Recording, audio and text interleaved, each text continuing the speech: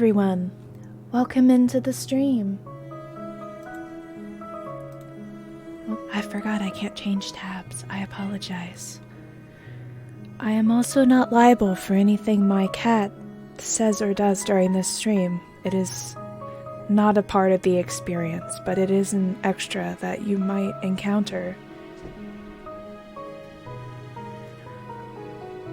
Nevertheless, hello everyone. Welcome to the first reading ASMR stream that I'm going to be doing. These streams are, by technicality, called Reading Writing Awitchywoo, in which I read various writings with my witchy wolf self. And today's reading live stream is going to be... Kitty is screaming. What is wrong?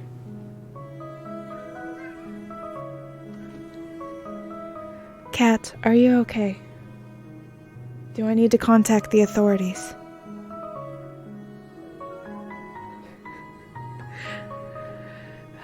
Anyways, we are going to be reading the Gothic works of Edgar Allan Poe. The first one we are going to start with is The Raven, which is most notably his most famous work.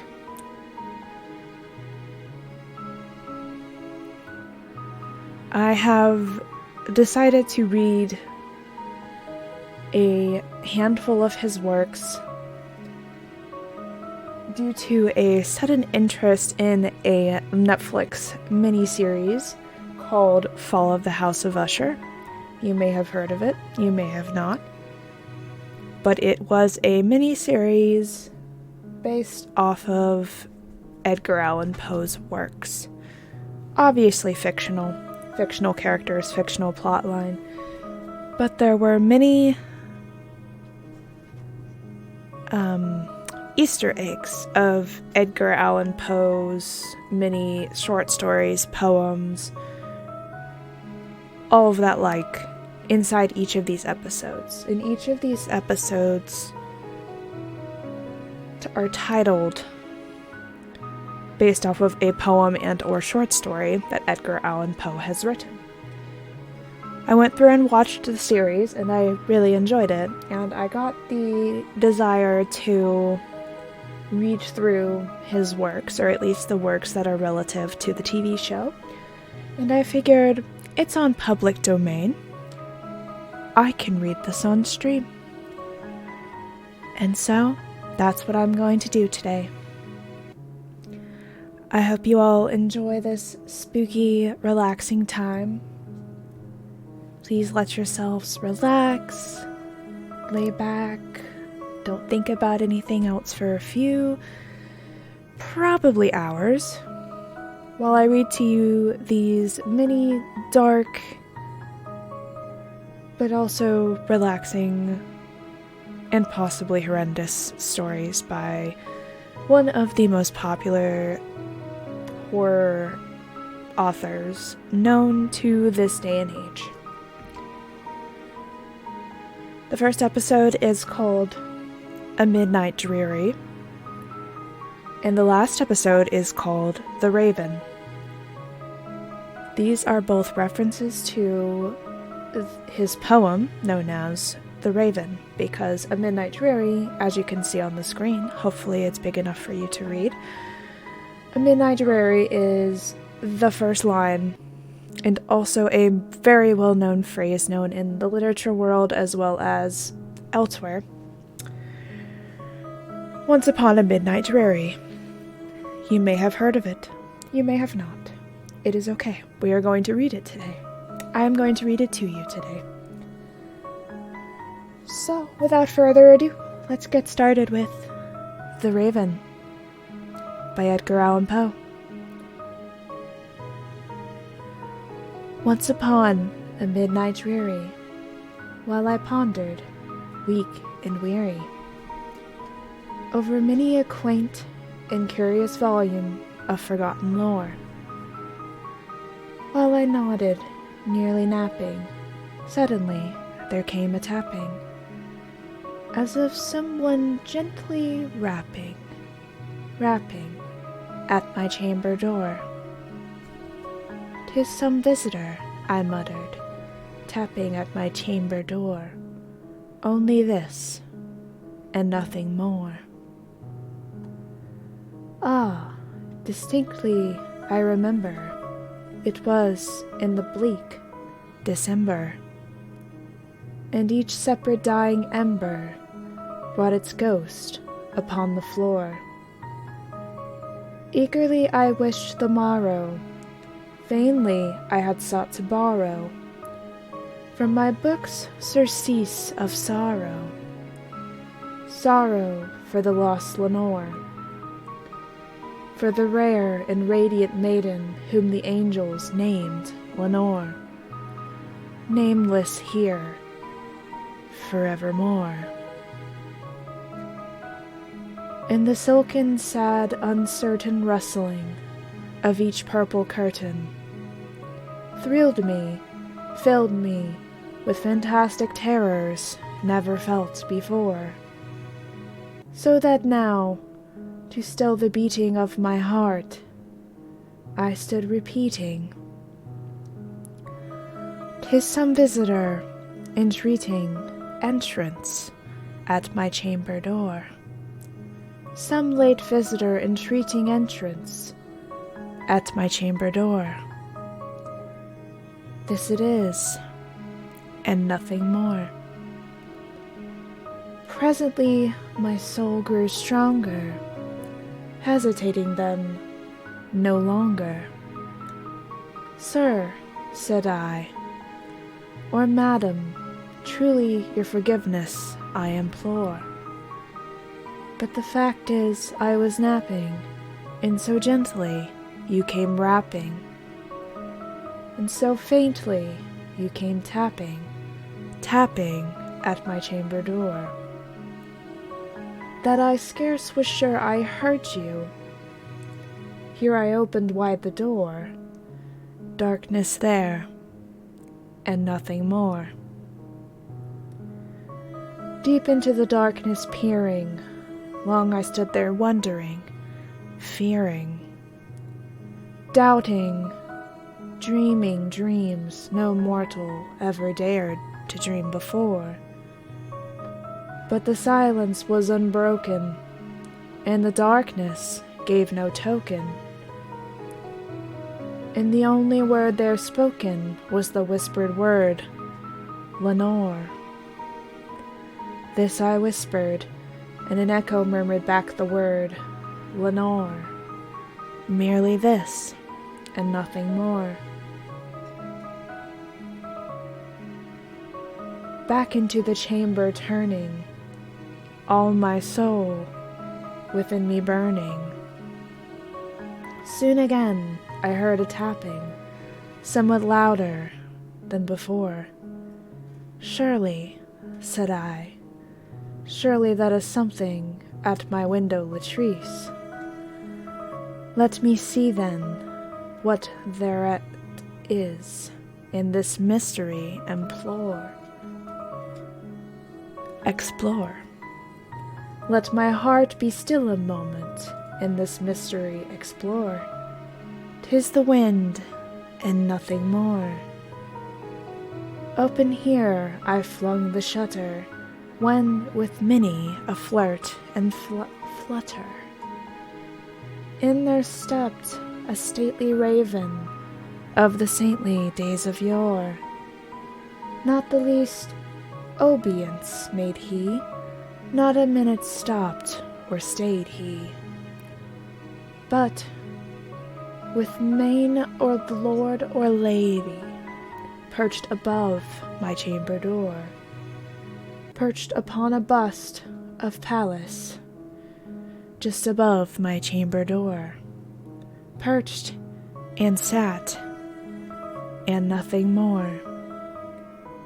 Then this ebony bird, beguiling my sad fancy into smiling, by the grave and stern decorum of the countenance it wore, Though thy crest be shorn and shaven, thou, I said, art sure no craven.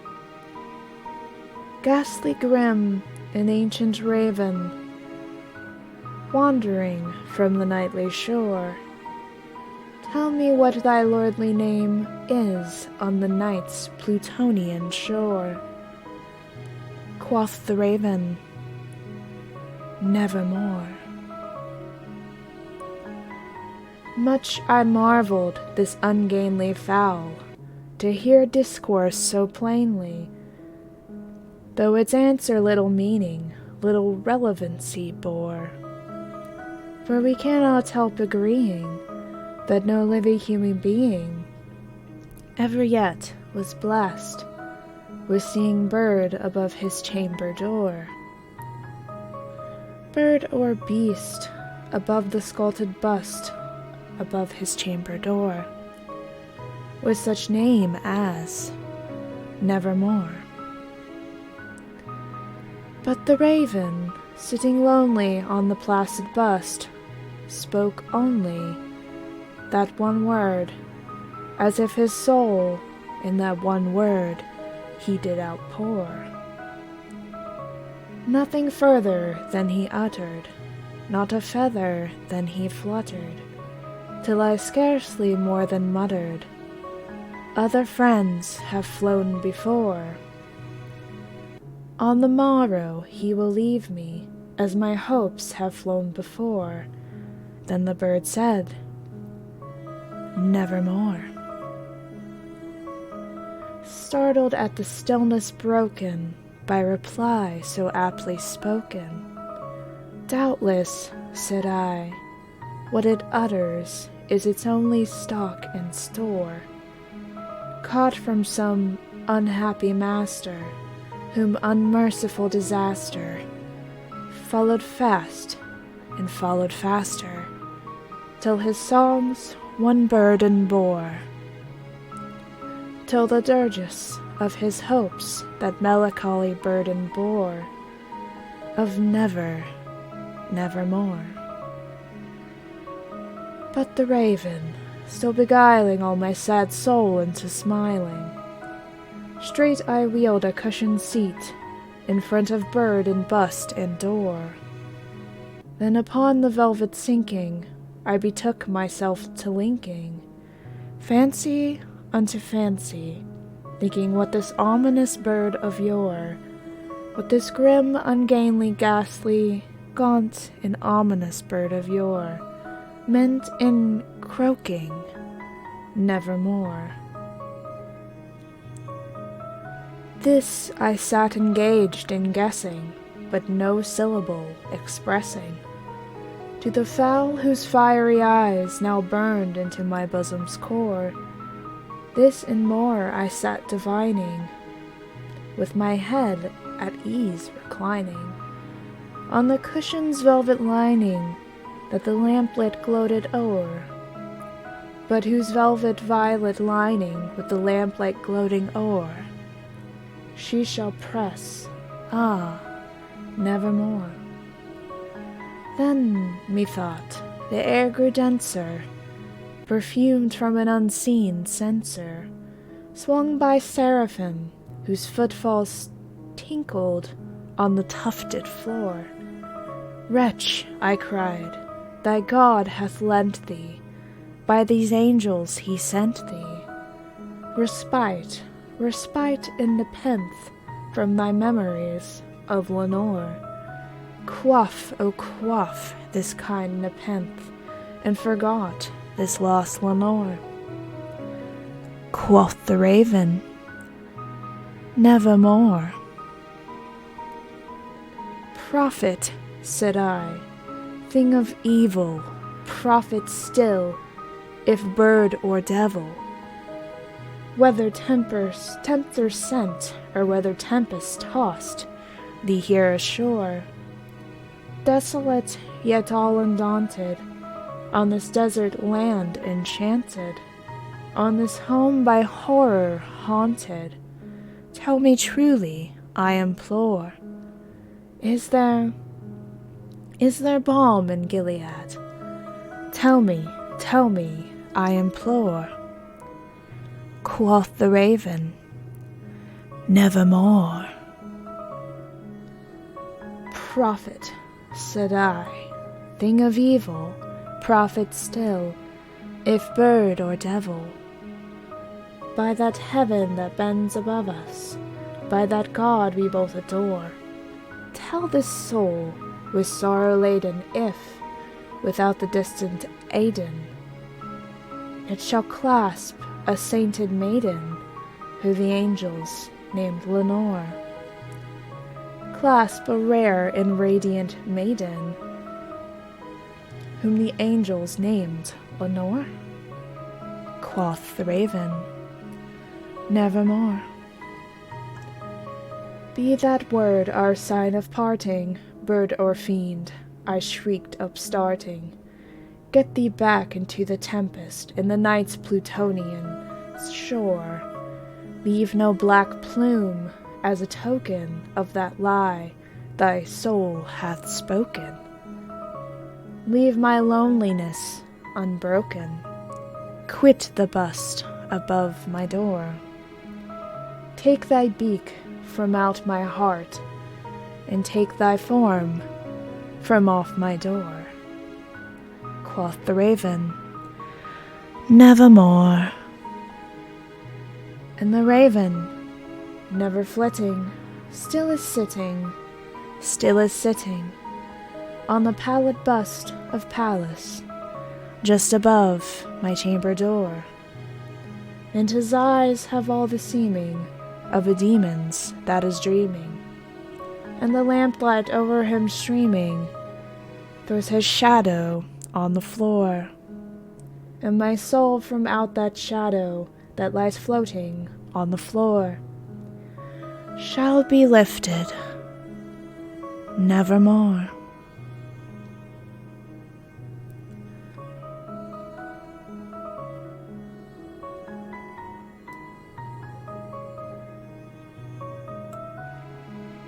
Hello, welcome. We just finished reading The Raven. I had to move the chat box behind my head, don't mind me. The next one we are going to be reading is a poem called Annabelle Lee.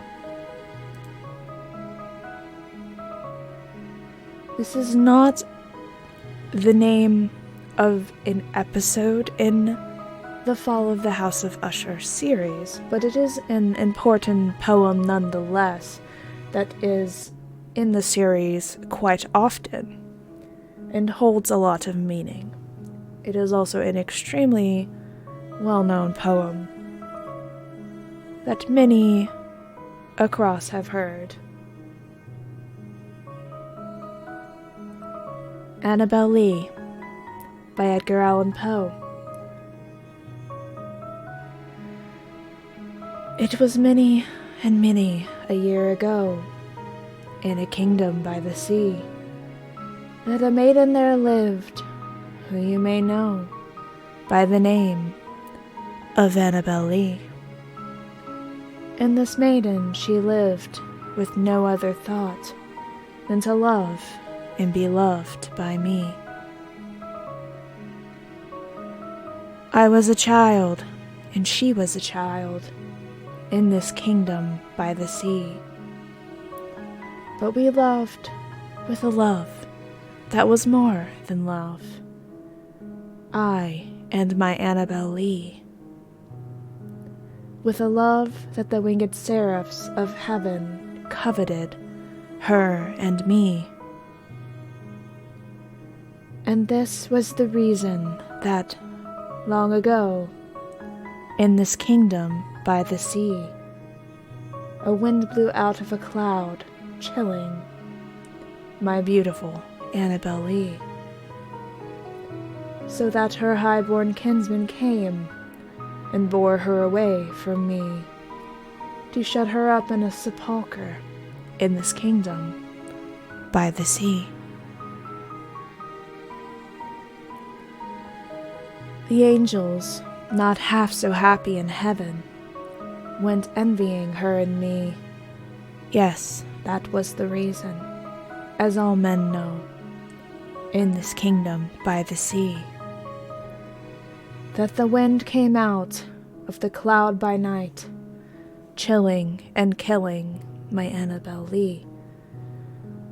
But our love, it was stronger by far than the love of those who were older than we, of many far wiser than we, and neither the angels in heaven above, nor the demons down under the sea, can ever dissever my soul from the soul of the beautiful Annabel Lee.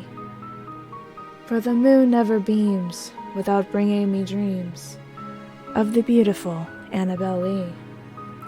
And the stars never rise, but I feel the bright eyes of the beautiful Annabel Lee. And so, all the night tide, I lie down by the side of my darling, my life and my bride, in this sepulchre there by the sea, in her tomb by the sounding sea.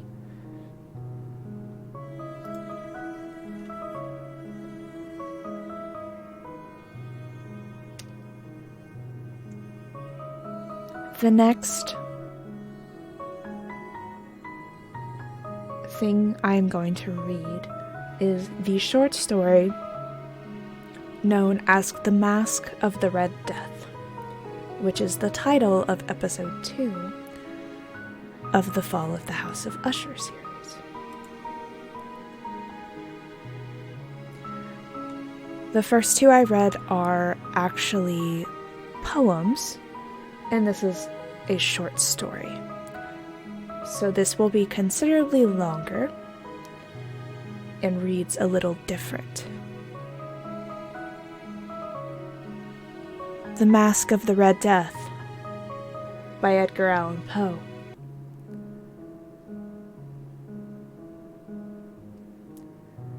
The Red Death had long devastated the country. No pestilence had ever been so fatal or so hideous. Blood was its avatar and its seal, the madness and the horror of blood. There were sharp pains and sudden dizziness, and then profuse bleeding at the pores, with dissolution.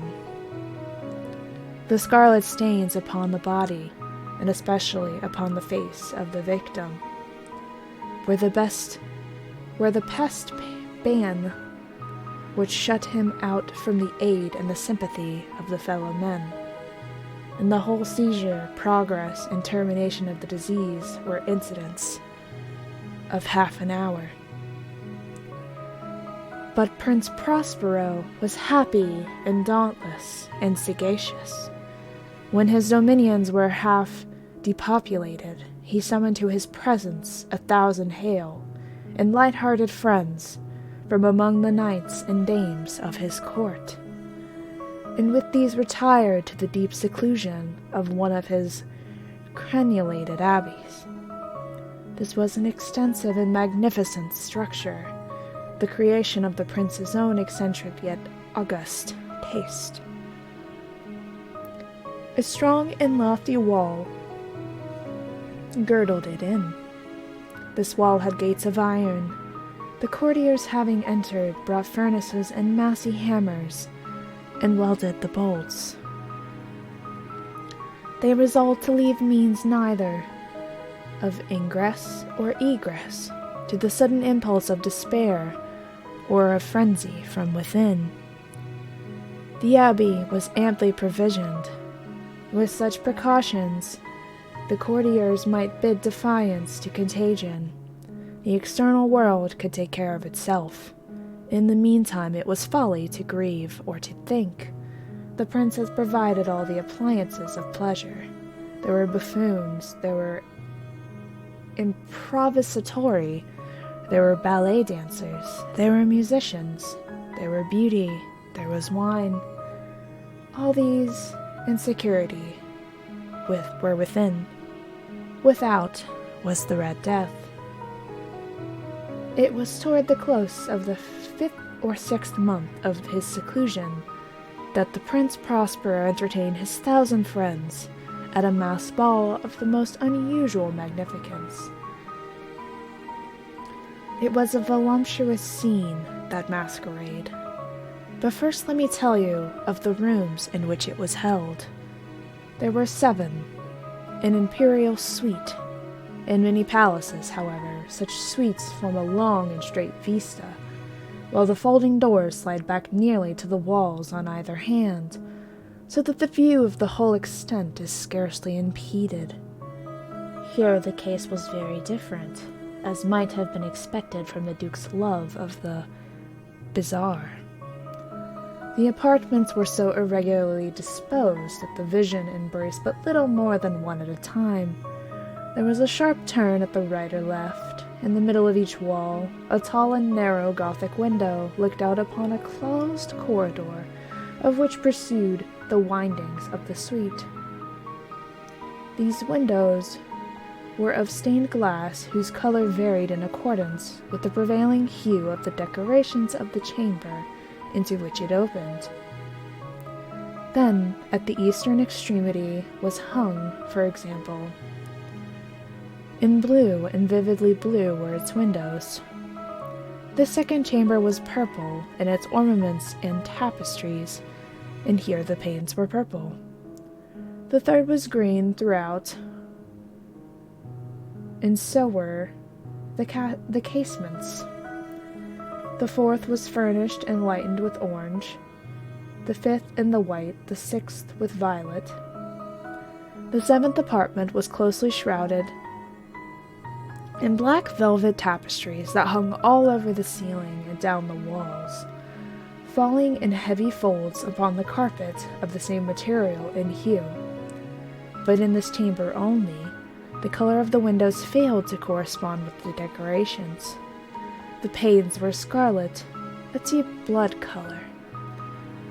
Now in no one of any of these 7 apartments was there any lamp or candelabrum, amid the profusion of golden armaments that lay scattered to and fro, depended from the roof. There was no light of any kind emanating from lamp or candle within the suite of chambers. But in the corridors that followed the suite there stood, opposite each window, a heavy tripod, bearing a brazier of fire that projected its rays through the tinted glass and so glaringly lit the room. And thus were produced a multitude of gaudy and fantastic appearances. But in the western or back chamber, the effect of the firelight that streamed upon the dark halls through the blood-tinted panes were ghastly in the extreme, and produced so wild a look upon the countenances of those who entered, that there were few of the company bold enough to set foot within its precincts at all. It was within this apartment, also, that there stood against the western wall a gigantic clock of ebony. Its pendulum swung to and fro with a dull, heavy, monotonous clang, and when the minute hand had made the circuit of a face, and the hour was to be stricken, there came from the brazen lungs of the clock a sound which was clear and deep and loud and exceedingly musical, but of so peculiar a note and emphasis that, at each lapse of an hour, the musicians of the orchestra were constrained to pause momentarily in their performance, to hearken to the sound, and thus the waltzers perforce ceased their evolutions, and there was brief disconcert of the whole gay company, and while the chimes of the clock yet rang, it was observed that the giddiest grew pale, and the more aged and sedate passed their hands over their brows as if in confused reverie or meditation. But when the echoes had fully ceased, a light laughter at once pervaded the assembly. The musicians looked at each other and smiled, as if at their own nervousness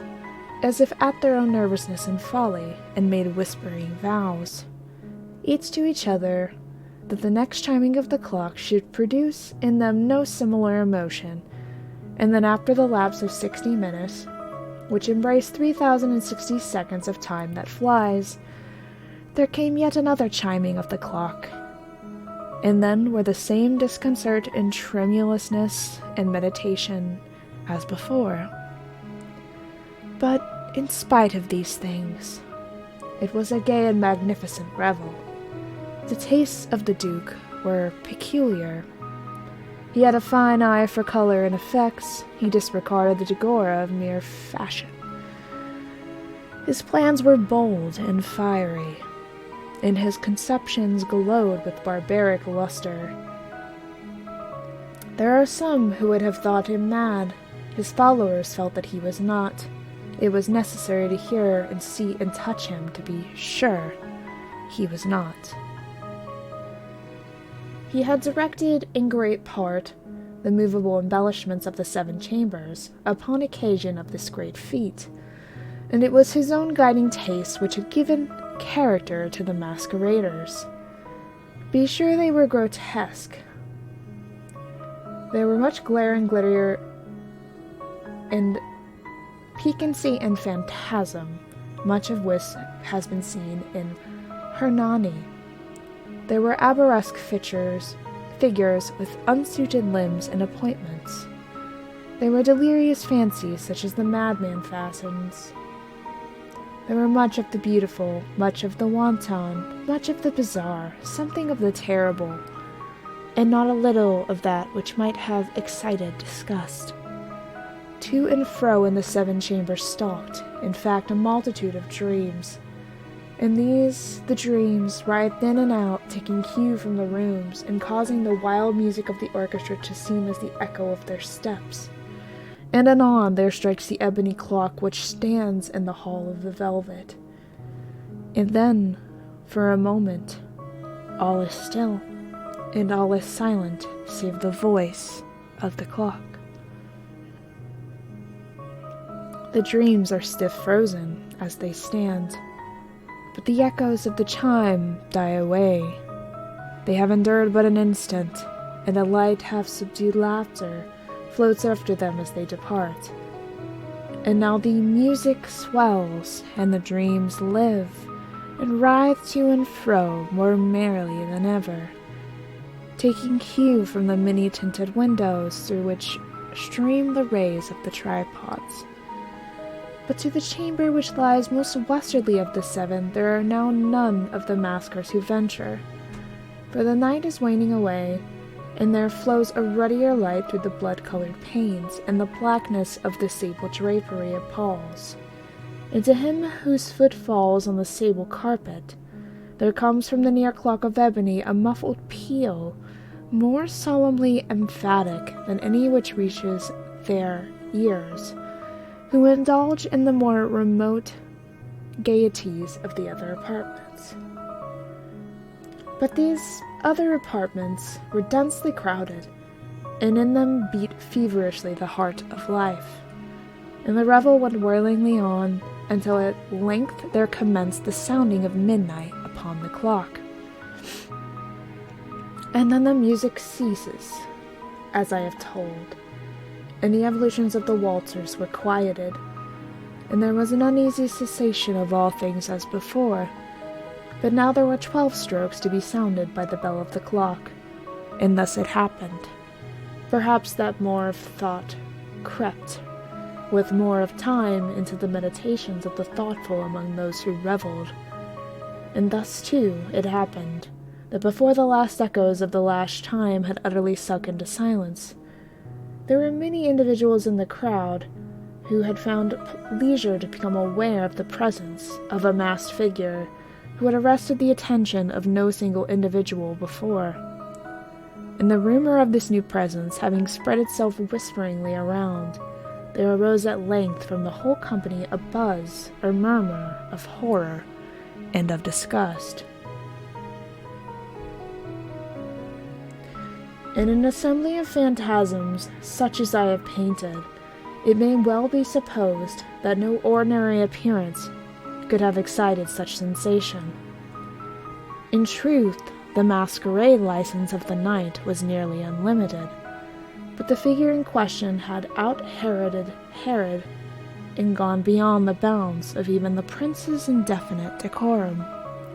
There are chords in the hearts of the most reckless which cannot be touched without emotion, even with the utterly lost, to whom life and death are equally jests. There are matters of which no jest can be made.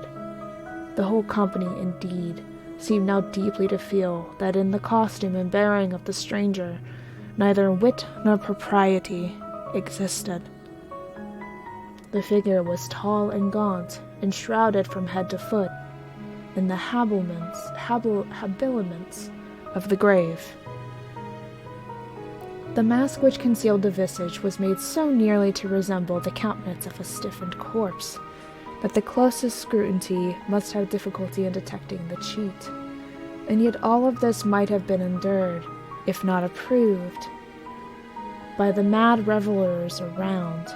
But the murmur had gone so far as to assume the type of the Red Death. His vesture was dabbled in blood, and his broad brow with all the features of his face was besprinkled with scarlet horror.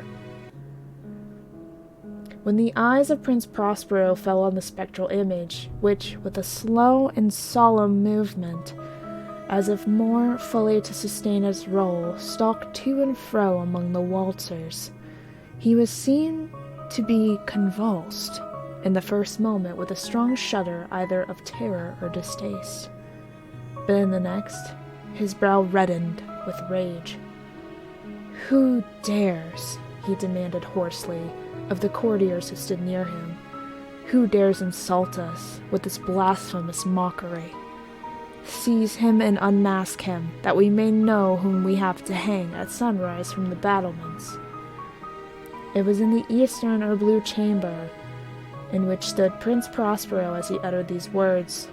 They rang throughout the 7 rooms loudly and clearly, for the prince was a bold and robust man, and the music had become hushed at the waving of his hand. It was in the blue room where stood the prince, with a group of pale courtiers by his side. At first, as he spoke, there was a slight rushing movement of this group in the direction of the intruder, who, at the moment, was also near at hand, and now, with deliberate and stately step, made closer approach to the speaker.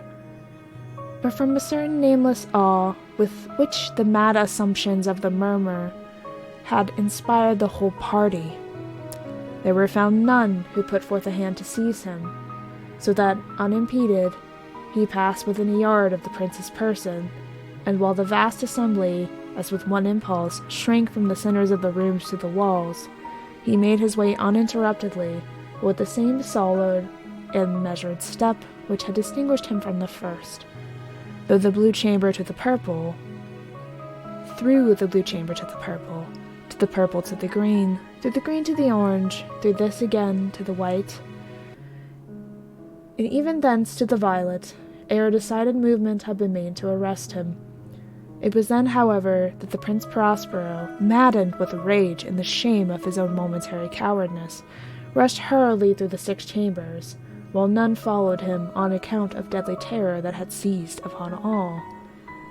He bore aloft a drawn dagger, and had approached, in rapid impetuosity, to within 3 or 4 feet of the retreating figure, when the latter, having attained the extremity of the velvet apartment, turned suddenly and confronted his pursuer.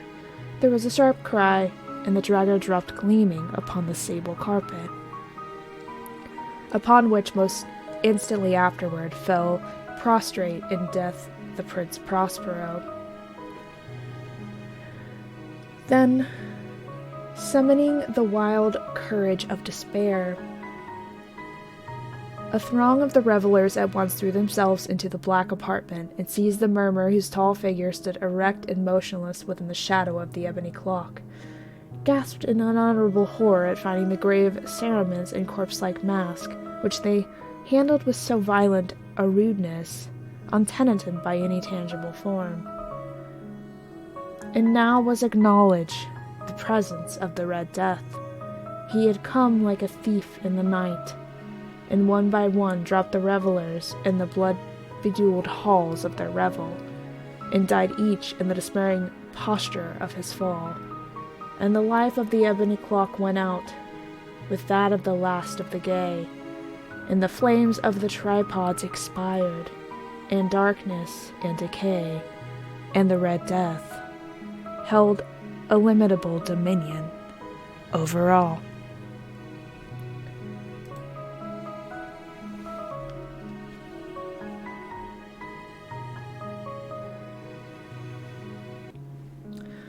The next story, which is one I actually haven't read or heard before, is called The Murders in the Rue Morgue. I'm going to take a quick sip of water.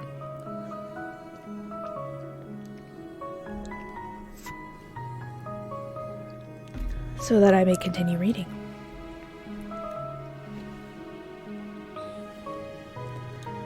The Murders in the Rue Morgue by Edgar Allan Poe. The mental features discoursed of as the analytical are in themselves but little susceptible of analysis. We appreciate them only in their effects. We know of them, among other things, that they are always, to their possessor, when inordinately possessed, a source of the liveliest enjoyment. As the strong man exults in his physical ability, delighting in such exercises as calls his muscles to action, so glories the analyst in that moral activity which disentangles. He derives pleasure from even the most trivial occupations, bringing his talent into play.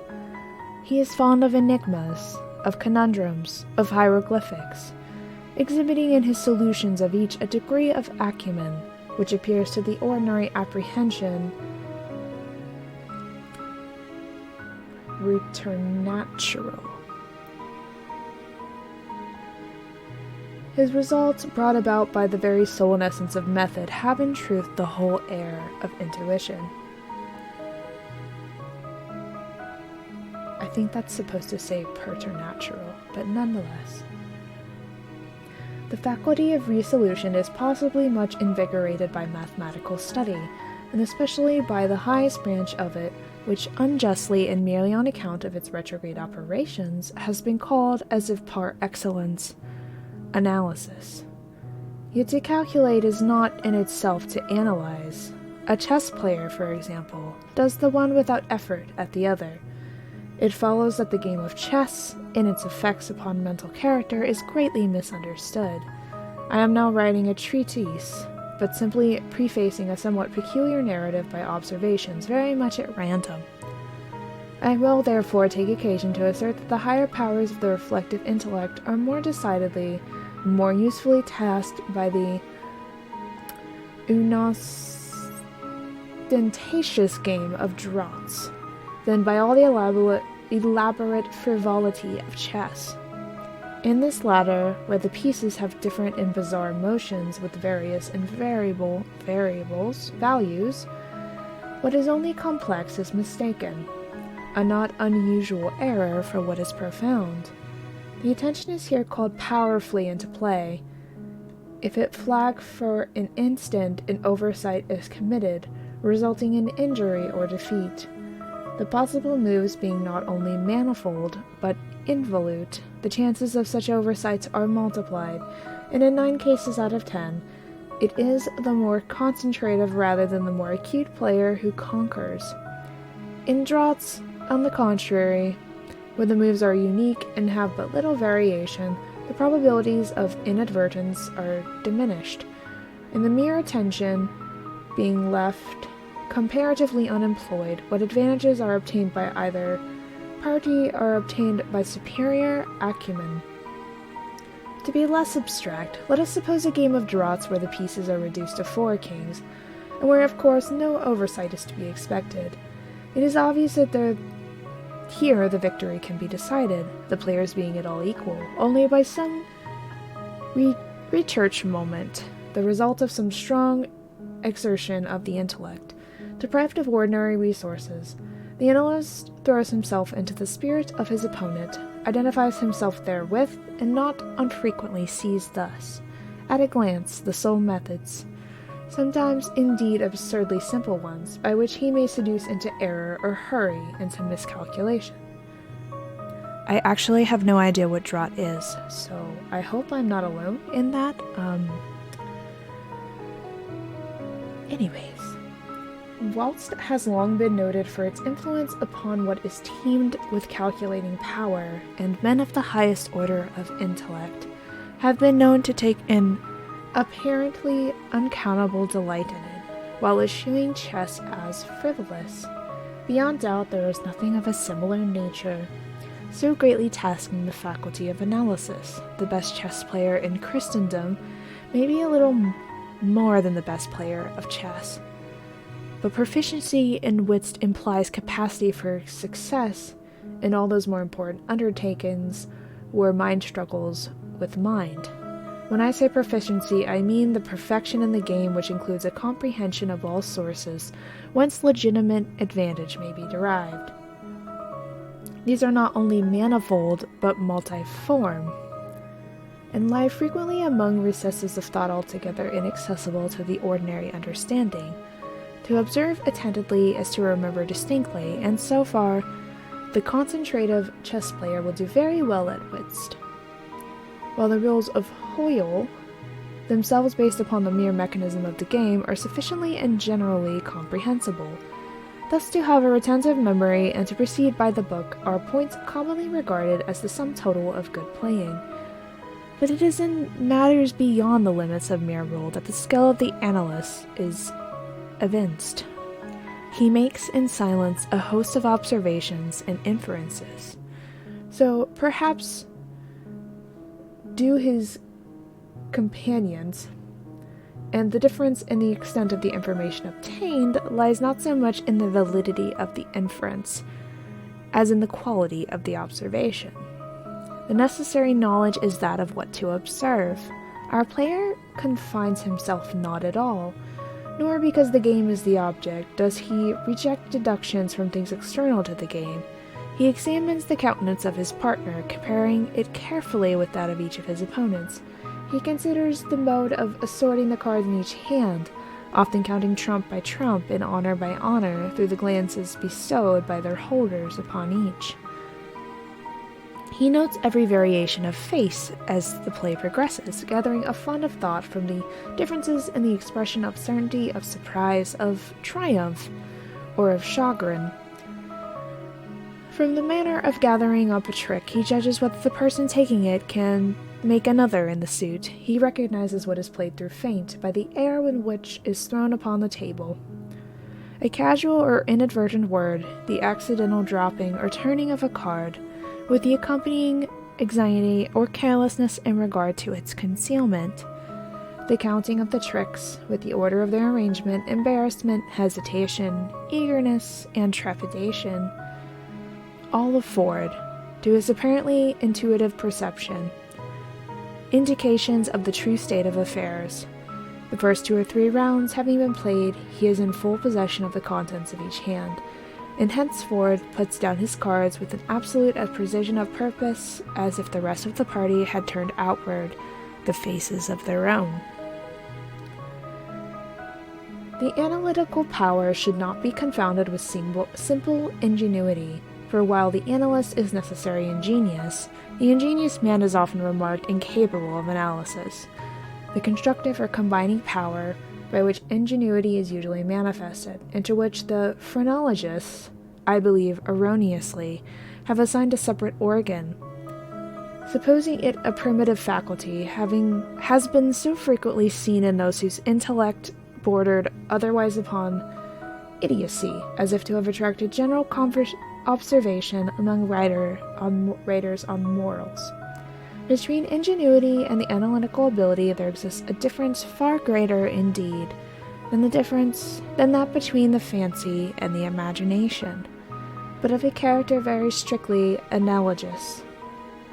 It will be found, in fact, that the ingenious are always fanciful, and the truly imaginative never otherwise than analytic. The narrative which follows will appear to the reader somewhat in the light of the commentary upon the propositions just advanced.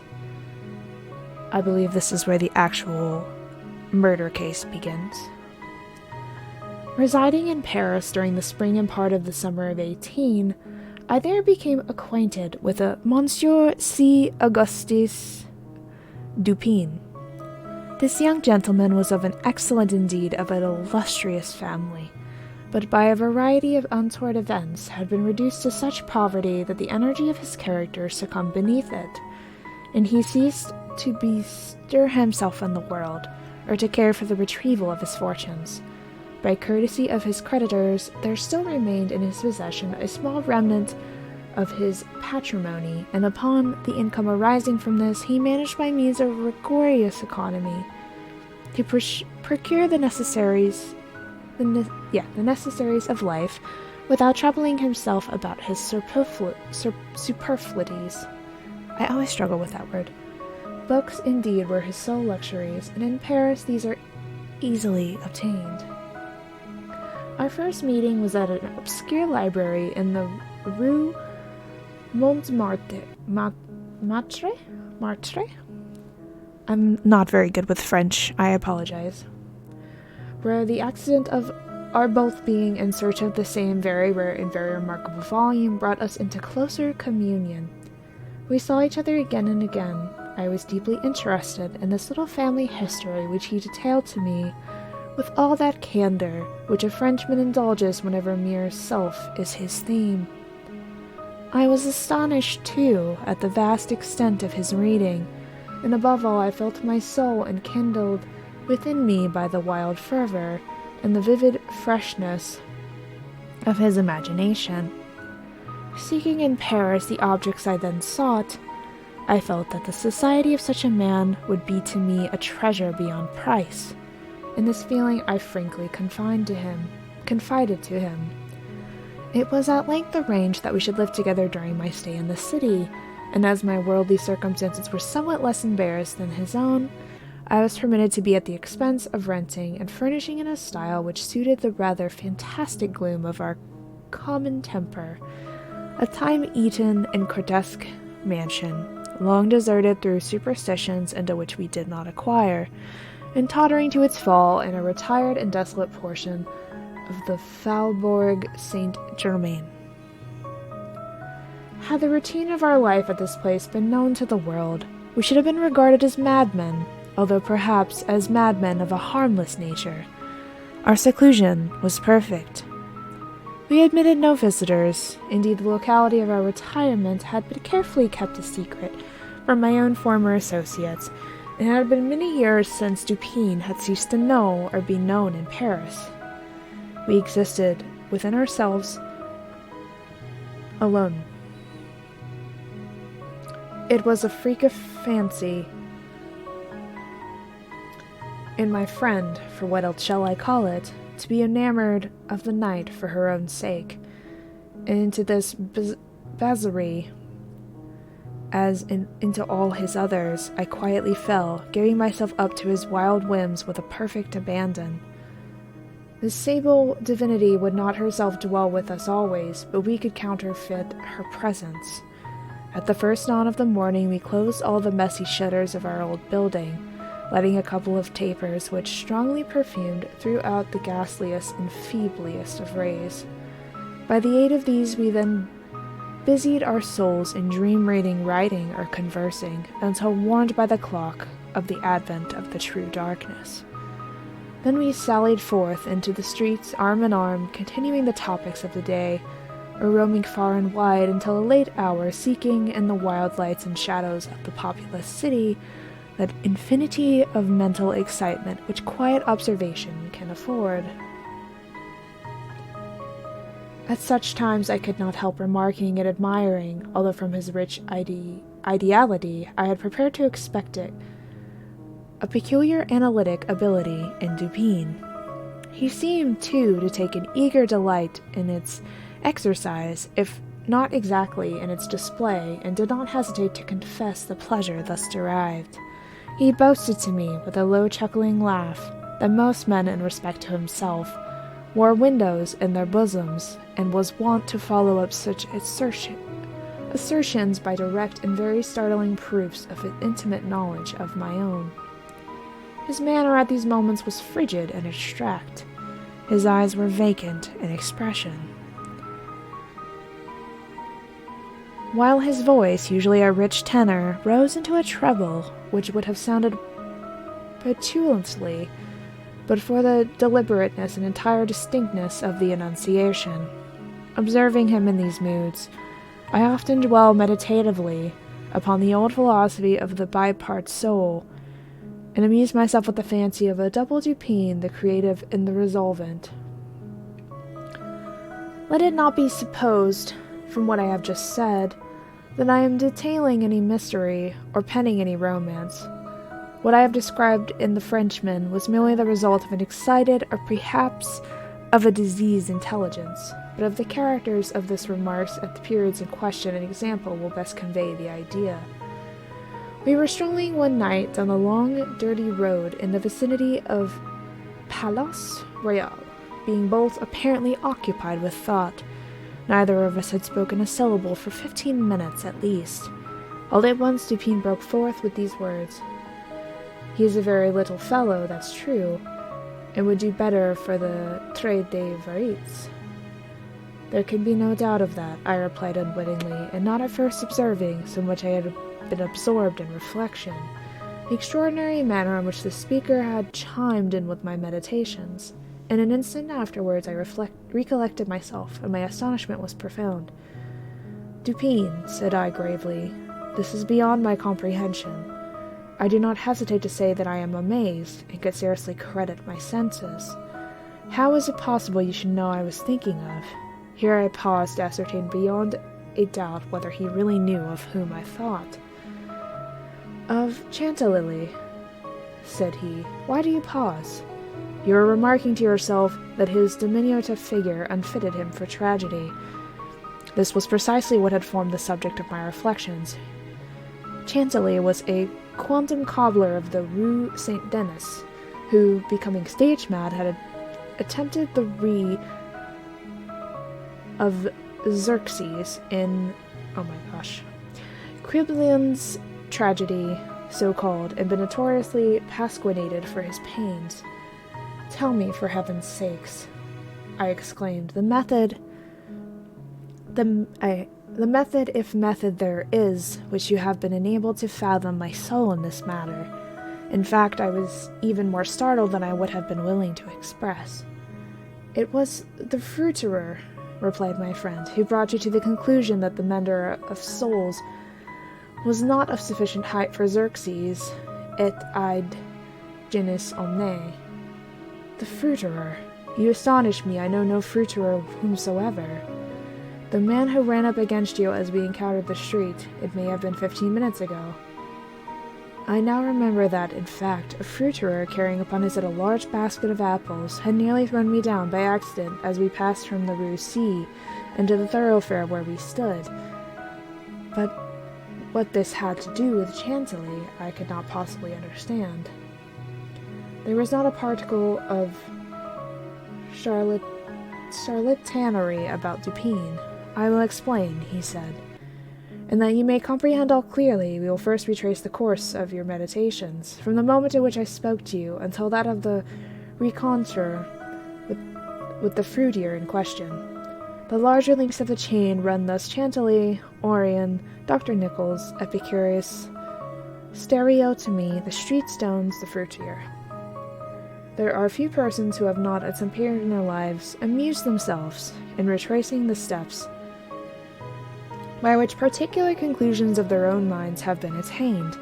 The occupation is often full of interest, and he who attempts it for the first time is astonished by the apparently illimitable distance and incoherence between the starting point and the goal. What then must have been my amazement when I heard the Frenchman speak what he had just spoken, and when I could not help acknowledging that he had spoken the truth. He continued, "We have been talking of horses, if I remember aright, just before leaving the Rue C. This was the last subject we discussed. As we crossed into the street, a fruitier with a large basket upon his head, brushing quickly past us, thrust you upon a pile of paving stones collected at a spot where the causeway is undergoing repair. You stepped upon one of the loose fragments, slipped, slightly strained your ankle, appearing vexed or sully, muttered a few words, turned to look at the pile, and then proceeded in silence. I was not particularly attentive to what you did, but observation has become with me, as of late, a species of necessity. You kept your eyes upon the ground, glancing, with a petulant expression, at the holes and ruts in the pavement, so that I saw you were still thinking of the stones, until we reached the little alley called Routine, which had been paved by the way of experiment with the overlapping and riveting blocks. Here your countenance brightened up, and perceiving your lips moved, I could not doubt that you murmured the word stereotomy, a term very affectedly applied to this species of pavement.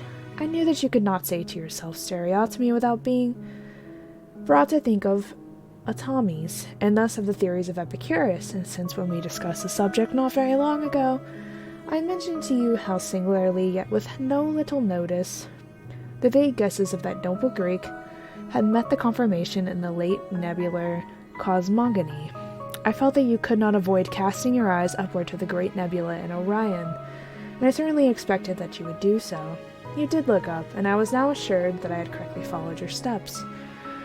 But in the bitter tirade upon Chantilly, which appeared in yesterday's Muse, the satirist, making some disgraceful allusions to the cobbler's change of name upon assuming the buskin, quoted a Latin line about which we have often conversed. I mean the line, Perdidit antiquum littera prima sonum. I had told you that this was in reference to Orion, firmly written Urian, and from a certain pungency is connected with this explanation. I was aware that you could not have forgotten it. It was clear, therefore, that you would not fail to combine the two ideas of Orion and Chantilly. That you did combine them I saw by the character of your smile which passed over your lips. You have thought of the poor cobbler's immolation. So far you have been stooping in your gait, but now I saw you draw yourself up to your full height. I was then sure that you reflected upon the diminutive figure of Chantilly. At this point I interrupted your meditations to remark that as, in fact, he was a very little fellow, that Chantilly, he would do better at the Trade des Varites. Not long after this, we were looking for an evening edition of the Gazette Tribunal, when the following paragraphs arrested our attention. Extraordinary murders. This morning, about 3 o'clock, the inhabitants of the Quartier Saint-Roch were aroused from sleep by a succession of terrific shrieks, issuing apparently from the 4th story of a house in the Rue Morgue, known to be the sole occupancy of one Madame l'Espanaye and her daughter Mademoiselle Camille l'Espanaye. After some delay, occasioned by a fruitless attempt to procure admission in the usual manner, the gateway was broken in with a crowbar, and the 8 or 10 of the neighbors entered, accompanied by 2 gendarmes. By this time the cries had ceased, but as the party rushed up the first flight of stairs, 2 or more rough voices in angry contention were distinguished, and seemed to proceed from the upper part of the house. As the second landing was reached, these sounds also had ceased, and everything remained perfectly quiet. The party spread themselves and hurried from room to room, upon arriving at a large black chamber in the 4th story, the door of which, being found locked with the key inside, was forced open. A spectacle presented itself which struck everyone present not less with horror than with astonishment. The apartment was in the wildest disorder, the furniture broken and thrown about in all directions. There was only one bedstead, and from this the bed had been removed and thrown into the middle of the floor. On a chair lay a razor besmeared with blood. On the hearth were 2 or 3 long and thick tresses of gray human hair, also dabbed in blood, and seeming to have been pulled out by the roots. Upon the floor were found 4 Napoleons, an earring of topaz, 3 large silver spoons, 3 smaller of métal d'Alger, and 2 bags containing nearly 4,000 francs in gold. The drawers of a bureau, which stood in one corner, were open, and had been apparently rifled, although many articles still remained in them. A small iron safe was discovered under the bed, not under the bedstead. It was open, with the key still in the door. It had no contents beyond a few old letters and the other papers of little consequence. Of Madame l'Espagne, I think it's Espanaye, no traces were to be seen, but an unusual quantity of soot being observed in the fireplace. A search was made in the chimney, and, horrible to relate, the corpse of the daughter, head downward, was dragged therefrom, it having been thus forced up the narrow aperture from a considerable distance. The body was quite warm. Upon examining it, many excoriations were perceived, no doubt occasioned by the violence with which it had been thrust up and disengaged. Upon the face were many severe scratches, and upon the throat dark bruises and deep indentations of fingernails, as if the deceased had been throttled to death. After a thorough investigation of every portion of the house, without farther discovery, the party made its way into a small paved yard in the rear of the building, where lay the corpses of the old lady with her throat so entirely cut that, upon an attempt to raise her, the head fell off. The body, as well as the head, was fearfully mutilated, the former so much so as scarcely to retain any semblance of humanity. To this horrible mystery there is not as of yet, we believe, the slightest clue. The next day's paper had these additional particulars. The tragedy in the Rue Morgue. Many individuals have been examined in relation to this most extraordinary and frightful affair. The word affair has not yet in France the levity of which importance it conveys with us, but nothing whatever has transpired to throw light upon it. We give below all the material testimony elicited.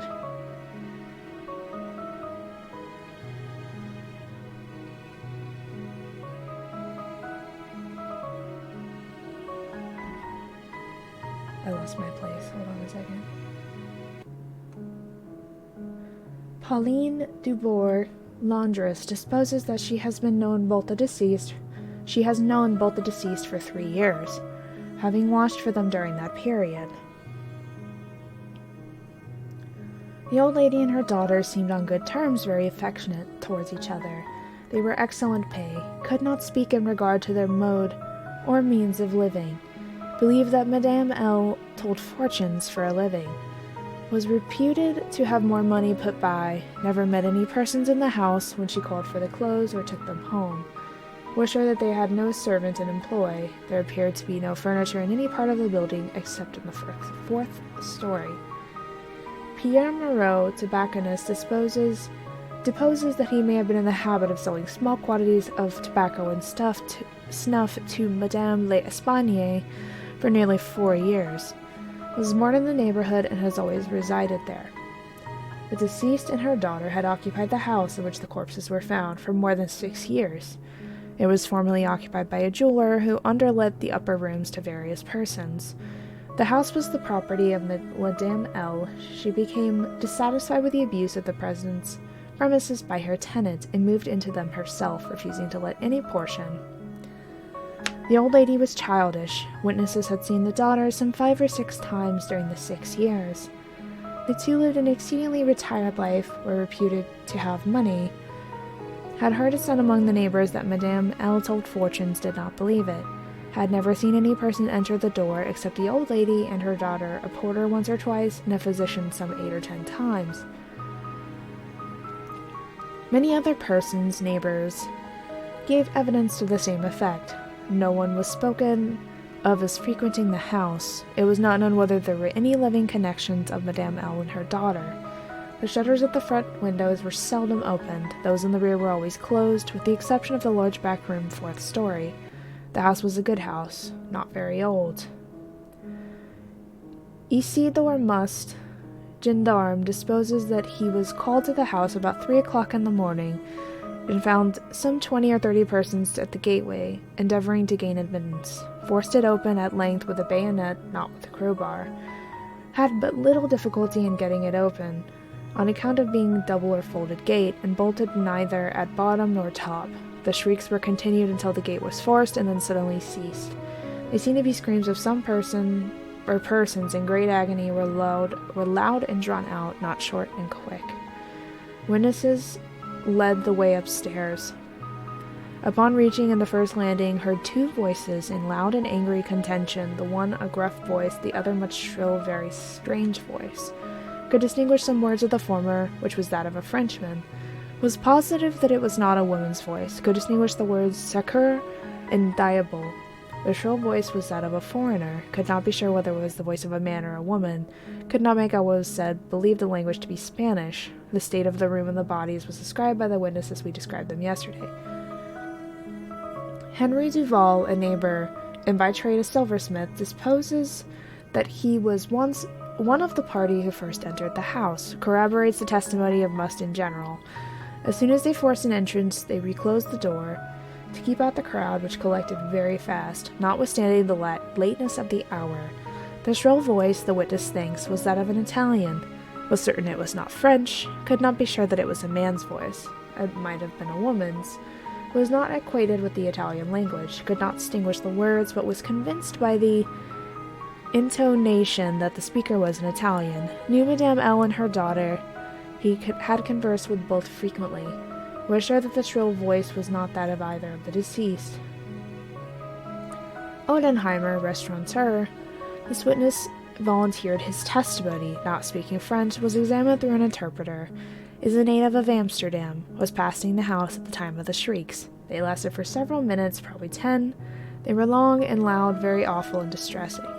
Was one of those who entered the building. Corroborated the previous evidence in every respect but one. Was sure that the shrill voice was that of a man, of a Frenchman. Could not distinguish the words uttered. They were loud and quick and unequal, spoken apparently in fear as well as in anger. The voice was harsh, not so much shrill as harsh. Could not call it a shrill voice. The gruff voice said repeatedly, Sacre, diable, and once more, mon Dieu. Jules Mignard, banker of the firm of Mignard et Fils, Rue de Lorraine, is the elder Mignard. Madame l'Espanaye has had some property. Had opened an account with the banking house in the spring of the year, 8 years previously. Made frequent deposits in small sums, had checked for nothing until the third day before her death, when she took out in person the sum of 4,000 francs. The sum was paid in gold, and the clerk went home with the money. Adolphe Lebon, clerk to Mignard et Fils, deposes, I keep saying disposes, it's deposes. Deposes that on the day in question, about noon, he accompanied Madame l'Espanaye to her residence with the 4,000 francs. Put up in 2 bags. Upon the door being opened, Mademoiselle L appeared and took from his hands one of the bags, while the old lady relieved him of the other. He then bowed and departed. Did not see any person in the street at the time. It is a by-street, very lonely. William Bird, tailor, deposes that he was one of the party who entered the house, is an Englishman, has lived in Paris 2 years, was one of the first to ascend the stairs, heard the voices in contention. The gruff voice was that of a Frenchman, could make out several words but cannot now remember all. Heard distinctly Sacre and Mon Dieu. There was a sound of the moment as if of several persons struggling, a scraping and scruffling sound. The shrill voice was very loud, louder than the gruff voice. It's sure that it was not the voice of an Englishman. Appeared to be that of a German, might have been a woman's voice, does not understand German. 4 of the above-named witnesses, being recalled, deposed that the door of the chamber in which was found the body of Mademoiselle L was locked on the inside when the party reached it. Everything was perfectly silent, no groans or noises of any kind. Upon forcing the door, no person was seen. The windows, both of the back and front room, were down and firmly fastened from within. A door between the 2 rooms was closed but not locked. The door leading from the front room to the passage was locked, and the key on the inside. A small room in the front of the house on the 4th story at the head of the passage was open, the door being ajar. This room was crowded with old beds, boxes, and so forth. They were carefully removed and searched. There was not an inch of any portion of the house which was not carefully searched. Sweeps were sent up and down the chimney. The house was a 4-story one with garrets, mansardes, A trapdoor on the roof was nailed down very securely and did not appear to have been opened for years. The time elapsing between the hearing of the voices in contention and the breaking open of the room door was variously stated by the witnesses. Some made it as short as 3 minutes, some as long as 5. The door was opened with difficulty. Alfonso Garcia, undertaker, deposes that he resides in the Rue Morgue.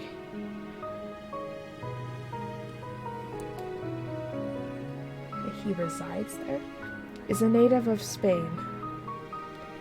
Was one of the party who entered the house, did not proceed upstairs, is nervous, and was apprehensive of the consequences of agitation, heard the voices in contention. The gruff voice was that of a Frenchman, could not distinguish what was said. The shrill voice was that of an Englishman. Englishman is sure of this, does not understand the English language, but judges by the intonation. Albert Montari, confectioner, deposes that he was among the first to ascend the stairs, heard the voices in question. The gruff voice was that of a Frenchman, distinguished several words. The speaker appeared to be expostulating, could not make out the words of the shrill voice, spoke quickly and unevenly, thinks it's the voice of a Russian, corroborates the general testimony, is an Italian, never conversed with a native of Russia. Several witnesses recalled here testified that the chimneys of all the rooms on the 4th story were too narrow to admit the passage of a human being. By sweeps were meant cylindrical sweeping brushes such as the employed by those who clean chimneys. These brushes were passed up and down every flue in the house. There is no back passage by which any one of them could have ascended while the party proceeded upstairs. The body of Mademoiselle L'Espagne was so firmly wedged in the chimney that it could not be got down until 4 or 5 of the party united their strength. Paul Dumont, physician, deposes that he was called to view the bodies about daybreak. They are both then lying on the sacking of the bedstead in the chamber where Mademoiselle L. was found.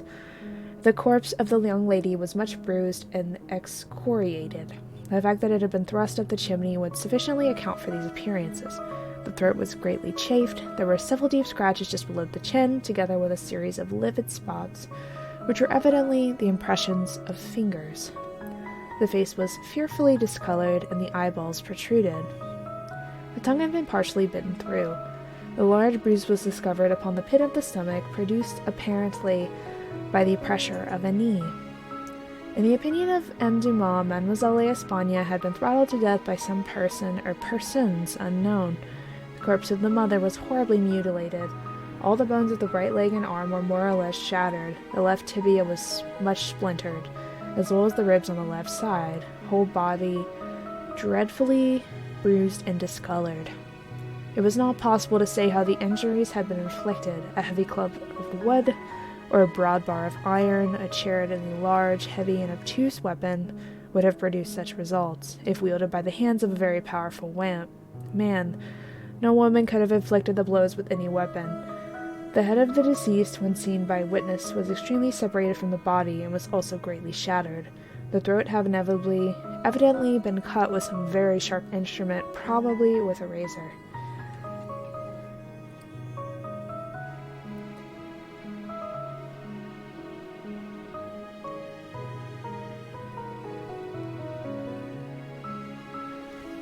You're right, tea time.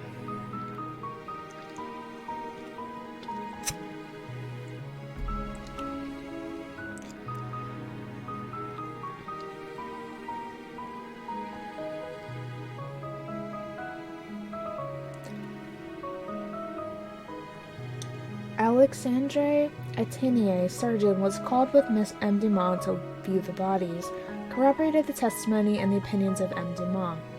Nothing farther of importance was elicited, although several other persons were examined. A murder so mysterious and so perplexing in all of its particulars was never before committed in Paris. If needed, a murder had been committed at all.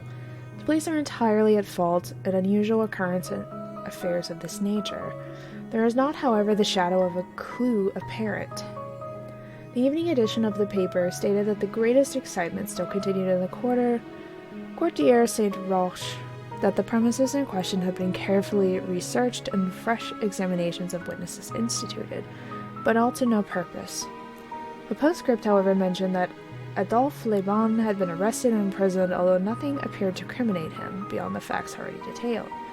Dolphin seemed seemingly interested in the progress of this affair, at least so I judged from his manner, for he made no comments. It was only after the announcement that Lebon had been in prison that he asked me my opinion respecting the murders.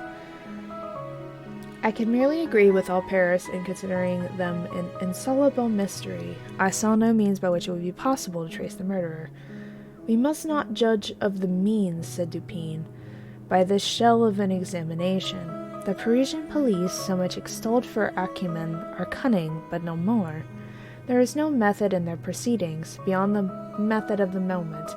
They make a vast parade of measures, but not infrequently they are so ill adapted to the objects proposed as to put us in mind of Monsieur Jourdain's calling for his robe de chambre pour mille. I'm not going to be able to pronounce this properly, I apologize. Entendre la musique. The results attained by them are not unfrequently surprising, but for the most part are brought about by simple diligence and activity. When these qualities are unavailing, their schemes fail. Vidocq, for example, was a good guesser and a preserving man, but without educated thought, he erred continually at the very intensity of his investigations. He impaired his vision by holding the objects too close. He might see perhaps one or two points with unusual clearness, but in doing so he necessarily lost sight of the matter as a whole. Thus, there is no such thing as being too profound. Truth is not always in a well. In fact, as regards the more important knowledge, I do believe that she is invariably superficial. The depth lies in the valleys where we seek her, and not upon the mountaintops where she is found. The modes and sources of this kind of error are well typified in the contemplation of the heavenly bodies. To look at a star by glances, to view it in a sidelong way, by turning towards it in the exterior portions of the retina, more susceptible of feeble impressions of light than the interior, is to behold the star distinctly, is to have the best appreciation of its luster, a luster which grows dim just in proportion as we turn our gaze fully upon it. A greater number of rays actually fall upon the eye in the latter case, but in the former there is more redefined capacity for comprehension. By undue profundity, we perplex and enfeeble thought. It is possible to make even Venus herself vanish from the firmament by a scrutiny too sustained, too concentrated, or too direct. As for these murders, let us enter into some examinations for ourselves before we make our opinion upon respecting them.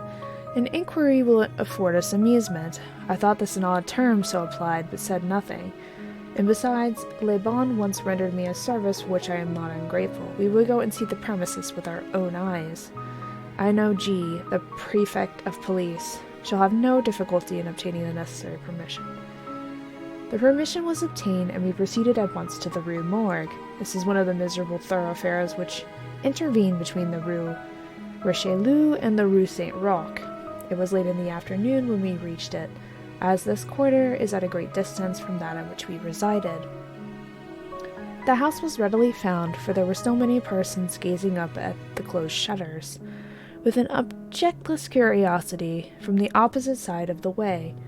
It was an ordinary Parisian house with a gateway, on one side of which was a glazed watchbox, with a sliding panel in the window, indicating a loge de concierge. Before going in, we walked up the street, turned down an alley, and then again turning, passed in the rear of the building Dupin, meanwhile examining the whole neighborhood as well as the house, with a minuteness of attention for which I could see no possible object. Retracing our steps, we came again to the front of the dwelling, rang, and having shown our credentials, were admitted by the agents in charge. We went upstairs into the chamber where the body of Mademoiselle Espanier had been found, and where both the deceased lay still. The disorders of the room had, as usual, been suffered to exist. I saw nothing beyond what has been stated in the Gazette des Tribunaux. Dupin scrutinized everything, not excepting the bodies of the victims. We then went into the other rooms and into the yard, and gendarme accompanying us throughout. The examination occupied us until dark, when we took our departure. On our way home, my companion stepped in for a moment at the office of one of the daily papers. I have said that the whims of my friend were manifold, and the jealous ménagais, for this phrase there is no English equivalent. It was his humor, now, to decline all conversation, on the subject of the murder, until about noon the next day. He then asked me suddenly if I had observed anything particular at the scene of the atrocity. There was something in his manner of emphasizing the word peculiar which caused me to shudder, without knowing why. "No, nothing particular," I said. "Nothing more at least than we both saw stated in the paper." "The Gazette," he replied, "has not entered, I fear, into the unusual horror of the thing, but dismissed the idle opinions of this print. It appears to me that this mystery is considered unsolvable, but the very reasons which should cause it to be regarding of an easy solution, I mean for the outer character of its features. The police are confounded by the seeming absence of motive, not for the murder itself, but for the atrocity of the murder. They are puzzled, too, by the seemingly impossibility of reconciling the voices heard in contention. The facts that no one was discovered upstairs but the assassinated Mademoiselle L'Espanaye, and there were no means of egress without the notice of the party ascending. The wild disorder of the room, the corpse thrust with the head downward up the chimney, the frightful mutilation of the body of the old lady, these considerations which thou just mentioned, and the others which I need not mention, have sufficed to paralyze the powers, by putting completely at fault the boasted acumen of the government agents. They have fallen into the gross but common error of confounding the unusual with the abstruse.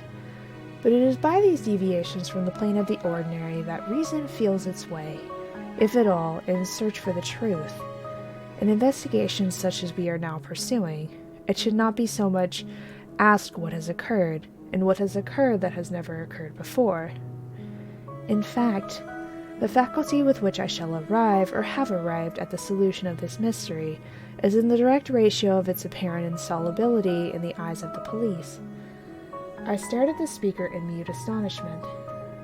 "I am now awaiting," continued he, looking toward the door of our apartment. "I am now awaiting a person who, although perhaps not the perpetrator of these butcheries, must have been in some measure implicated in their perpetration. If the worst portion of the crimes committed, it is probable that he is innocent. I hope that I am right in this supposition. For upon it I build my expectations of reading the entire riddle. I look for the man here in this room every moment. It is true that he may not arrive, but the probability is that he will. Should he come, it will be necessary to detain him. Here are pistols, and we both know how to use them when occasion demands their use." I took the pistols, scarcely knowing what I did or believing what I heard, when Dupin went on, very much as if in a soliloquy. I have already spoken of his abstract manner at such times. His discourse was addressed to myself, but his voice, although by no means loud, had that intonation which is commonly employed in speaking to someone at a great distance. His eyes, vacant in expression, regarded only the wall. That the voices heard in contention, he said, by the party up the stairs were not the voices of the women themselves, was fully proved by the evidence. This relieves us of all doubt upon the question whether the old lady could have first destroyed the daughter, and afterward have committed suicide. I speak of this point chiefly for the sake of method, but the strength of Madame Espanaye would have been utterly unequal to the task of thrusting her daughter's corpse up the chimney as it was found. And the nature of the wounds upon her own person entirely preclude the idea of self-destruction. Murder then has been committed by some third party, and the voices of the third party were those heard in contention. Let me now advert not to the whole testimony respecting these voices, but to what was peculiar in that testimony. Did you observe anything peculiar about it? I remarked that while all the witnesses agreed in supposing the gruff voice to be that of a Frenchman, there was much disagreement in regard to the shrill, as one individual termed it, the harsh voice. That was the evidence itself, said Dupin, but it was not the peculiarity of the evidence. You have observed nothing distinctive, yet there was something to be observed. The witnesses, as you remark, agreed about the gruff voice. They were here unanimous, but in regard to the shrill voice, the peculiarity in that they disagreed, but that while an Italian, an Englishman, a Spaniard, a Hollander, and a Frenchman attempted to describe it, each one spoke of it as that of a foreigner. Each is sure that it was not the voice of one of his own countrymen. Each likens it not to the voice of an individual of any nation with whose language he is conversant, but the converse. The Frenchman supposes it is the voice of a Spaniard, and might have distinguished some words that have been acquainted with Spanish. The Dutchman maintains it to have been that of a Frenchman, but we find it stated that not understanding French, this witness was examined through an interpreter. The English thinks it the voice of a German, and does not understand German. The Spaniard is sure it was that of an Englishman, but judges by the intonation altogether, as he has no knowledge of English. The Italian believes it the voice of a Russian, but has never conversed with the native of Russia. A second Frenchman differs, moreover, at the first, in his possibility that the voice was that of an Italian, but not being cognizant of the tongue is, like the Spaniard, convinced by the intonation. Now how strangely unusual must that voice have really been, about which such testimony as this could have been elicited, in whose tones even denizens of the 5 great divisions of Europe could recognize nothing familiar. You will say that it might have been the voice of an Asiatic or of an African. Neither Asiatics or Africans abound in Paris, but without denying the inference, I will now merely call your attention to 3 points. The voice is termed by one witness harsh rather than shrill. It is represented by 2 others to have been quick and unequal. No words, no sounds resembling words, were by any witness mentioned as distinguishable. I know not, continued Dupin, what impression I may have made, so far, upon your own understanding.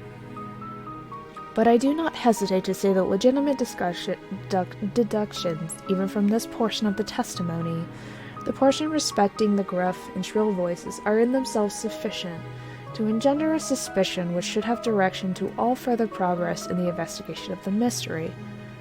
I said legitimate deductions, but my meaning is not thus fully expressed. I designed to imply that the deductions are the sole proper ones, and that the suspicion arise inevitably from them as the single result. What the suspicion is, however, I will not say just yet. I merely wish you to bear that in mind, that, with myself, it was sufficiently forcible to give a definite from a certain tendency to my inquiries in the chamber. Let us now transport ourselves in fancy to this chamber. What shall we first seek here? The means of egress employed by the murderers. It is not too much to say that neither of us believe in preternatural events. Mademoiselle L'Espagne were not destroyed by spirits. The doers of the deed were material and escaped materially. Then how? Fortunately, there is but one mode of reasoning upon the point, and that mode must lead us to the definite decision. Let us examine each by each the possible means of egress. It is clear that the assassins were in the room where Mademoiselle L'Espagne was found, or at least in the room adjoining where the party ascended the stairs. It is then only from these 2 apartments that we have to seek issues.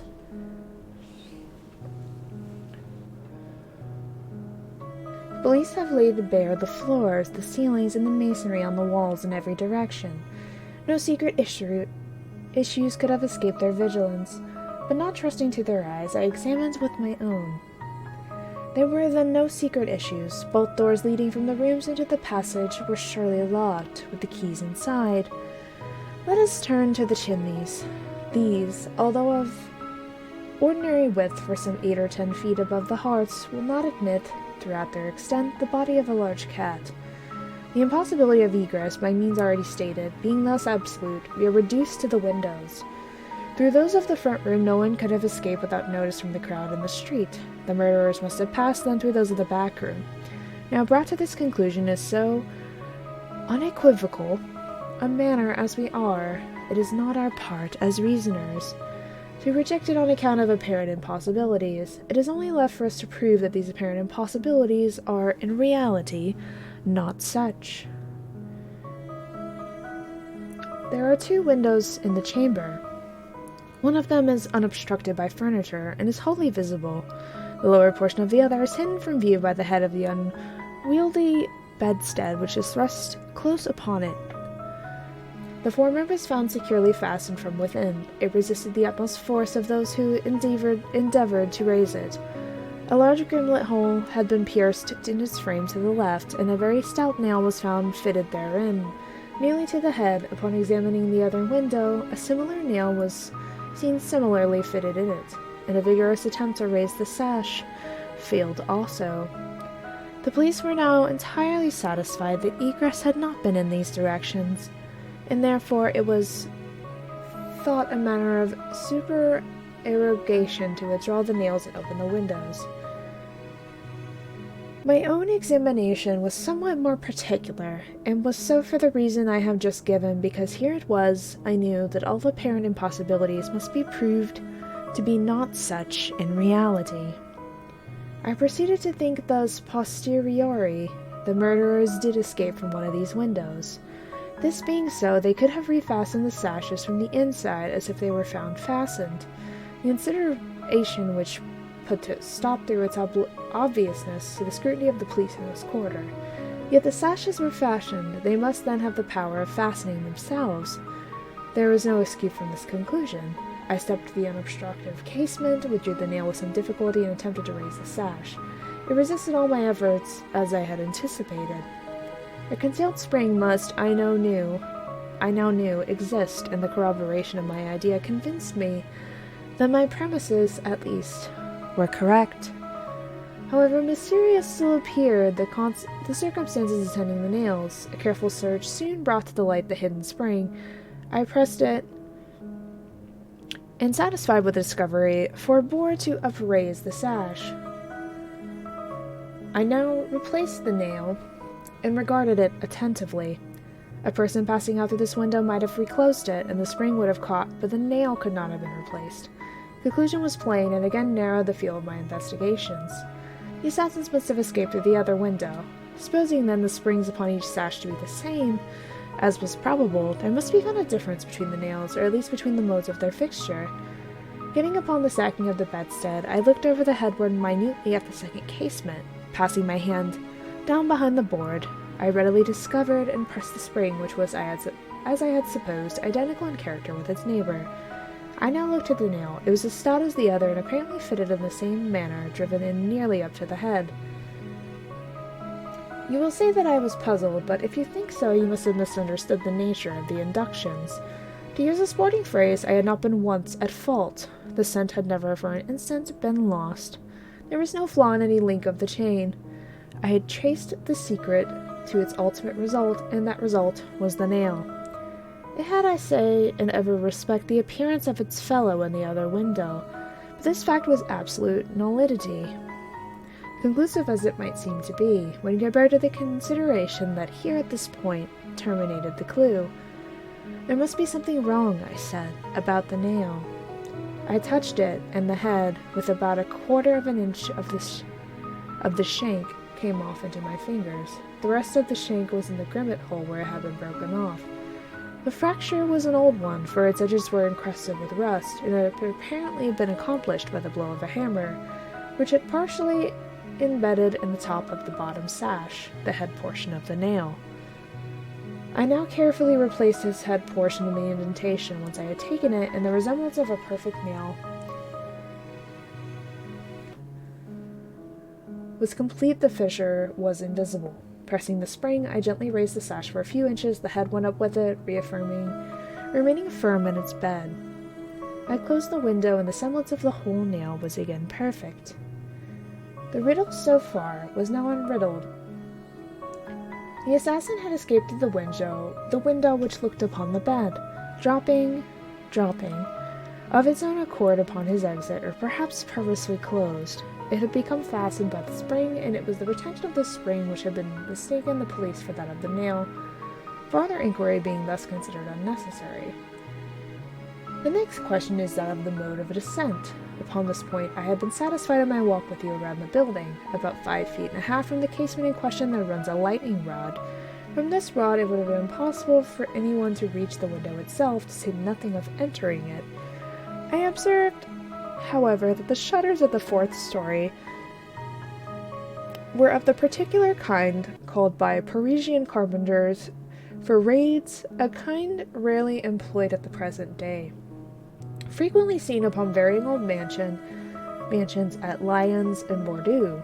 They are in the form of an ordinary door, a single, not a folding door, except that the lower half is latticed or worked in open trellis, thus affording an excellent hold for the hands. In the present instance, these shutters are fully 3 feet and half broad. When we saw them from the rear of the house, they were both about half open, that is to say, they stood off at right angles from the wall. It is probable that the police, as well as myself, examined the back of the tenement, but if so, in looking at these facades in the line of the breadth, as they must have done, they did not perceive this great breadth itself, or at all events failed to make it take it into due consideration. In fact, having once satisfied themselves that no egress could have been made in this quarter, they would naturally bestow here a very cursory examination. It was clear to me, however, that the shutter belonged to the window at the head of the bed. Would, if fully swung back to the wall, reach to within 2 feet of the lightning rod. It was also evident that, by exertion of a very unusual degree of activity and courage, an entrance into the window from the rod might have been thus effected. By reaching to the distance of 2.5 feet, we now suppose the shutter open to its whole extent, a robber might have taken a firm grasp upon the trellis work, letting go then his hold upon the rod, placing his feet securely against the wall, and springing boldly from it, he might have swung the shutter so as to close it, and if we imagine the window open at the time, might even have swung himself into the room. I wish you to bear especially in mind that I have spoken of a very unusual degree of activity as requisite to success in so hazardous and so difficult a feat. It is my design to show you, first, that the thing might possibly have been accomplished, but secondly and chiefly, I wish to impress upon your understanding the very extraordinary and almost preternatural character of that agility which could have accomplished it. You will say, no doubt, using the language of the law, that, to make out my case, I should rather undervalue than insist upon a full estimation of the activity required in this matter. This may be the practice in law, but it is not the usage of reason. My ultimate objective is only the truth. My immediate purpose is to lead you to the place in juxtaposition, that very unusual activity of which I had just spoken, with that very particular shrill or harsh and unequal voice, about whose nationality no two persons can be found to agree, and whose utterance no syllabification could be detected. At these words, a vague and half-formed conception of the meaning of Dupin flitted over my mind. I seemed to be upon the verge of comprehension, without power to comprehend, as men find themselves upon the brink of remembrance, without being able in the end to remember. My friend went on with his discourse. You will see, he said, that I have shifted the question from the mode of egress to that of ingress. It was my design to convey the idea that both were effected in the same manner at the same point. Let us now revert to the interior of the room. Let us survey the appearances here. The drawers of the bureau, it is said, have been rifled, although many articles of apparel still remained in them.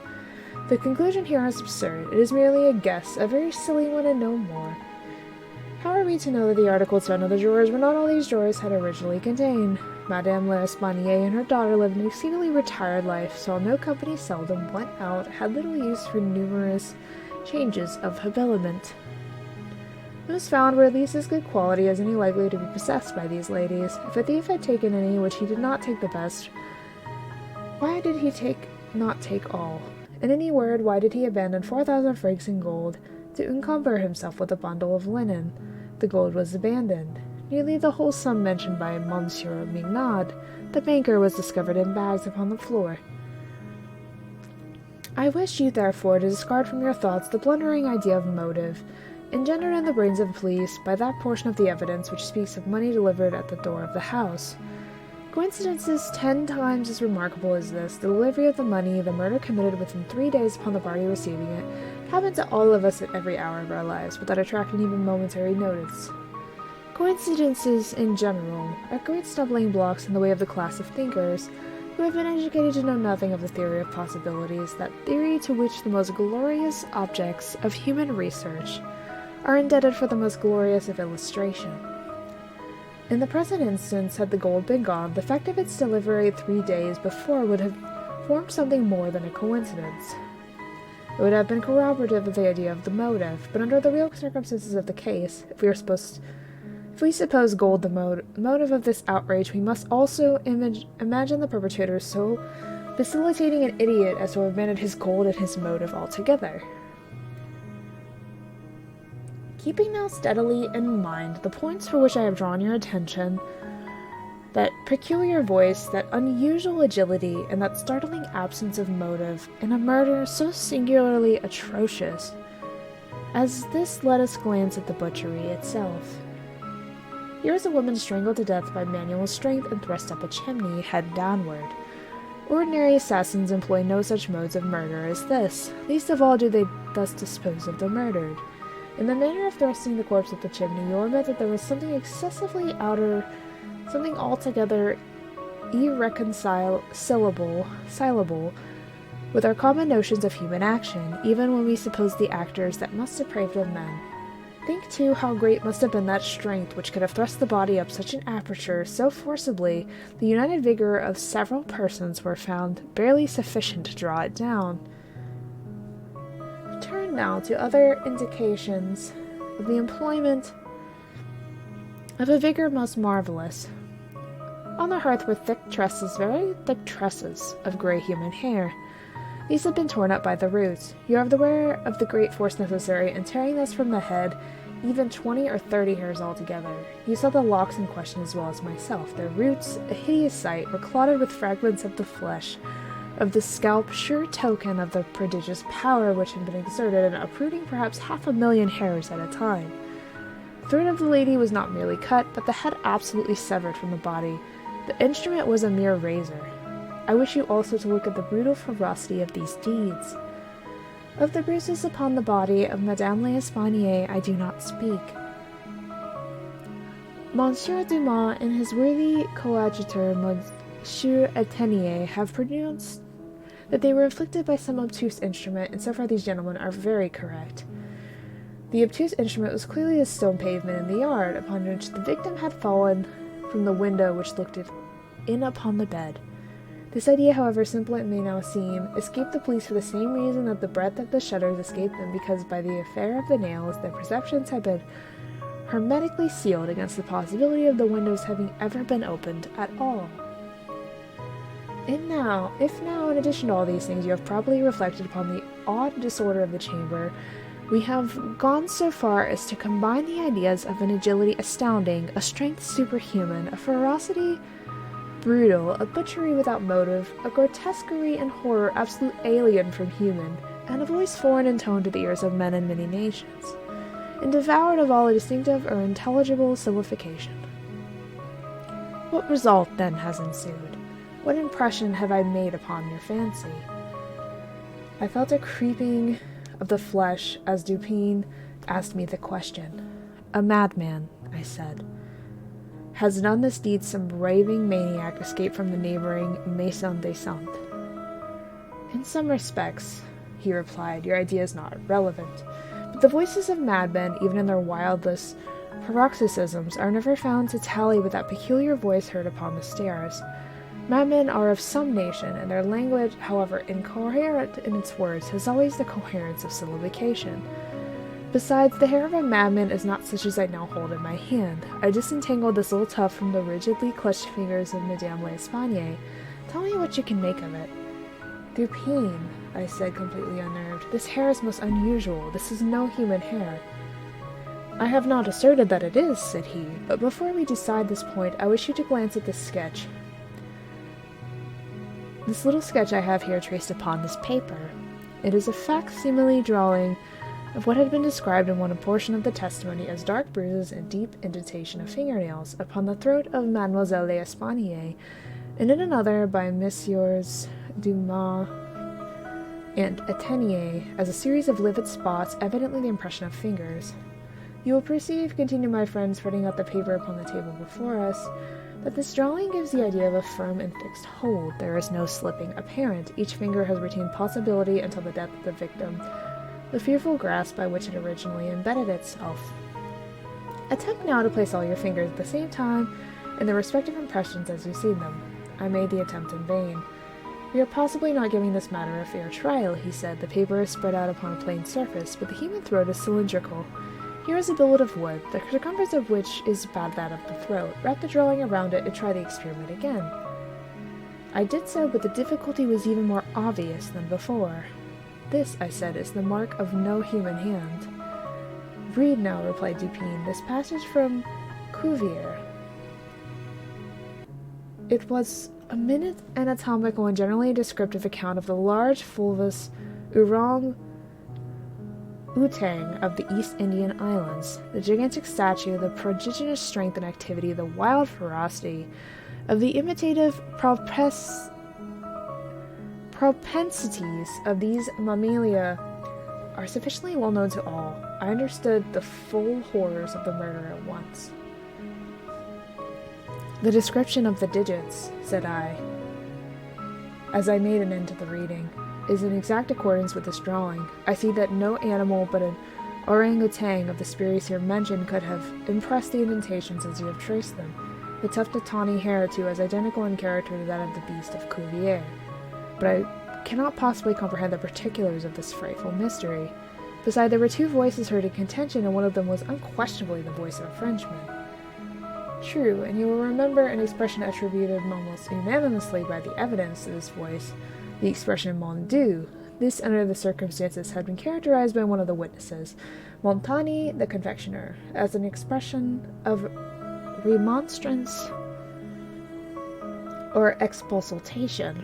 Upon these two words, therefore, I have mainly built hope of a full solution of the riddle. A Frenchman was cognizant of the murder. It is possible, indeed, it is so far more probable, that he was innocent of all participation in the bloody transaction which took place.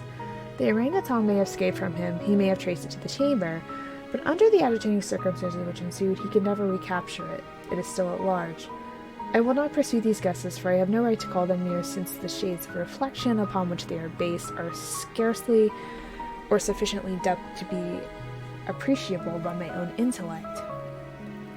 And since I cannot pretend to make them intelligible to the understanding of another, we will call them guesses then, and speak of them as such. The Frenchman in question is indeed, as I suppose, innocent of this atrocity.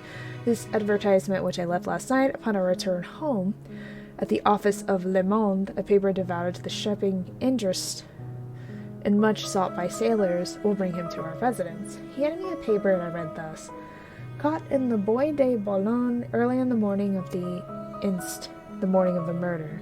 A very large tawny orangutan of the Bornese species. The owner, who is ascertained to be a sailor, belonging to a Maltese vessel, may have the animal again. Upon identifying it satisfactorily, pay a few charges arising from his capture and keeping. Call at number Rue Forest Street, Germain à Toisine. How is it possible, I asked, that you should know the man to be a sailor and belong to a Maltese vessel? I do not know it, said Dupin. I am not sure of it. Here, however, is a small piece of ribbon, which from its form and from its greasy appearance has evidently been used in tying hair in one of these long queues of which sailors are so fond. Moreover, this knot is one of the few besides sailors can tie, and is so particular to the Maltese. I picked the ribbon up at the front of the lightning rod. I could not have belonged to either of the deceased. Now, if, after all, I am wrong in this induction from this ribbon that the Frenchman was a sailor belonging to a Maltese vessel, still I can have done no harm in saying what I did in the advertisement. If I am in error, he will merely suppose that I have been misled by some circumstances into which he will not take the trouble to inquire, but if I am right, a great point is gained. Cognizant, although innocent of the murder, the Frenchman will naturally hesitate about replying to the advertisement about demanding the orangutan. He will reply thusly: I am innocent, I am poor, the orangutan is of great value in one of the circumstances of fortune of itself, why should I lose it through idle apprehensions of danger? Here it is within my grasp. I was found in the Bois de Boulogne at a vast distance from the scene of the butchery. How can it ever be suspected that a brutal beast should have done the deed? The police are at fault. They have failed to procure the slightest clue. Should they even trace the animal, it would be impossible to prove me cognizant of the murder, or to implicate me in guilt of account of the cognizance. Above all, I am known. The advertiser designates me as the possessor of the beast. I am not sure what limit his knowledge may extend. Should I avoid claiming a property of so great value, which is known that I possess, I will render the animal at least liable to suspicion. It is not my policy to attract attention either to myself or to the beast. I will answer the advertisement, get the orangutan, and keep it close until this matter is blown over. At this moment we heard a step upon the stairs. Be ready, said Dupin, with your pistols, but neither use them nor show them until I signal for myself. The front door of the house had been left open, and the visitor had entered without ringing and advanced several steps up the staircase. Now, however, he seemed to hesitate. Presently we heard him descending. Dupin was moving quickly to the door. When we again heard him coming up, he did not turn his back a second time, but stepped up with decision and rapped at the door of our chamber. Come in, said Dupin, in a cheerful and hearty tone.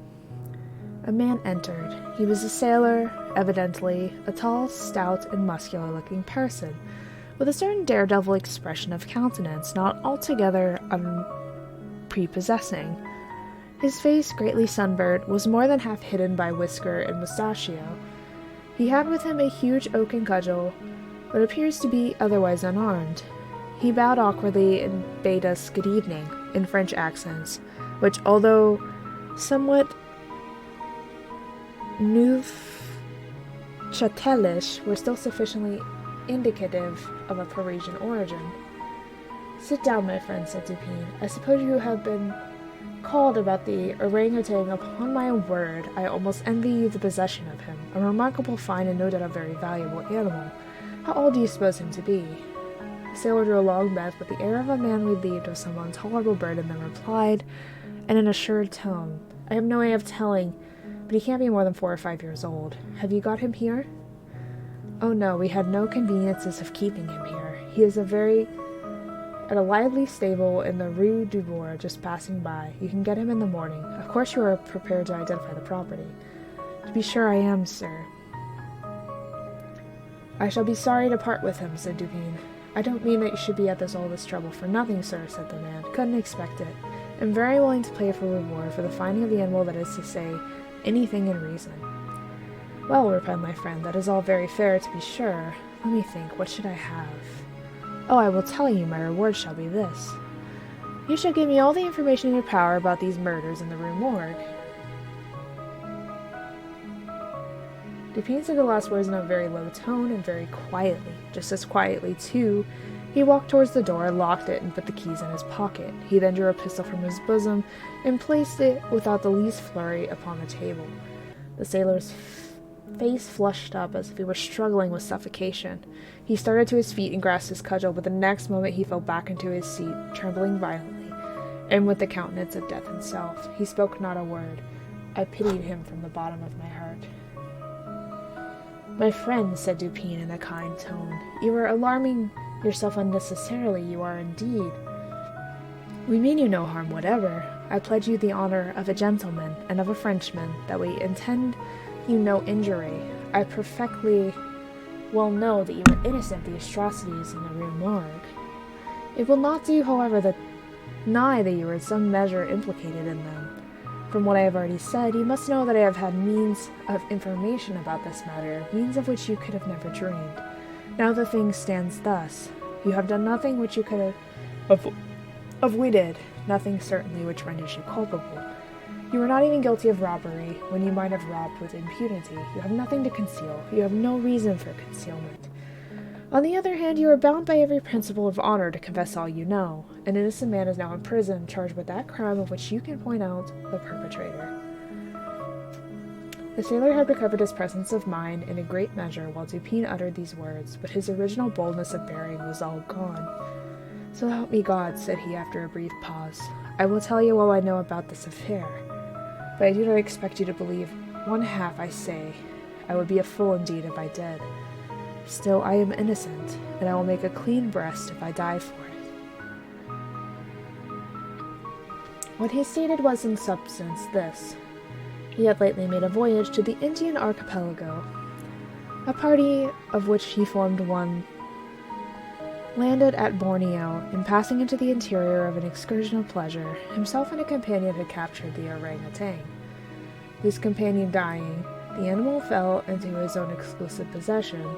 After great trouble occasioned by the intractable ferocity of his captive during the home voyage.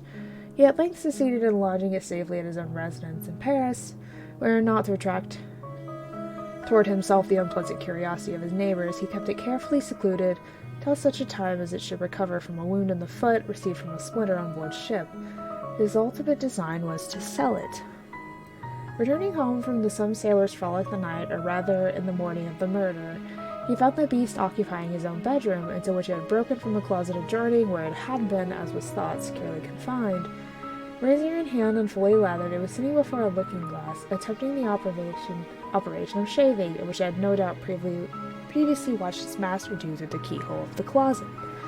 Terrified at the sight of so dangerous a weapon in the possession of an animal so ferocious, and so well able to use it, the man for some moment was at a loss of what to do. He had been accustomed, however, to quiet the creature even in its fiercest moods by the use of a whip, and to this he now resorted. Upon sight of it, the orangutan sprang at once through the door of the chamber, down the stairs, and thence through a window, ultimately open, into the street. The Frenchman followed in despair, the ape, razor still in hand, occasionally stopping to look back and gesticulate at its pursuer, till the latter had nearly come upon with it. It then made off. In this manner the chase continued for a long time. The streets were profoundly quiet, as it was nearly 3 o'clock in the morning. In passing down an alley in the rear of the Rue Morgue, the fugitive's attention was arrested by a light gleaming of the open window of Madame L'Espagne's chamber in the 4th story of her house. Rushing to the building, it perceived the lightning rod, clambered up with inconceivable agility, grasped the shutter, which was thrown fully back against the wall, and by its means swung itself directly upon the headboard of the bed. The whole feat did not occupy a minute.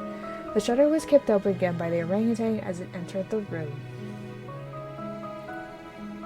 The sailor, in the meantime, was both rejoiced and perplexed. He had strong hopes of now recapturing the brute, as it could scarcely escape from the trap into which it had ventured, except by the rod, which it may be intercepted as it came down. On the other hand, there was much cause for anxiety as to what it might do in the house. This latter reflection urged the man still to follow the fugitive. A lightning rod is ascended without difficulty, especially by a sailor, but when he had arrived as high as the window, which lay far to his left, his career was stopped. The most that he could accomplish was to reach over so as to obtain a glimpse of the interior of the room. At this glimpse he nearly fell from his hold through excess of horror. Now it was that those hideous shrieks arose upon the night, which had startled from slumber the inmates of the Rue Morgue. Madame L'Espagnie and her daughter, habited in their night clothes, had apparently been occupying and arranging some papers in the iron chest already mentioned, which had been wheeled into the middle of the room. It was open, and its contents lay beside it on the floor. The victims must have been sitting with their backs towards the window, and from the time elapsing between the ingress of the beast and the screams, it seems probable that it was not immediately perceived. The flapping to of the shutter would naturally have been attributed to the wind. As the sailor looked in, the gigantic animal had seized Madame L'Espagnie by the hair, which was loose as she had been combing it, and was flourishing the razor about her face, in imitation of the motions of a barber. The daughter lay prostrate and motionless. She had swooned. The screams and struggles of the old lady, during which the hair was torn from her head, had the effect of changing the probable pacific purposes of the orangutan into those of wrath. With one determined sweep of its muscular arm, it nearly severed her head from her body. The sight of blood inflamed its anger into frenzy. Gnashing his teeth and flashing fire from his eyes, it flew upon the body of the girl and embedded its fearful talons into her throat, retaining its grasp until she expired. Its wandering and wild glances fell at this moment upon the head of the bed, over which the face of its master, riddled with horror, was just discernible. The fury of the beast, who no doubt bore still in mind the dreaded whip, was instantly converted into fear. Conscious of having deserved punishment, it seemed desirous of concealing its bloody deeds, and skipped out the chamber in an agony of nervous agitation, throwing down and breaking the furniture as it moved, and dragging the bed from the bedstead. In conclusion, it seized first the corpse of the daughter and thrust it up the chimney as it was found, then that of the old lady, which it immediately hurled through the window headlong. As the ape approached the casement with its mutilated burden, the sailor shrank aghast to the rod, and rather gliding than clambering down it, hurried at once home dreading the consequences of the butchery, and gladly abandoning, in its terror, all solicitude about the fate of the orangutan. The words heard by the party upon the staircase were the Frenchman's exclamations of horror and affright, commingled with the fiendish jabberings of the brute. I have scarcely anything to add. The orangutan must have escaped from the chamber by the rod just before the breaking of the door. It must have closed the window as it passed through it. It was subsequently caught by the owner himself, who obtained it for a very large sum at the Jardin des Plantes. Le Bon was instantly released. Upon our narration of the circumstances, with some comments from Dupin at the bureau of the prefect of police. This functionality, however well disposed to my friend, could not altogether conceal his chagrin at the turn which affairs had taken. It was fain to indulge in a sarcasm or two about the propriety of every person minding his own business. "Let him talk," said Dupin, who had not thought it necessary to reply. Let him discourse. It will ease his conscience. I am satisfied with having defeated him in his own castle. Nevertheless, that he failed in the solution of this mystery, and by no means that matter for which wonder which he supposes it, for the truth our friend the prefect is somewhat too cunning to be profound, and his wisdom is no stamen. It is all head and no body, like the pictures of the goddess Laverna, or at best all head and shoulders, like a codfish. But he is a good creature after all. I like him especially for one master stroke of cant, by which he has attained his reputation for ingenuity. I mean the way he has tenir ce qui est et d'explorer car ce qui n'est pas. Very interesting. Very interesting. I was not aware that orangutans and other apes were that powerful and dangerous. Which is also why we need to keep wild animals in their natural habitat.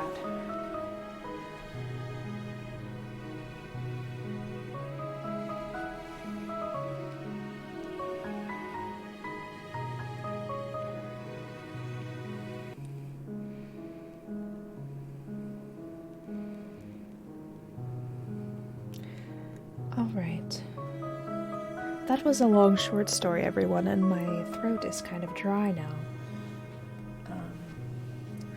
The next one is The Black Cat, which I have actually never read this one, despite it being about cats. Let me see how long this is. Oh, this one's not too long. Okay. I believe I can manage this one, but I'm going to take a very short break, and I will see you all very soon.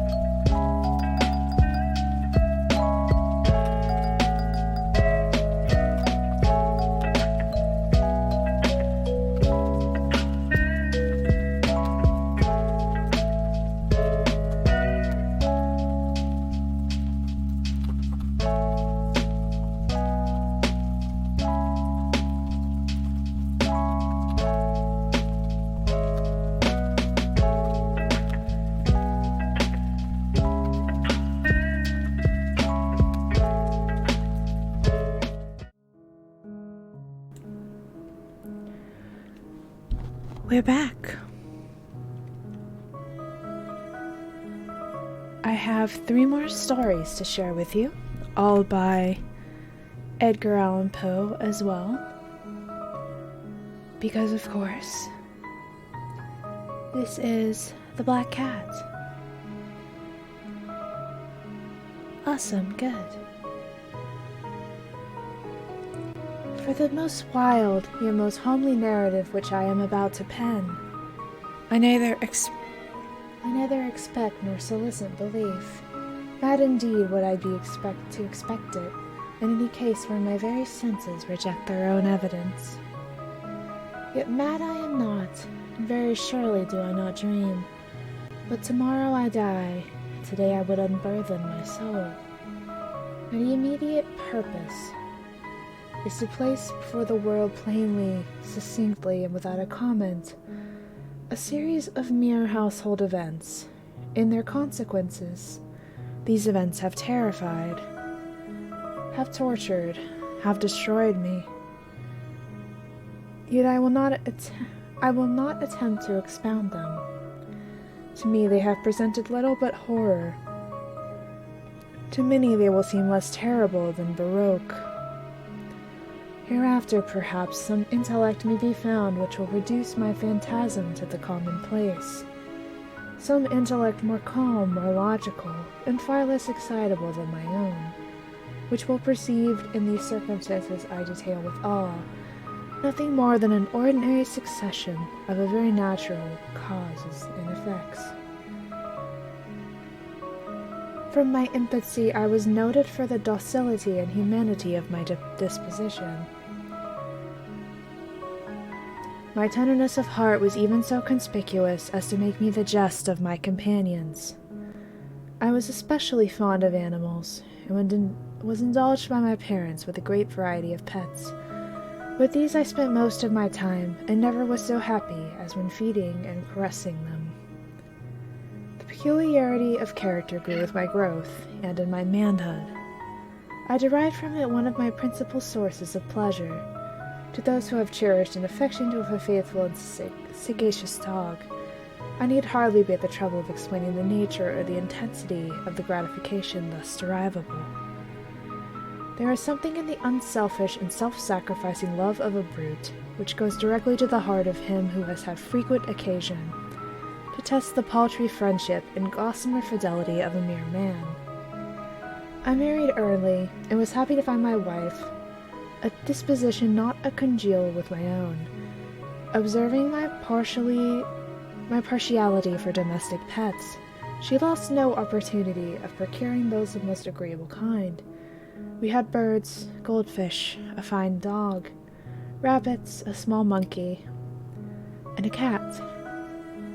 This latter was a remarkably large and beautiful animal, entirely black, and sagacious to an astonishing degree. In speaking of his intelligence, my wife, who at heart was not a little tinctured but superstition, made frequent allusion to the ancient popular notion, which regarded all black cats as witches in disguise. Not that she was ever serious about this point, and I mention the matter at all for no better reason than it happens just now to be remembered. Pluto, this was the cat's name, was my favorite pet and playmate. I alone fed him, and he attended me wherever I went about the house. It was even with difficulty that I could prevent him from following me through the streets. Our friendship lasted in this manner for several years, during which my generation, temperament, and character, through the instrumentality of the fiend intemperance, had, I blush to confess it, experienced a radical alteration for the worse.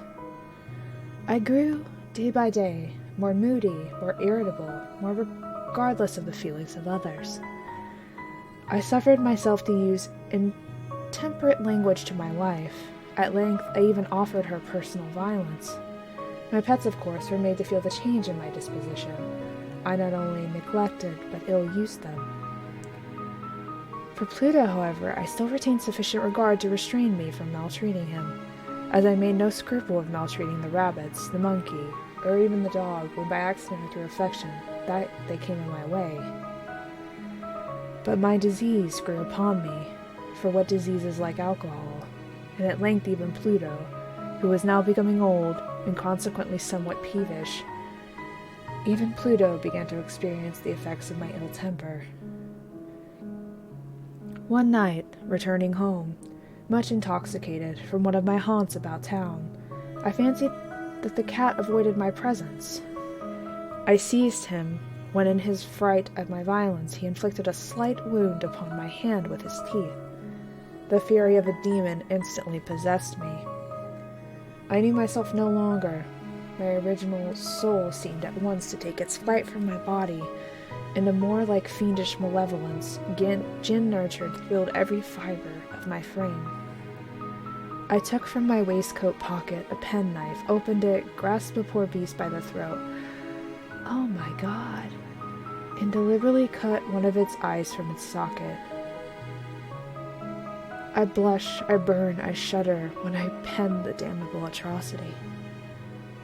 When reason returned with the morning, when I had slept off the fumes of the night's debauch, I experienced a sentiment half of horror, half of remorse, for the crime which I had been guilty. But it was, at best, a feeble and equivocal feeling, and the soul remained untouched. I again plunged into excess, and soon drowned and whined all memory of the deed. In the meantime, the cat slowly recovered.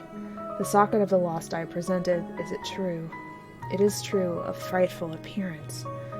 But he no longer appeared to suffer any pain.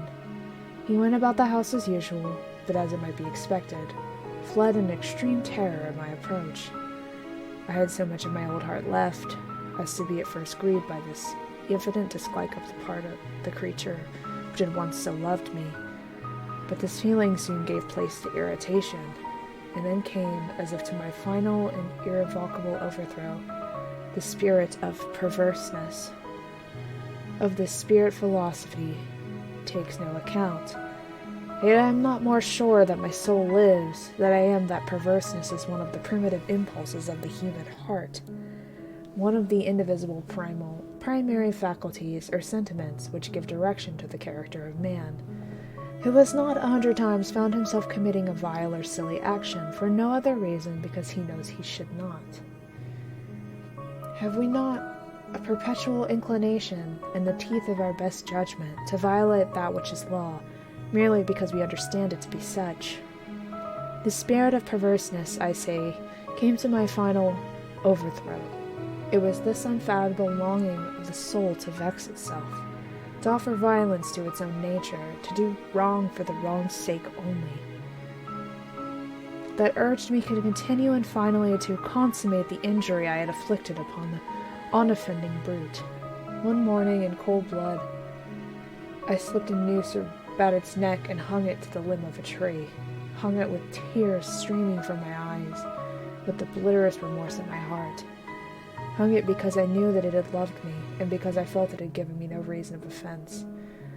Hung it because I knew that in so doing I was committing a sin, a deadly sin that would so jeopardize my immortal soul as to place it, if such a thing were possible, even beyond the reach of the infinite mercy of the most merciful and most terrible God. On the night of the day on which the cruel deed was done, I was aroused from sleep by the cry of fire. The curtains of my bed were in flames. The whole house was blazing. It was with great difficulty that my wife, a servant, and myself made our escape from the conflagration. The destruction was complete. My entire worldly wealth was swallowed up, and I resigned myself thenceforward to despair.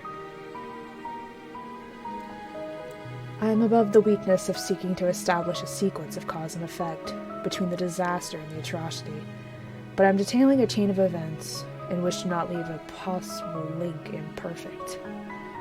On the day succeeding the fire, I visited the ruins. The walls, with one exception, had fallen in. This exception was found in a compartment wall not very thick, which stood about in the middle of the house, and against which has rested the head of my bed. The plastering had here in great measure resisted the action of the fire, a fact which I attributed to having been recently spread. About this wall a dense crowd were collected, and many persons seemed to be examining a particular portion of it with very minute and eager attention. The words strange, singular, and other similar expressions excited my curiosity. I approached and saw, as if graven in bas relief upon the white surface, the figure of a gigantic cat. The impression was given with an accuracy truly marvelous. There was a rope about the animal's neck.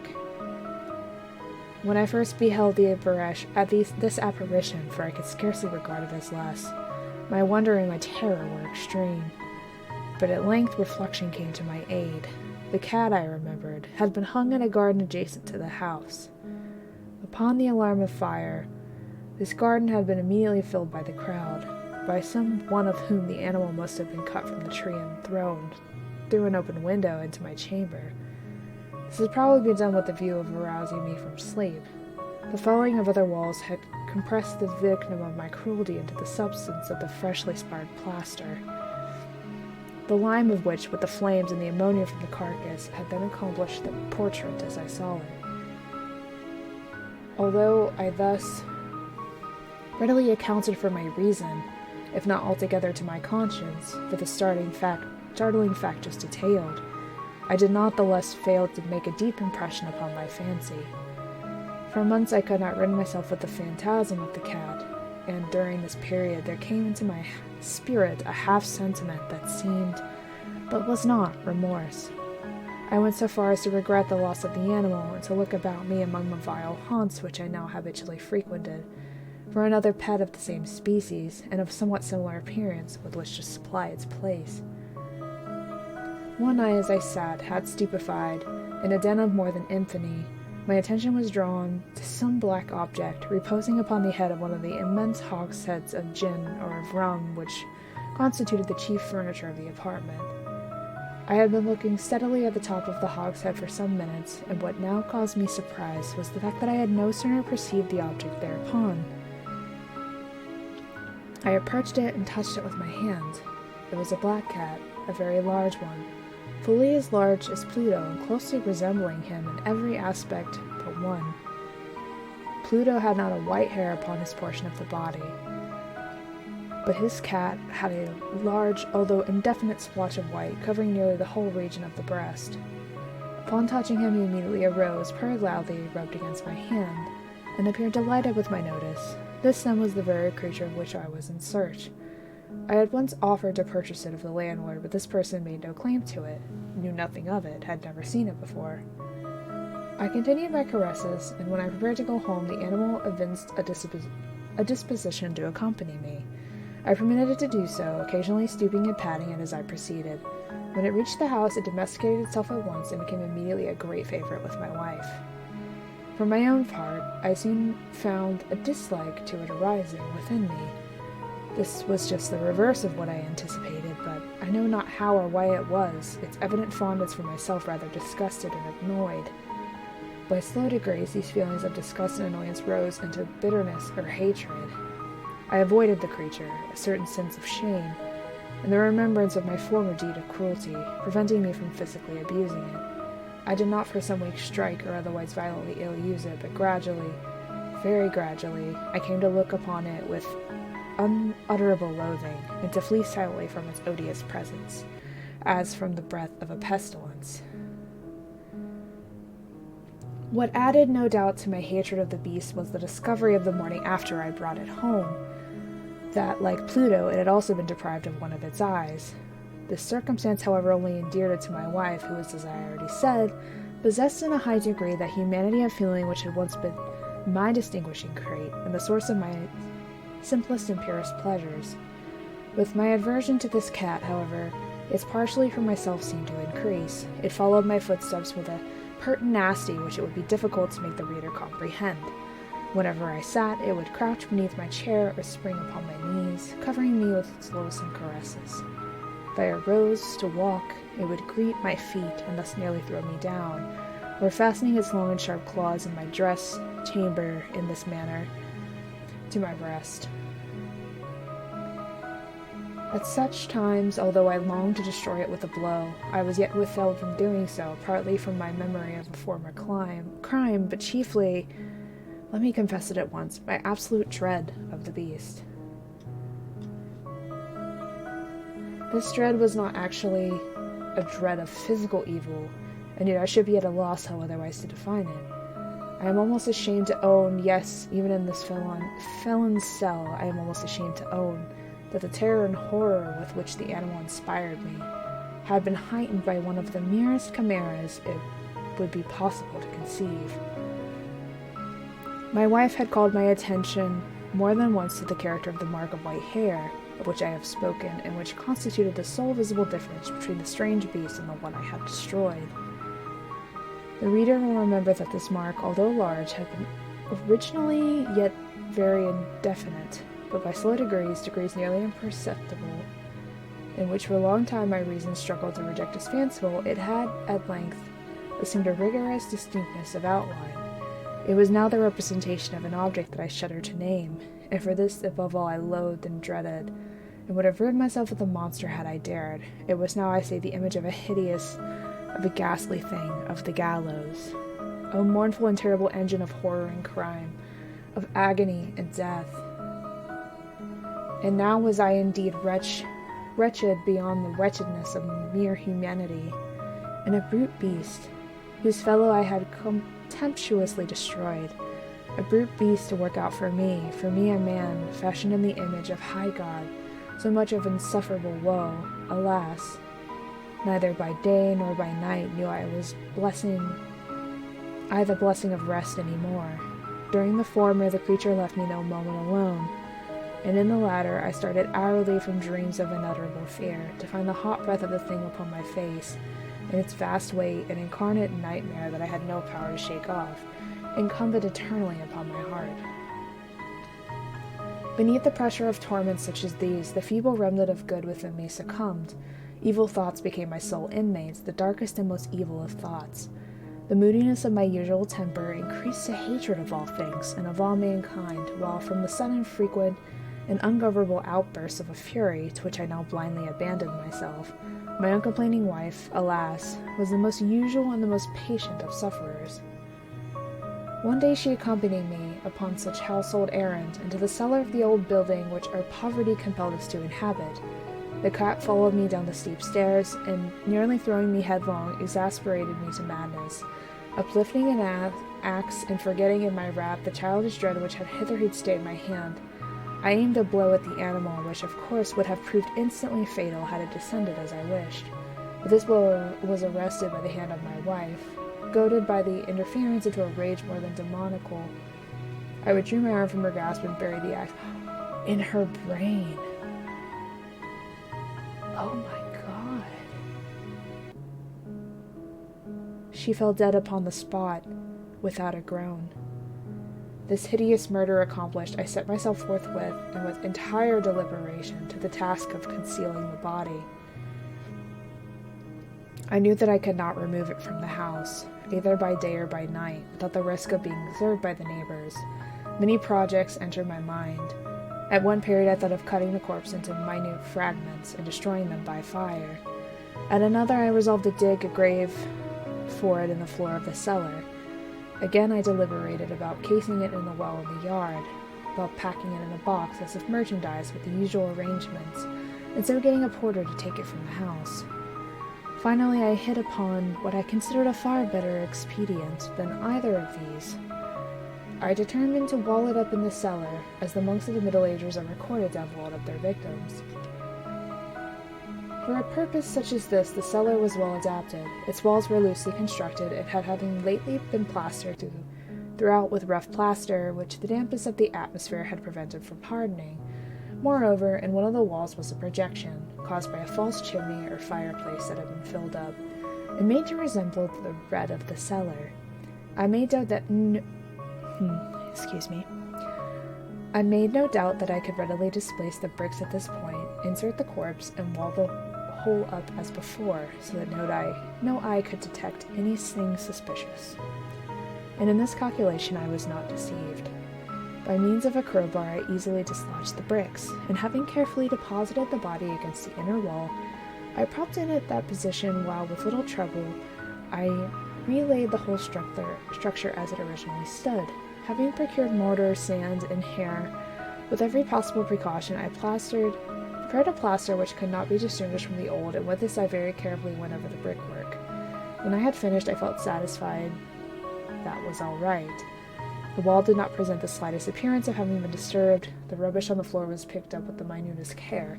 I looked around triumphantly and said to myself, "Here at last, then, my labor has not been in vain." My next step was to look for the beast which had been the cause of so much wretchedness, for I had at length firmly resolved to put it to death. Had I been able to meet it at the moment, there could have been no doubt of its fate, but it appeared that the crafty animal had been alarmed at the violence of my previous anger, and forbore to present itself in my present mood. It is impossible to describe or to imagine the blissful sense of relief which the absence of my detested creature occasioned in my bosom. It did not make its appearance during the night, and thus for one night at least. Since its introduction to the house, I soundly and tranquilly slept. I slept even with the burden of murder upon my soul. The second and the third day passed, and still my tormentor came not. Once again I breathed as a free man.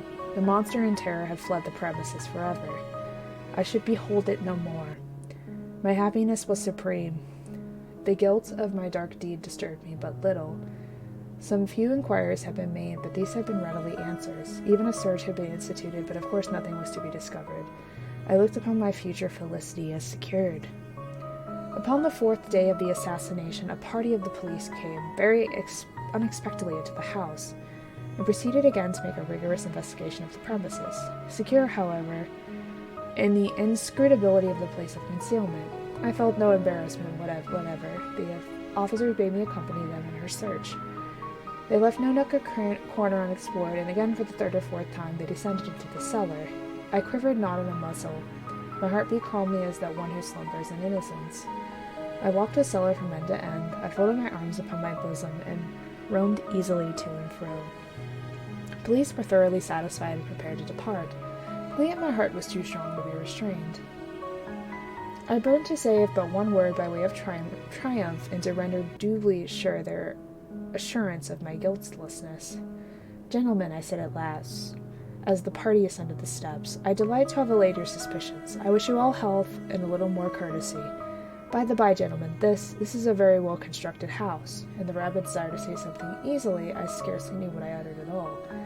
"I may say an excellently well-constructed house. These walls—" "Are you going, gentlemen? These walls are solidly put together." And here, through the mere frenzy of bravado, I rapped heavily with a cane, which I held in my hand, upon that very portion of the brickwork behind which stood the corpse of the wife of my bosom. But may God shield and deliver me from the fangs of the arch-fiend.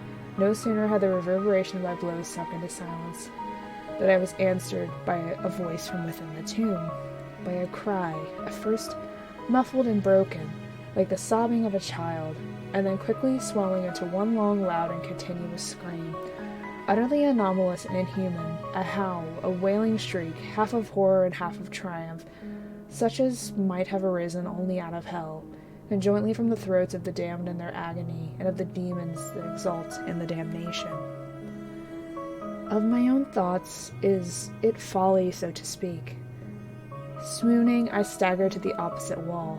For one instant the party upon the stand remained motionless, through extremity of terror and awe. In the next, a dozen stout arms were toiling at the wall. It fell bodily. The corpse, already decayed and clotted with gore, stood erect before the eyes of the spectators. Upon its head, with red extended mouth and solitary eye of fire, sat the hideous beast whose craft had seduced me into murder, and whose informing voice had consigned me to the hangman. I had walled the monster up within the tomb.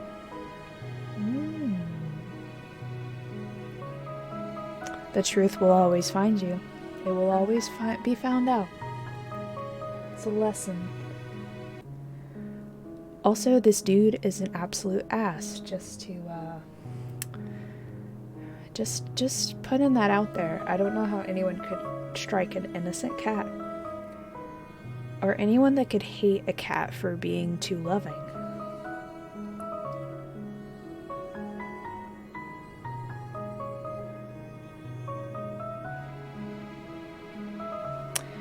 But anywho, that was the black cat.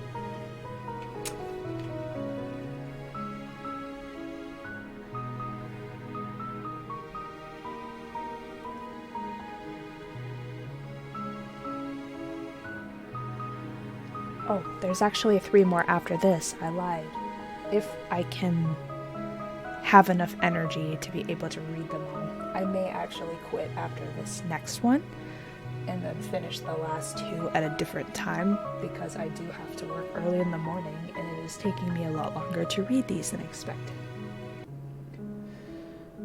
But the next one is probably his most well-known work, or short story I should say. It is known as The Telltale Heart.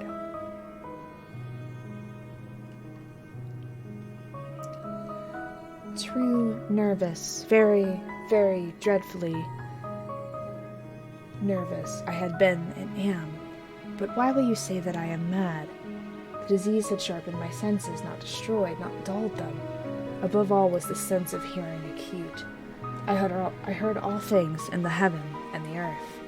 I heard many things in hell. How then am I mad? Hearken, and observe how healthily, how calmly I can tell you the whole story.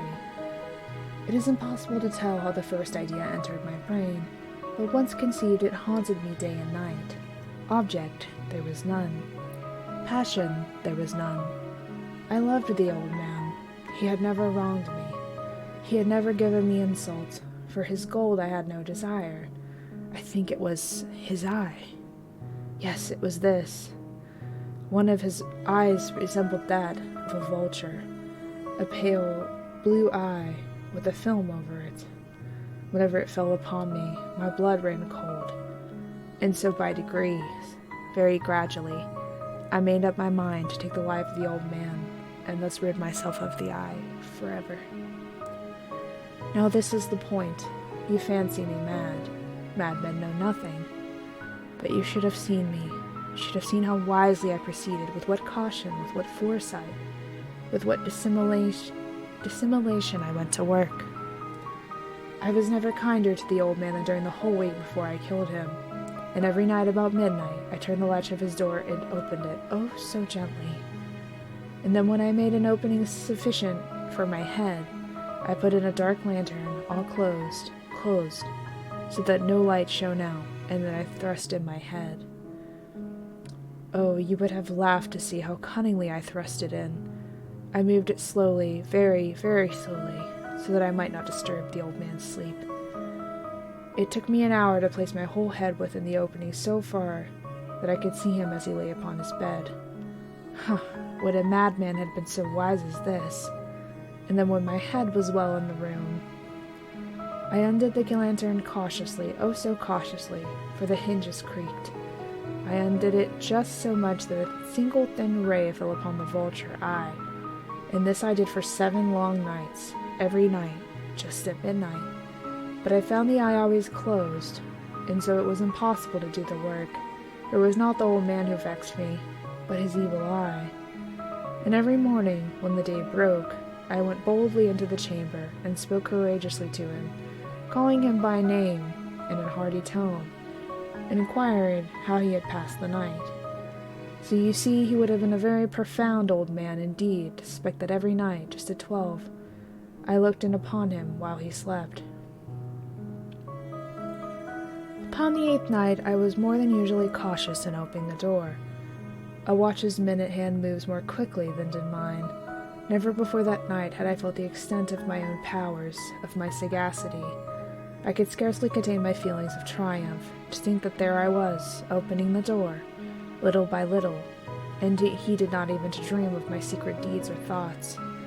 I fairly chuckled at the idea, and perhaps he heard me, for he moved on the bed suddenly, as if startled. Now you may think that I drew back, but no. His room was as black as pitch with the thick darkness, for the shutters were close-fastened through fear of robbers, and so I knew that he could not see the opening of the door, and I kept pushing it on steadily. I had my head in, and was about to open the lantern, when my thumb slipped upon the tin fastening, and the old man sprang up in the bed, crying out, "Who's there?" I kept quiet still and said nothing. For a whole hour I did not move a muscle, and in the meantime I did not hear him lie down. He was still sitting up in the bed, listening, just as I have done, night after night, hearkening to the death watches in the wall. Presently I heard a slight groan, and I knew it was the groan of mortal terror. It was not a groan of pain or grief, oh no, it was the low stifled sound that arises from the bottom of the soul when overcharged with awe. I knew the sound well. Many a night, just at midnight, when all the world slept, it has welled up from my own bosom, deepening with its dreadful echo the terrors that distracted me. I say I knew it well. I know what the old man felt, and pitied him, although I chuckled at heart. I knew that he had been lying awake ever since the first slight noise, when he had turned in the bed. His fears had been ever since growing upon him. He had been trying to fancy them causeless, but could not. He had been saying to himself, "It is nothing but the wind in the chimney. It is only a mouse crossing the floor. Or it is merely a cricket who had made a single chirp," yet he had been trying to comfort himself with these suspicions. But he had found all in vain because death, in approaching him, had stalked with his black shadow before him and enveloped his victim, and it was the mournful influence of the unperceived shadow that caused him to feel, although he neither saw nor heard, to feel the presence of my head within the room. When I had waited a long time, very patiently without hearing him lie down, I resolved to open it a little, very, very little crevice in the lantern, so I opened it. You cannot imagine how stealthily, till at length a single dim ray, like thread of a spider, shot from the crevice and full upon the vulture eye. It was open, wide open, and I grew furious as I gazed upon it. I saw it with perfect distinctness, all a dull blue, with a hideous veil over it that chilled the very marrow in my bones. But I could see nothing else of the old man's face or person, for I had detected the ray, as if by instinct, precisely upon the damned spot. And now, have I not told you that what you mistake for madness is but over-acuteness of the senses? Now I say there came to my ears a low, dull, quick sound, such as a watch makes when enveloped in cotton. I knew that sound well, too. It was the beating of the old man's heart. It increased my fury, beating as the beating of a drum stimulates the soldier into courage. But even yet, I refrained and kept still. I scarcely breathed. I held the lantern motionless. I tried how steadily I could maintain the ray upon the light. Meantime, the hellish tattoo of the heart increased. It grew quicker and quicker and louder every instant. The old man's terror must have been extreme. It grew louder, I say, louder every moment. Do you mark me well? I have told you that I am nervous, so I am, and now at the dread hour of night, amid the dreadful sounds of the old house, so strange a noise as this excited me to uncontrollable terror. Yet for some minutes longer I refrained and stood still, but the beating grew louder. I thought the heart must burst. Now a new anxiety seized me. The sound would be heard by a neighbor. The old man's hour had come. With a loud yell I threw open the lantern and leaped into the room. He shrieked once only. In an instant I dragged him to the floor and pulled the heavy bed over him. I then smiled gaily to find the deed so far done. But for many minutes the heart beat on with a muffled sound. This, however, did not vex me. It would not be heard through the wall. At length it ceased. The old man was dead. I removed the bed and examined the corpse. Yet he was stone dead. I placed my hand upon the heart and held it there many minutes. There was no pulsation. He was stone dead. His eye would cause me no more trouble. If you still think me mad, you will think so no longer when I describe the wise precautions I took for the concealment of the body. The night waned and I worked hastily, but in silence. First of all, I dismembered the corpse. I cut off the head and the arms and the legs. I then took up 3 planks from the flooring of the chamber, and deposited all between the scantlings. I then placed the boards so cleverly, so cunningly, that no human eye, not even his, could have detected anything wrong. There was nothing to wash out, no stain of any kind, no blood spot whatsoever. I had been too wary for that. A tub had caught all. When I had made an end of these labors, it was 4 o'clock, still dark as midnight. As the bell sounded the hour, there came a knocking at the street door. I went down to open it, with a light heart, for what had I now to fear? There entered 3 men who introduced themselves, with perfect suavity, as officers of the police. A shriek had been heard by a neighbor during the night. Suspicion of foul play had been aroused. Information has been lodged at the police office, and they, the officers, have been deputed to search the premises. I smiled, for what had I to fear? I bade the gentleman welcome. The shriek, I said, was my own in a dream. The old man I mentioned was absent in the country. I took my visitors all over the house. I bade them search well. I led them at length to his chamber. I showed them his treasures, secure, undisturbed. In the enthusiasm of my confidence, I brought chairs into the room, desired them here to rest from their fatigues, while I myself, in the wild audacity of my perfect triumph, placed my own seat upon the very spot beneath which reposed the corpse of the victim. The officers were satisfied. My manner had convinced them. I was singularly at ease. They sat, and while I answered cheerily, they chatted familiar things. But ere long, I felt myself getting pale and wished them gone. My head ached, and I fancied a ringing in my ears. But still they sat, and still chatted. The ringing became more distinct. It continued and became more distinct. I talked more freely to get rid of the feeling, but it continued and gained definiteness until, no doubt, I found that noise was not within my ears. No doubt I now grew very pale, but I talked more fluently and with a heightened voice. Yet the sound increased, and what could I do? It was a low, dull, quick sound, much such a sound as a watch makes when enveloped in cotton. I gasped for breath, and yet the officers heard it not. I talked more quickly, more vehemently, but the noise steadily increased. Why would they not be gone? I paced the floor to and fro with heavy strides, as if excited to fury by the observation of the men, but the noise steadily increased. Oh God, what could I do? I foamed, I raved, I swore, I swung the chair upon which I had been sitting and grated it upon the boards, but the noise arose all over and continually increased. It grew louder, louder, louder, and still the man chatted pleasantly and smiled. Was it possible they heard not? Almighty God, no, no, they heard. They suspected, they knew. They were making a mockery of my horror. This I thought, and this I think. But anything was better than this agony. Anything was more tolerable than this derision. I could bear those hypocritical smiles no longer. I felt that I must scream or die. And now again, hark, louder, louder, louder.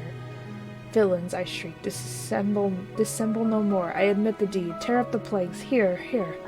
It is the beating of his hideous heart.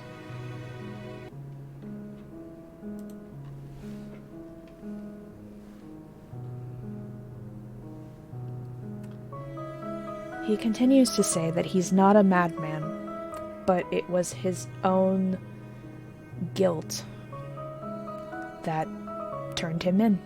He turned himself in.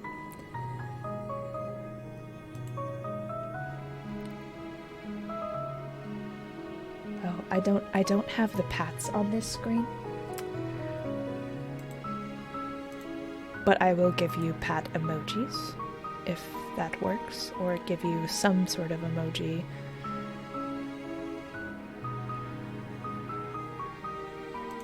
There you go. I'll give you the boop one, if that works for you. We'll pretend it's a pat, okay? It's a pat for now, okay? Alright. You're welcome. I'm glad you enjoyed it. Okay, there's two more. I'm actually going to see how long these are. And see if... Oh, this one's long. Okay, this one's gonna take a while. And then...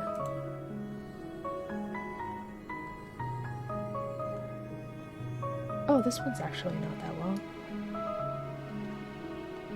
Okay. Perhaps I can finish both of these. Would you guys like me to finish both of these before we head to sleep? For the night. Thank you. I'm really glad you guys enjoyed it. I'm hoping it is relaxing you and giving you a very sweet end to the end of your day.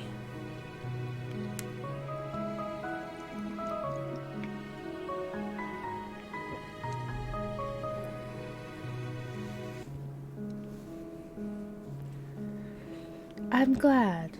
That is good to hear. Does that mean more? Does that mean you would like more?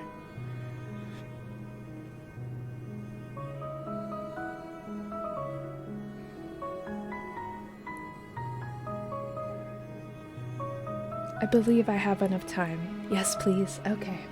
I believe I have enough time to finish these two.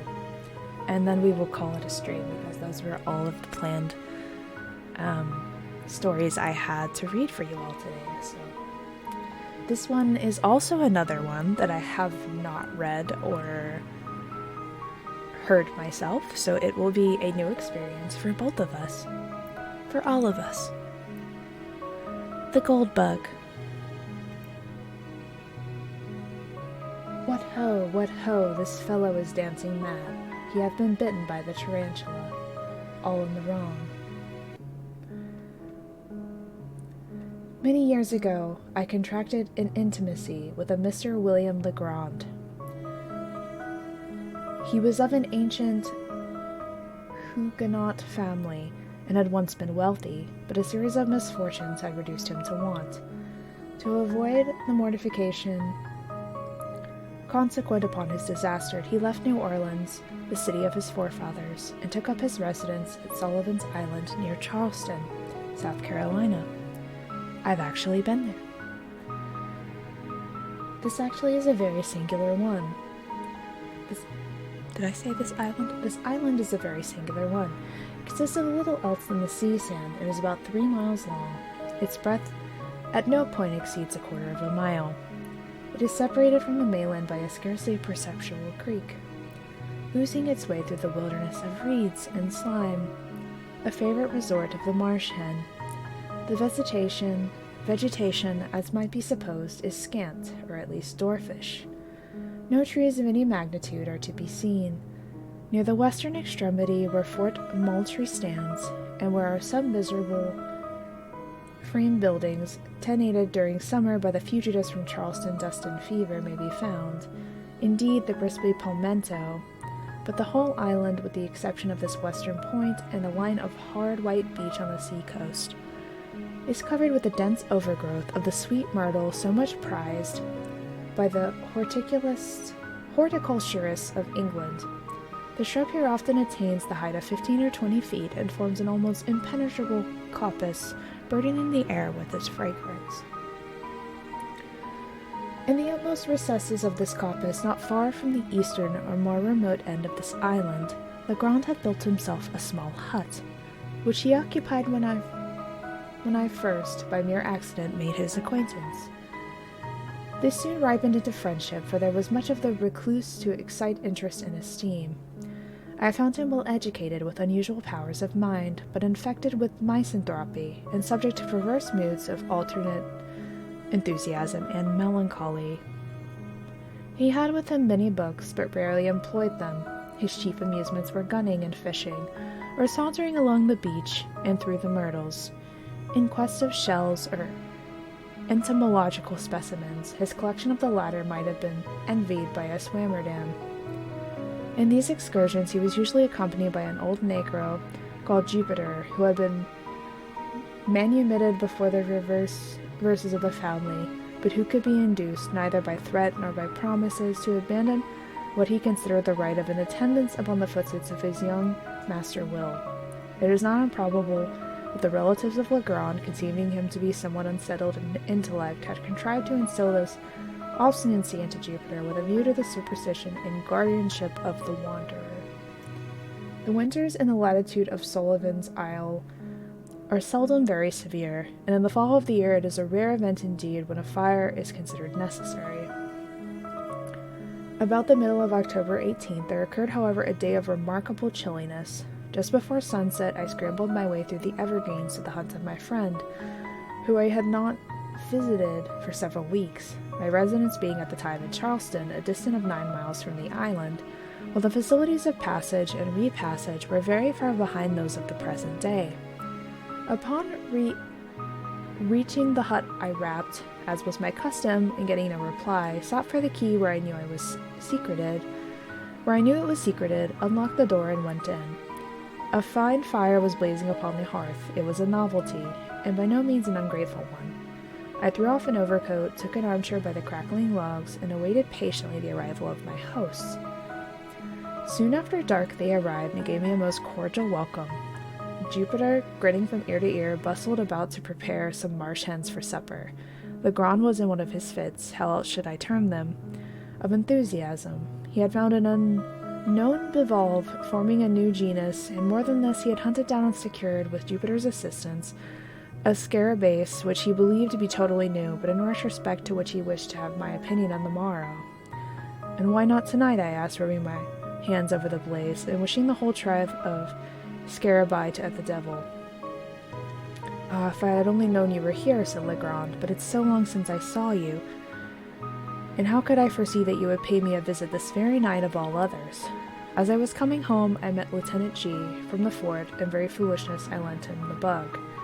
so it will be impossible for you to see it until the morning. Stay here tonight and I will send Jupe down for it at sunrise. It is the loveliest thing in the creation. What sunrise? Nonsense, no, the bug. It is of a brilliant gold color, about the size of a large hickory nut, with 2 jet black spots near one extremity of the back, and another somewhat larger at the other. The antennae are... There ain't no tin on him, Master Will, I keep telling you, here interrupted Jupiter. The bug is a gold bug, solid, every bit of him, inside and out. See him weighing, never felt so heavy a bug in my life. Suppose it is, Jupe, replied Legrand, somewhat more earnestly. It seemed to me that the case demanded. Is that any reason for you letting the birds burn? The color. Here he turned to me. It's really almost enough to warrant Jupiter's idea. Never saw more brilliant metallic luster than the scales emit. But of this you cannot judge till tomorrow. In the meantime, I can give you some idea of the shape. Saying this, he seated himself at a small table on which were a pen and ink, but no paper. He looked for some in a drawer but found none. Never mind, he said at length. This will answer, and he drew from his waistcoat pocket a scrap of what looked to be a very dirty foolscap, and made upon it a rough drawing with the pen. While he did this, I retained my seat by the fire, for I was still chilly. When the design was complete, he handed it to me without rising. As I received it, a loud growl was heard, succeeded by a scratching at the door. Jupiter opened it. A large Newfoundland belonging to Legrand rushed in, leaped upon my shoulders, and lauded me with caresses, for I had shown him much attention during previous visits. When his gambols were over, I looked at the paper, and to speak the truth, found myself not a little puzzled at what my friend had depicted. Well, I said after contemplating it for some minutes, this is a strange scarabus. I must confess, new to me, never seen anything like it before, unless it was a skull or a death's head. It more merely resembles than anything else that has come under my observation. A death's head, echoed Legrand. Oh yes, well, it has something of that appearance upon paper, no doubt. 2 black spots look like eyes, eh? And the longer one on the bottom like a mouth, and the shape of the whole is an oval. Perhaps so, said I, but Legrand, I fear you are no artist. I must wait until I see the beetle itself, if I am to form any idea of its personal appearance. Well, I don't know, said he, a little nettled. I draw tolerably, should do it at least, have had good masters, and flatter myself that I have not been quite a blockhead. But my dear fellow, you are joking then, said I. This is a very passable skull indeed. I must say that it is a very excellent skull, according to the vulgar notions about such specimens of physiology, and your scarabus must be the queerest scarabus in the world if it resembles it.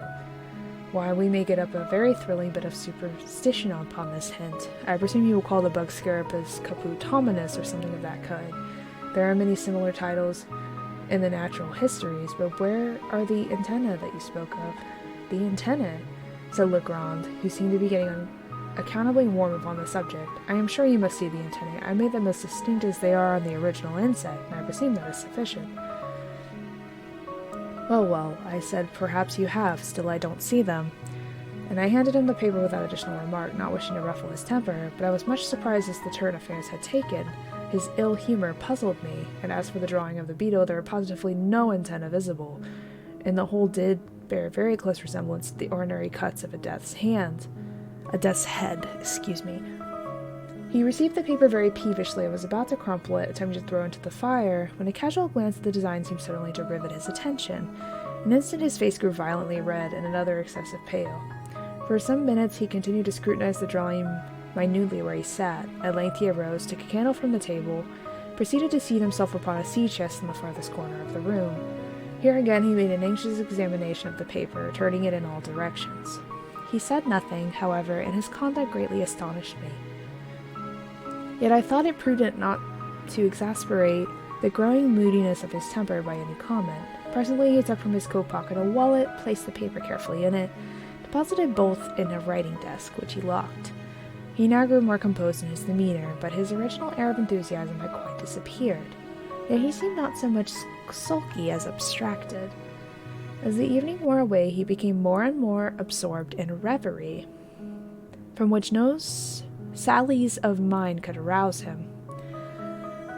It had been my intention to pass the night at the hut, as I had frequently done before, but seeing my host in this mood, I deemed it proper to take leave. He did not press me to remain, but as I departed, he shook my hand with even more than his usual cordiality. It was about a month after this, and during the interval I had seen nothing of Legrand. When I received a visit at Charleston from his man, Jupiter, I had never seen the good old Negro look so dispirited, and I feared that some serious disaster had befallen my friend. "Well, Jup," said I, "what is the matter now? How is your master?" "Why, to speak of the truth, master, him not so very well as might be." "Not well? I am truly sorry to hear it. What does he complain of?" "That's it. Him never complain about nothing, but he's very sick for all that." "Very sick, Jupiter? Why didn't you say so at once? Is he confined to bed?" "No, that he ain't. He ain't finding nowhere. That's just what's... I have a hard time pronouncing things this way." She finished. "My mind's gotta be all very heavy about poor Master Will." "Jupiter, I should like to understand what it is you're talking about. You say your master is sick. Hasn't he told you what ails him?" "My master worthwhile to go mad about the matter. Master will say nothing about the matter with him, but then make me go and look in this here way. Down and his shoulders up and white as a goose. Then he keeps siphon all the time." "Keeps a what, Jupiter?" "Keeps a siphon.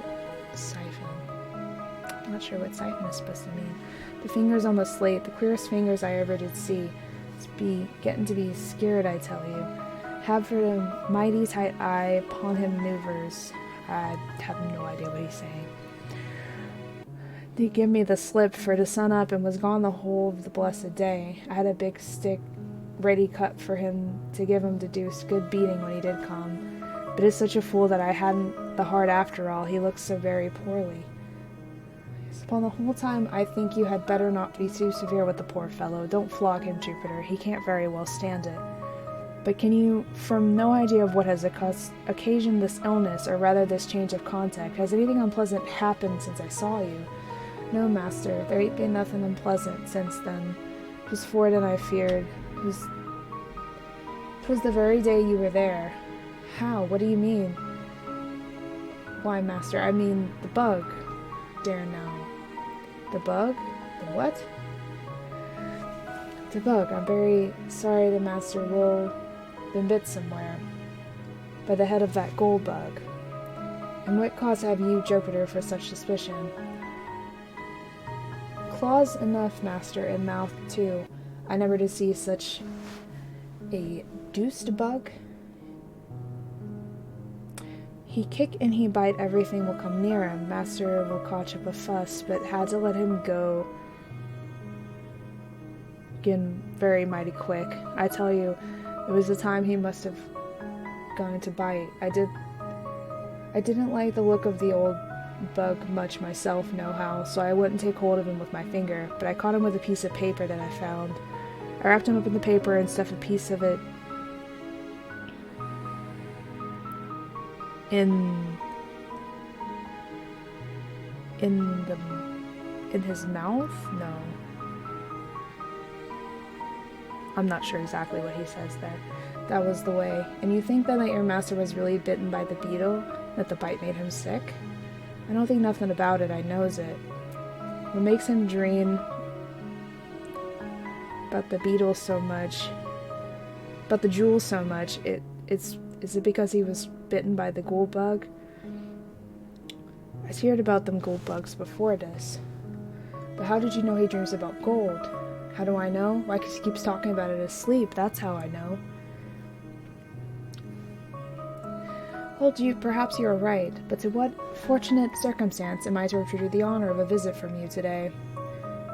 What's the matter, master? Did you bring any message from Mr. Legrand?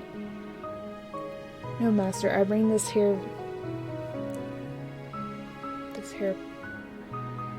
piecel, which I'm assuming means a piece of paper. And here Jupiter handed me a note which ran thus: My dear, why have I not seen you for so long a time? I have not been so foolish as to take offense at any brusquerie of mine, but know that it is improbable. Since I saw you, I had a great cause for anxiety. I have something to tell you, yet scarcely know how to tell it, or whether I should tell it at all. I have not been quite well for some days past, and poor old Jupe annoys me, almost beyond endurance, by his well-meant attentions. Would you believe it? He had prepared a huge stick the other day with which to chastise me for giving him the slip and spending the day solus among the hills on the mainland. I verily believe that my ill looks alone saved me a flogging. I have made no addition to my cabinet since we met. If you can in any way make it convenient, come over with Jupiter. Do come. I wish to see you tonight, upon business of importance. I assure you that it is of the highest importance. Ever yours, William Legrand. There was something in the tone of his note which gave me great uneasiness. Its whole style differed materially from that of Legrand. What could he be dreaming of? What new crochet possessed his excitable brain? What business of the highest importance could he possibly have to transact? Jupiter's account of him boded no good. I dreamed lest the continued pressure of misfortune had at length fairly unsettled the reason of my friend. Without a moment's hesitation, therefore, I prepared to accompany the negro. Upon reaching the wharf, I noticed a scythe and 3 spades, all apparently new, lying in the bottom of the boat on which we were all to embark. What is the meaning of all this, Jupe?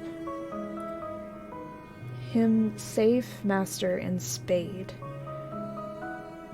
Very true, but what are you doing here? Him safe and the spade, what Master Will is pawn my buying for him in town. And it deals a lot of money I had to get for him. But what in the name of that mysterious is Master Will going to do with scythes and spades? It's more than I know, and devil take me if I don't believe there's more than he knows. But it's all 'cause of the bug. Finding that no satisfaction was to be obtained of Jupiter, whose whole intellect seemed to be absorbed by the bug, I now stepped into the boat and made sail. With a fair and strong breeze, we soon ran into the little cove to the north of Fort Moultrie, and a walk of some 2 miles brought us up the Hut. It was about 3 in the afternoon when we arrived. Legrand had been awaiting us in eager expectation. He grasped my hands with a nervous empressement, which alarmed me and strengthened the suspicions he already entertained. His countenance was pale as to ghastliness, and his deep-settled eyes glared with unnatural luster. After some inquiries respecting his health, and I asked him, not knowing what better to say, if he had yet obtained the scarabus from Lieutenant G. "Oh yes," he replied, coloring violently. "I got it from him the next morning. Nothing should tempt me to part with that scarabus. Do you know that Jupiter is quite right about it?" "In what way?" I asked with a sad foreboding at heart. "In supposing it to be a bug of real gold," he said, with this air of profound seriousness, and I felt inexpressibly shocked. "This bug is to make a fortune," he continued with a triumphant smile, "to reinstate me in my family possessions. Is it any wonder, then, that I prize it, since fortune had thought to bestow it upon me? I have to only use it properly, and I shall arrive at the gold of which is in this index. Jupiter, bring me that scarabus."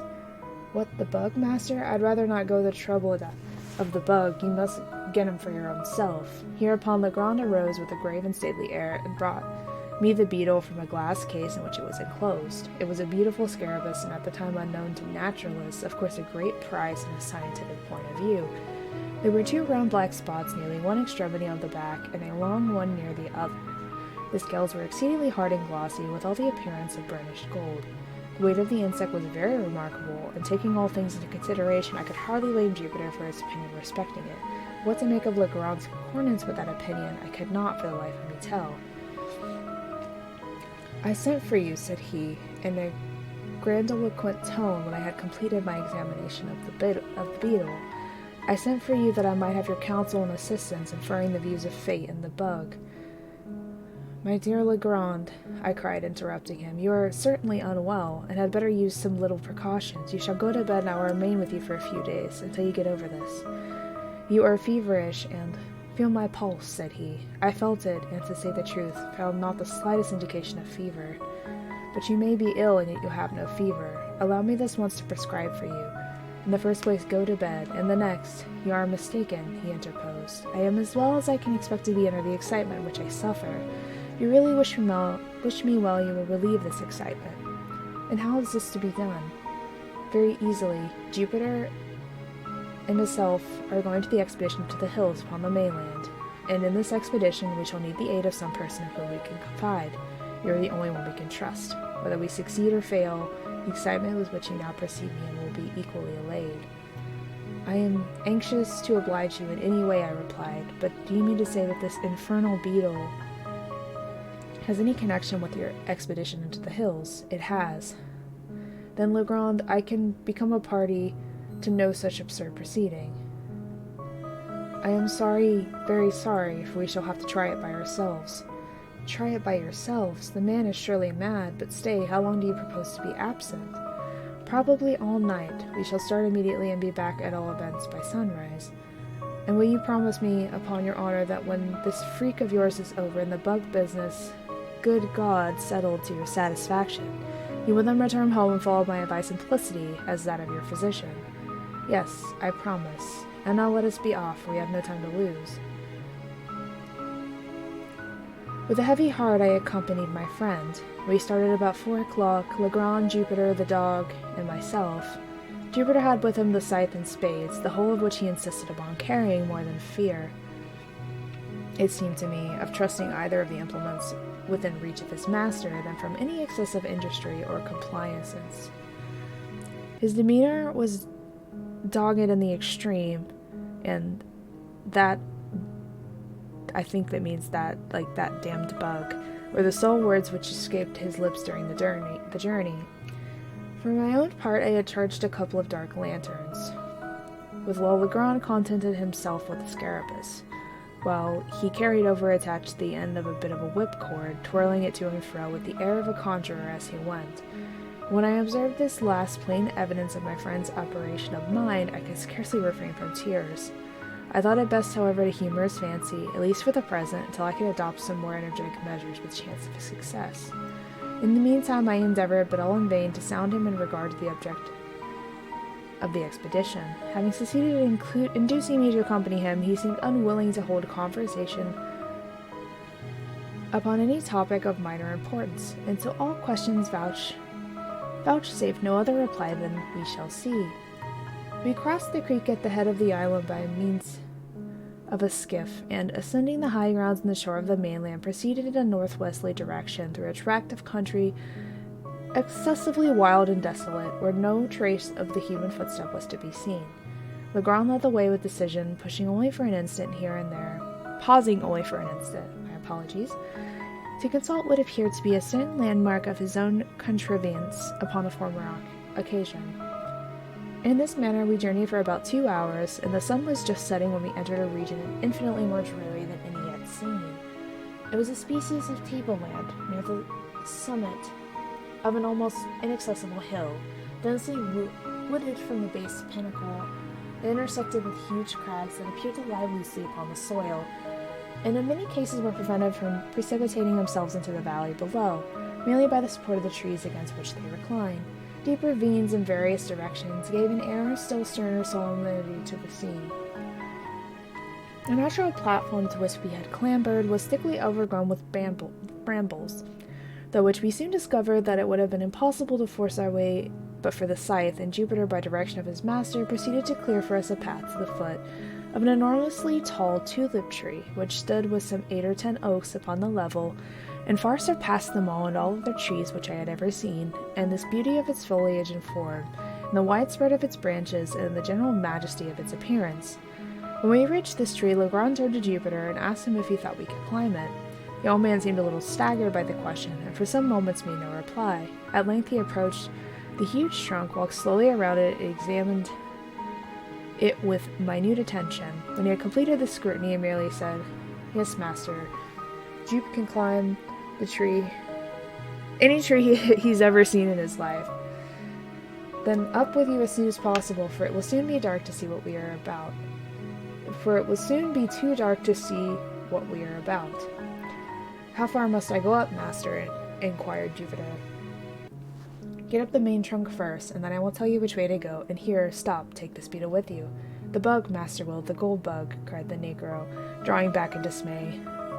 What for must I take the bug up the tree?" "If you are afraid, Jupiter, a great big negro like you, to take hold of a harmless little dead beetle, why you can carry it up by this string. But if you do not take it up with you in some way, I should be under the necessity of breaking your head with this shovel. What's the matter now, master? Said Jupe, evidently shaming into compliance. Always wanting to raise fuss with me was only funny anyhow. I feared the bug. What do I care for the bug? I think is what he's trying to say. Here he to cautiously hold the extreme end of the string and maintain the insect as far as the person, as circumstances would permit, prepared to ascend the tree. Also, keep in mind that this came out during the time when, like, they still had, like, I believe they still had slaves and such, or, like, at the very least that there was not much education for those,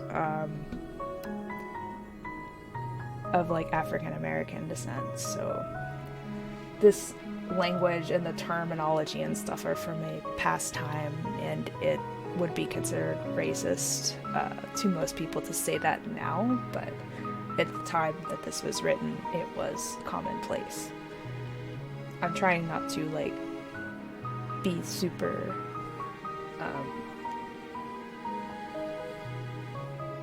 to, like, translate as best I can so that everybody can understand it, but I can only understand so far myself, so, and to not be super, like, racist seeming about it with some of the terms, but I'm also trying to keep to the script as well. In youth, the tulip tree, or Leprodendron tulipiferum, the most magnificent of American foresters, has a trunk peculiarly smooth and often rises to a great height without lateral branches. But in its riper age, the bark becomes gnarled and uneven, while many short limbs make their appearance on the stem. Thus the difficulty of ascension, in the present case, lay more in semblance than in reality. Embracing the huge cylinder as closely as possible, with his arms and knees seizing his hands on projections and wrestling his naked toes upon others, Jupiter, after one or two narrow escapes from falling, at length wriggled himself into the first great fork, and seemed to consider this whole business virtually accomplished. The risk of the achievement was in fact now over, although the climber was some 60 or 70 feet from the ground. "Which way must I go now, Master Will?" he asked. "Keep up the largest branch, the one on the side," said Legrand. Negro obeyed him promptly, and apparently with but little trouble, ascending higher and higher, until no glimpse of his squat figure could be obtained through the dense foliage which enveloped it. Presently his voice was heard, in a sort of halloo. "How much further do I have to go? How high up are you?" asked Legrand. "Ever so far," replied the Negro. "Can see the sky from the top of the tree." "Never mind the sky, but attend to what I say. Look down the trunk and count the limbs you see on the side. How many limbs have you passed?" 1, 2, 3, 4, 5. "I just passed the 5th big limb, master, on this side. They go 1 limb higher." In a few minutes the voice was heard again, announcing that the 7th limb was attained. "Now, Jupe," cried Legrand, evidently much excited, "I want you to work your way out upon that limb as far as you can. If you see anything strange, let me know." By this time, what little doubt I might have entertained of my poor friend's insanity was finally put at rest. I had no alternative but to conclude him stricken with lunacy, and I became seriously anxious about getting him home. While I was pondering upon what was best to be done, Jupiter's voice was again heard. I'm scared to venture on this limb very far. This dead limb's pretty much all the way." "Did you say it was a dead limb, Jupiter?" cried Legrand in a quavering voice. "Yes, master, as dead as a doornail, done up for sartin, then departed this here life." "What in the name of heaven shall I do?" asked Legrand, seemingly in great distress. "Do," said I, glad of an opportunity to interpose a word. Why, come home and go to bed. Come now, that's a fine fellow. It's getting late, and besides, you remember your promise." "Jupiter," cried he, without heeding me in the least, "you hear me?" "Yes, Master Will, I hear you ever so plain." "Try the wood, well then, with your knife, and see if you think it's very rotten." "Rotten, master, sure enough," replied the Negro in a few moments, "but not so very rotten as might be. Might venture out a little way on the limb by myself, that's true." "By yourself? What do you mean?" "I mean the bug, this very heavy bug. Suppose I drop him down down first, and then the limb won't break with just the weight of me." "You infernal scoundrel," cried Legrand, apparently much relieved. "What do you mean by telling me such nonsense as that? As sure as you drop the beetle, I'll break your neck. Look here, Jupiter, do you hear me?" "Yes, master, needn't holler at me that way." "Well, now listen. If you will venture out on the limb as far as you think safe, and not let the beetle, I'll make you a present of a silver dollar as soon as you get down." I'm going, Master Rogue. "Indeed I is," replied the negro very promptly. "Almost out to the end now." "Out to the end!" here fairly screamed Legrand. "Do you say you are out to the end of that limb?" "Soon to be the end, master. Oh, Lord have mercy, what is this here upon the tree?" "Well," cried Legrand, "what is it?" "Ain't nothing but a skull. Somebody left him up in the tree, and the crows went and gobbled up every bit of meat off." "A skull, you say? Very well. How is it fastened to the limb? What holds it on?" "Sure enough, master. Must look. It's very curious circumstance, on my word. It's a great big nail in the skull, which fastens it to the tree." "Well, now, Jupiter, do exactly as I tell you, do you hear?" "Yes, master." "Pay attention, then. Find the left eye of the skull." "Oh, that's good. Well, there ain't no eye left at all." "You stupidity. Do you know your right hand from your left?" "Yes, I know that. Knows all about that. It's my left that I chops the wood with. To be sure, you are left-handed, and your left eye is on the same side as your left hand. Now I suppose you can find the left eye of the skull, or the place where the left eye has been. Have you found it?" Here was a long pause. At length, the negro asked, "Is the left eye of the skull on the same side of the left hand of the skull, too? 'Cause the skull ain't got no bit of a hand at all. Never mind. I got the left eye now. Here's the left eye. What must I do with it?" "Let the beetle drop through it, as far as the string will reach, but be careful not to let your hold go on the string." "All that's done, Master Will. Might easily thing to put the bug through the hole. Look out for him there below." During the colloquy, no portion of Jupiter's person could be seen, but the beetle which he had been suffered to descend was now visible at the end of the string, and glistened like a globe of burnished gold in the last rays of the setting sun, some of which still faintly illuminating the eminence upon which we stood. The scarabaeus hung quite clearly of any branches, and if allowed to fall, would have fallen at our feet. Legrand immediately took the scythe and cleared it with a circular space, 3 or 4 yards in diameter, just beneath the insect. Having accomplished this, ordered Jupiter to let go of the string and come down from the tree. Driving a peg with great nicety into the ground at the precise spot where the beetle fell, my friend now produced from his pocket a tape measure. Fastening one end of this at one point to the trunk of the tree, which was nearest the peg, he unrolled it till it reached the peg and thence further unrolled it, in the direction already established by the 2 points of the tree and the peg for the distance of 50 feet, Jupiter clearing away the brambles with the scythe. At the spot thus attained, a second peg was driven, and about this at its center a rude circle, and 4 in diameter, described. Taking now a spade himself, and giving one to Jupiter and one to me, Legrand begged us to set about digging as quickly as possible. To speak the truth, I had no especial relish for such amusement at any time, and at this particular moment would willingly have declined it, for the night was coming on, and I felt much fatigued with the exercise already taken. But I saw no mode of escape, and was fearful of disturbing my poor friend's equanimity by a refusal. Could I have depended indeed upon Jupiter's aid, I would have had no hesitation in attempting to get the lunatic home by force, but I was too well assured by the old negro's disposition to hope that he would assist me, under any circumstances, in a personal contest with his master.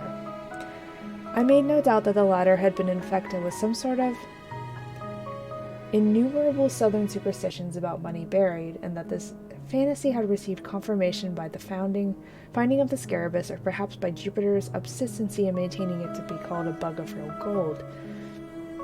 A mind disposed to lunacy would readily be led away with some suggestion, especially if chiming in with a favorite preconceived ideas, and then I called to mind the poor fellow's speech about the beetles being the index of the fortune. Upon the whole, I was sadly vexed and puzzled, but at length I concluded to make a virtue of necessity, to dig with a good will, and thus be sooner to convince the visionary by ocular demonstration of the fallacy of the opinion he entertained. The lanterns having been lit, we all fell to work on a zeal worthy of more rational cause. And as the glare fell upon our persons and implements, I could not help thinking how picturesque a group we composed, and how strange and suspicious our labors must have appeared to any interloper who by chance might have stumbled upon our whereabouts. We dug very steadily for 2 hours, little was said, and our chief embarrassment lay in the yelpings of the dog, who took a steely interest in our proceedings. He at length became so obstreperous that we grew fearful of him giving the alarm to some stragglers in the vicinity, or rather that was the apprehension of Legrand. For myself, I should rejoice at any interruption which might have enabled me to get the wanderer home. The noise was at length very effectually silenced by Jupiter, who, getting out of the hole with a dogged air of deliberation, tied the booth's mouth up with some suspenders, and then returned with a grave chuckle to his task. When the time mentioned had expired, we had reached a depth of 5 feet, and yet no signs of any treasure became manifest. A general pause ensued, and I began to hope that the farce was at an end. Legrand, however, although evidently much disconcerted, wiped his brow thoroughly and recommenced. We had excavated the entire circle of a 4 diameter, and now we slightly enlarged the limit, went to the further depth of 2 feet. Still nothing appeared. The gold seeker, whom I sincerely pitied, at length clambered from the pit with the bitterest disappointment imprinted upon every feature, and proceeded, slowly and reluctantly, to put on his coat, which he had thrown off at the beginning of his labor. In the meantime, I made no remark. Jupiter, at a signal from his master, began to gather up the tools.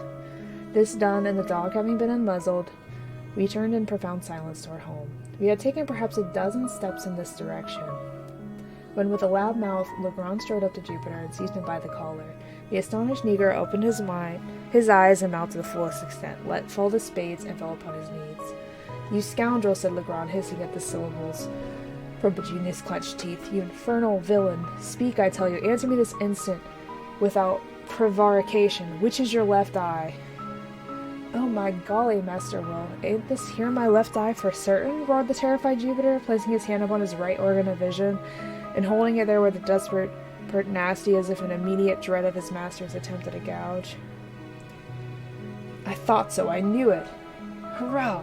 vociferated Legrand, letting the negro go and executing a series of curvets and caracles, much to the astonishment of the valet, who, arising from his knees, looked mutely from his master to myself, and then from myself to his master. "Come, we must go back, the game's not up yet," and he led way to the tulip tree. "Jupiter," said he when we reached the foot, "come here. Was the skull nailed to the limb with the face outward, or with the face to the limb?" "Face was out, master, so that the crows could get the eyes good without any trouble." "Well, then, was it this eye, or that through which you dropped the beetle?" Here Legrand touched each of Jupiter's eyes.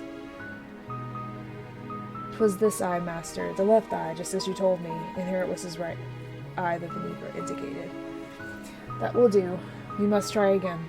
Here my friend, about whose madness I now saw, or fancy that I saw, certain indications of method, removed the peg which marks the spot where the beetle fell to a spot 3 inches to the westward of its former position. Taking now the tape measure from the nearest point of the trunk to the peg as before, and continuing the extension of the straight line to the distance of 50 feet, a spot was indicated removed by several yards from the point at which we had been digging. Around the new position of a circle, somewhat larger than in former instance, was now described, and we again set the work with the spade. I was dreadfully weary, but scarcely understanding what had occasioned the change in my thoughts. I felt no longer any great aversions from the labor imposed. I had become most unaccountably interested, nay, even excited. Perhaps there was something in the middle of the extravagant demeanor of Legrand, some air of forethought or of deliberation which impressed me. I dug eagerly, and now and then caught myself actually looking with something that which barely resembled expectation for the fancied treasure, the vision of which had demented my unfortunate companion. At a period with such vagaries of thought most fully possessed me, and when we had begun work perhaps an hour and a half, we were again interrupted by the violent howlings of the dog. His uneasiness in the first instance had been evidently but the result of playfulness or caprice, but now he assumed a bitter and serious tone. Upon Jupiter's again attempting to muzzle him, he made furious resistance, and, leaping into the hole, tore up the mold frantically with his claws. In a few seconds he had uncovered a mass of human bones, forming 2 complete skeletons, intermingled with several buttons of metal, and what appeared to be the dust of decayed woolen. 1 or 2 strokes of a spade upturned the blade of a large Spanish knife, and as we dug further, 3 or more loose pieces of gold and silver coin came to light. At the sight of these, the joy of Jupiter could scarcely be restrained, but the countenance of his master wore an air of extreme disappointment. He urged us, however, to continue our exertions, and the words were hardly uttered when stumbled and fell forward. When I stumbled and fell forward, having caught the toe of my boot in a large ring of iron that lay half buried in the loose earth. We now worked in earnest, and never did I pass 10 minutes of more intense excitement. During the interval, we had fairly unearthed an oblong chest of wood, which from its perfect preservation and wonderful hardiness had been subjected to some mineralizing process, perhaps that of the biochloride of mercury. The box was 3.5 feet long, 3 feet broad, and 2.5 feet deep. It was firmly secured by hands of wrought iron, riveted and forming a kind of open trellis work over the whole. On each side of the chest, near the top, were 3 rings of iron, 6 in all, by which means the firm hold could be obtained by 6 persons. Our utmost united endeavors served only to disturb the coffer very slightly in its bed. We at once saw the impossibility of removing so great a weight. Luckily, the sole fastenings of the lid consisted of 2 sliding bolts.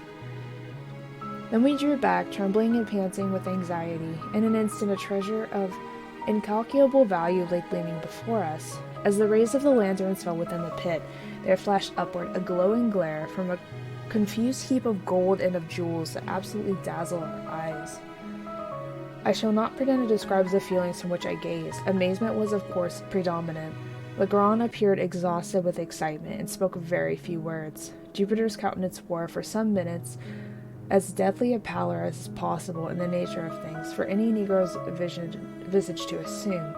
He seemed stupefied, thunder-stricken. Presently he fell upon his knees in the pit, and burying his naked arms up to the elbows in gold, let them there remain, as if enjoying the luxury of a bath. At length, with a deep sigh, he explained as if in soliloquy. And this all come because of the gold bug. The pretty gold bug, the poor little gold bug. When I boost in that savage kind of style, aren't you ashamed of yourself? Answer me that. It became necessary at last that I should arouse both master and valet to the expediency of removing the treasure. It was growing late, and it behooved us to make exertion that we might get everything housed before daylight. It was difficult to say what should be done, and much time was spent in deliberation, so confused were the ideas of all. We finally lightened the box by removing 2/3 of its contents, where we were enabled with some trouble to raise it from the hole. The articles were taken out and deposited among the brambles in the dark left to guard them, with strict orders from Jupiter neither, upon any pretense, to stir from the spot, nor to open his mouth upon our return. We then hurriedly made from home with the chest, reaching the hut in safety. But after excessive toil at 1 o'clock in the morning, worn out as we were, it was not in human nature to do any more immediately. We rested until 2, and had supper, starting for the hills immediately afterwards, armed with 3 stout stacks, which by good luck were upon the premises. A little before 4 we arrived at the pit, divided the remainder of the booty, as equally as it might be, among us, and leaving the holes unfilled again, set out for the hut, at which for the second time we deposited our golden burdens, just as the faint streaks of the dawn gleamed from over the treetops in the east. We were now thoroughly broken down, but the intense excitement of the time denied us repose. After an unquiet slumber of some 3 or 4 hours' duration, we arose, as if by preconcert, to make examination of our treasure. The chest had been full to the brim, and we spent the whole day and the greater part of the night in a scrutiny of its contents. There had been nothing like order or arrangement. Everything had been heaped in promiscuously. Having assorted all with care, we found ourselves possessed by an even vaster wealth than we had first supposed. In coin there were rather more than $450,000, estimating the value of the pieces as accurately as we could by the tables of the period. There was not a particle of silver. All was gold of antique date and great variety, French, Spanish, and German money, with a few English guineas, and some counters of which we had never seen specimens before. There were several very large and heavy coins, so worn that we could not make out of their inscriptions. There was no American money. The value of the jewels we found more difficulty in estimating. There were diamonds, some of them exceedingly large and fine, 110 in all, and not one of them small. 18 rubies of remarkable brilliancy, 310 emeralds, all very beautiful, and 21 sapphires, with an opal. These stones had all been broken down from their setting and thrown loose in the chest. The setting themselves, when we picked out from among the other gold, appeared to have been beaten up with hammers, as if to prevent identification. Besides all this, there was a vast quantity of solid gold ornaments, nearly 200 massive finger and earrings, rich change, 30 of these, if I remember, 83 very large and heavy crucifixes, 5 gold censers of great value, a prodigious golden punch bowl, ornamented with the richly chased vine leaves and bacchanalian figures, with 2 sword handles exquisitely embossed, and many other smaller articles which I cannot recollect. The weight of these values exceeded 350 pounds of Vordupo, and in this estimate I have not included 197 superb gold watches, 3 of the number being worth each $500 if one. Many of them were very old, and as timekeepers valueless, the works having suffered more or less from corrosion. But all were richly jeweled and in cases of great worth. We estimated the entire contents of the chest that night at $1.5 million, and upon the subsequent disposal of the trinkets and jewels, a few being retained for our own use, it was found that we had greatly undervalued the treasure.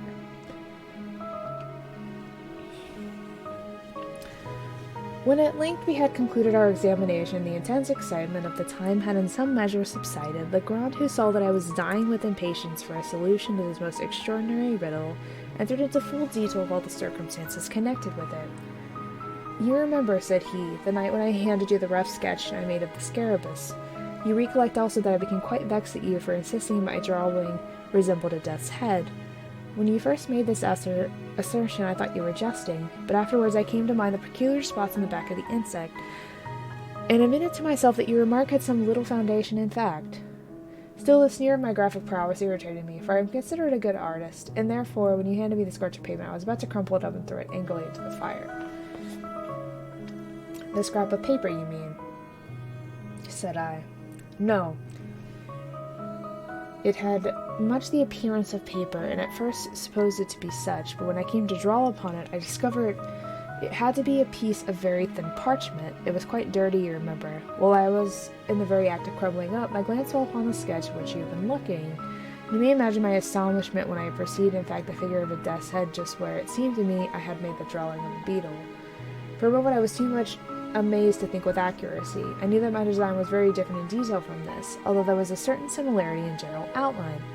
Presently I took a candle, and seating myself at the other end of the room, proceeded to scrutinize the parchment more closely. Upon turning it over, I saw my own sketch upon the reverse, just as I had made it. My first idea now was mere surprise at the real remarkable similarity of outline, the singular coincidence involved in the fact that, unknown to me, there should be a skull upon the other side of the parchment immediately beneath my figure of the scarabus, and that this skull, not only in outline but in size, should so closely resemble my drawing. I say the singularity of this coincidence absolutely stupefied me for a time. That is the usual effect of such coincidences. The mind struggles to establish a connection, a sequence of cause and effect, and being unable to do so suffers a species of temporary paralysis. But when I recovered from this stupor, there dawned on me gradually a conviction which startled me even far more than the coincidence. I began distinctly, positively to remember there had been no drawing upon the parchment when I had made my sketch of the scarabus. I became perfectly certain of this, for I recollect turning up the first one side and then the other in search of the cleanest spot. Had the skull been there, of course I would not have failed to notice it. Here was indeed a mystery which I felt impossible to explain, but even at the early moment there seemed to glimmer faintly within the most remote and secret chambers of my intellect, a glow worm-like conception of that truth which last night adventure brought so magnificent a demonstration. I arose at once, and, putting the parchment securely away, dismissed all further reflection until I should be alone. When you had gone, and when Jupiter was fast asleep, I betook myself to a more methodical investigation of the affair. In the first place, I considered the manner in which the parchment had come into my possession. The spot where we discovered the scarabus was on the coast of the mainland, about a mile eastward of the island, and but a short distance above the high water mark. Upon my taking hold of it, it gave me a sharp bite, which caused me to let it drop. Jupiter, with his accustomed caution before seizing the insect which had flown toward him, looked about him for a leaf or something of that nature by which to take hold of it. It was at this moment that his eyes, and mine also, fell upon the scrap of parchment, which I then supposed to be paper. It was lying half buried in the sand, a corner sticking up, near the spot where we found it. I observed the remnants of the hull of what appeared to have been a ship's longboat. The wreck seemed to have been there for a great while, for the resemblance to boat timbers could scarcely be traced. While Jupiter picked up the parchment, wrapped the beetle in it, and gave it to me. Soon afterwards we returned to go home. On the way we met Lieutenant Chi. I showed him the insect, and he begged me to let him take it to the fort. Upon my consenting, he thrust it forthwith into his waistcoat pocket, without the parchment in which it had been wrapped, and which I continued to hold in my hand during his inspection. Perhaps he dreaded my changing my mind, and thought it best to make sure of the prize at once. You know how enthusiastic he is on all subjects connected with natural history. At the same time, without being conscious of it, I must have deposited the parchment in my own pocket. You remember that when I went to the table for the purpose of making a sketch of the beetle, I found no paper where I was usually kept. I looked in the drawer and found none there. I searched my pockets, hoping to find an old letter when my hand fell upon the parchment. I thus detailed the precise mode in which it came into my possession, and for the circumstances impressed me with peculiar force. No doubt you think me fanciful, but I had already established a kind of connection. I had put together two links of a great chain. There was a boat lying upon a sea-coast, and not far from the boat was a parchment, not a paper, with a skull depicted on it. You will of course ask, where is the connection? I replied that the skull or death's head is the well-known emblem of the pirate. The flag of the death's head is hoisted in all engagements. I have said that the scrap was parchment and not paper. Parchment is durable, almost imperishable. Matters of little moment are rarely consigned to parchment, since for their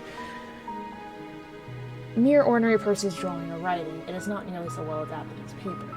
This reflection suggested some meaning, some relevancy in the death's head.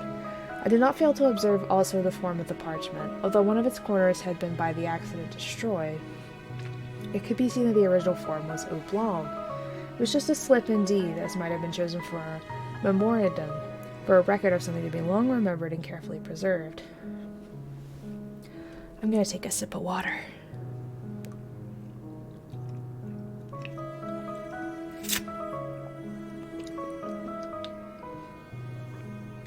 This story's very long. But, I interrupted, you say that the skull was not upon the parchment when you made the drawing of the beetle. How then do you trace any connection between the boat and the skull, since this latter, according to your own admission, must have been designed, God only knows how or by whom, with some period subsequent to your sketching the scarabus? Hereupon turns the whole mystery. Although the secret at this point I had comparatively little difficulty to solving. My steps were sure and could afford but a single result. I reasoned, for example, thus. When I drew the scarabus, there was no skull apparent upon the parchment. When I had completed the drawing I gave to you and observed you narrowly until you returned it, you therefore did not design the skull, and no one else was present to do it. And this was not done by the human agency, and nevertheless it was done. At this stage of my reflections I endeavored to remember, and did remember, with entire distinctness, every incident which occurred about the period in question. The weather was chilly, oh rare and happy accident, and a fire was blazing upon the hearth. I was heated with exercise and sat near the table. You, however, had chosen a chair close to the chimney. Just as I had placed the parchment in your hand, and as you were in the act of expecting it, Wolf the Newfoundland entered and leaped upon your shoulders. With your left hand you caressed him and kept him off. With your right, holding the parchment, which proceeded to fall listlessly between your knees and in close proximity to the fire. At one moment I thought the blaze had caught it and was about to caution you. Before I could speak, you had withdrawn it and were engaged in its examination. When I considered all these particulars, I doubted not for a moment that heat had been the agent in bringing to light upon the parchment the skull which I had saw the design upon it.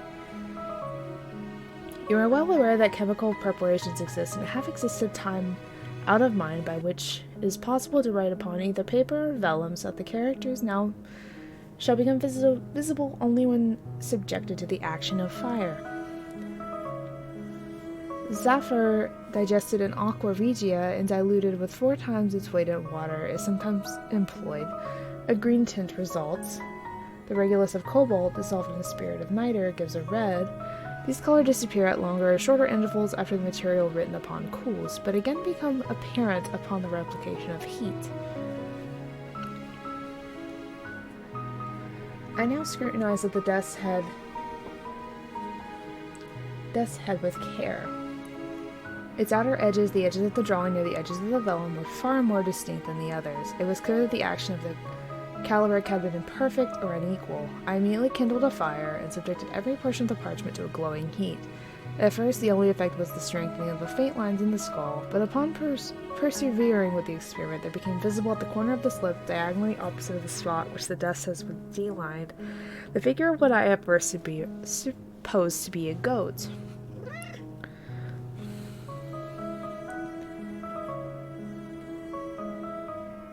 A closer scrutiny, however, satisfied me that it was intended for a kid. "Ha, said I. "To be sure, I have no right to laugh at you.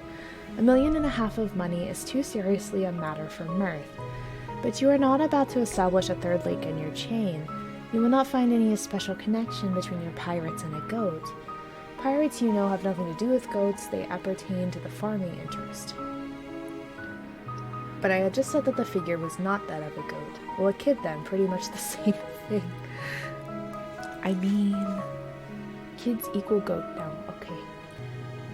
"Pretty much, but not altogether," said Legrand. "You may have heard of one Captain Kidd. I at once looked upon the figure of the animal as a kind of punning or hieroglyphical signature. I say signature because its position upon the vellum suggested this idea. The death's head at the corner diagonally opposite had in the same manner the air of a stamp or seal. But I was sorely put on the absence of all else, of the body to my imagined instrument, of the text for my context. I presume you expected to find a letter between the stamp and signature. Something of that kind. The fact is, I felt irresistibly impressed with a presentiment of some vast good fortune impending. I can scarcely say why. Perhaps, after all, it was rather a desire than an actual belief. But do you know that Jupiter's silly words about the bug being of solid gold had a remarkable effect upon my fancy, and the series of accidents and coincidences those were so very extraordinary. Do you observe how mere an accident it was that these events should have occurred upon the sole day of all the year in which it has been, or may be, sufficiently cool for fire, and that without the fire, without the intervention of the dog, at the precise moment at which he appeared, I should never have become aware of the death's head, and you so never possessed the possessor of the treasure. But proceed, I am all impatience." "Well, you have heard, of course, that many stories current, the 1,000 vague rumors afloat about money buried somewhere up the Atlantic coast by Kidd and his associates. These rumors must have had some foundation, in fact, and if the rumors had existed so long and continuous, could have resulted, it appeared to me, only from the circumstances of the buried treasure still remaining entombed. Had Kidd concealed his plunder for a time and afterwards reclaimed it, the rumors would scarcely have reached us in their present unvarying form. You will observe that the stories told are about the money seekers, not about the money finders. Had the pirate recovered his money there, then the affair would have dropped. It seemed to me that some accident, say the loss of a memorandum indicating its locality, had deprived him of the means of recovering it, and this accident had become known to his followers, who otherwise might never have heard that the treasure had been concealed at all, and who, busying themselves in vain, became unguided attempts to regain it, had first given birth and then universal currency to the reports which are now so common. Have you ever heard of any important treasure be unearthed along the coast?" "Never. But that Kidd's accumulations were immense is well known. I took it for granted, therefore, that the earth still held them, and you will scarcely be surprised when I tell you that I felt a hope, nearly amounting to certainty, that the parchment so strangely found involved a lost record of the place of deposit. But how did you proceed?" "I held the vellum again to the fire. After increasing the heat, but nothing appeared. I now thought it possible that the coating of dirt might have something to do with the failure, so I carefully rinsed the parchment by pouring warm water over it, and having done this, I placed it in a tin pan, with the skull downward, and put the pan upon a furnace of lighted charcoal. In a few minutes, the pan having become thoroughly heated, I removed the slip, and to my inexpressible joy, found it spotted in several places with what appeared to be figures arranged in lines.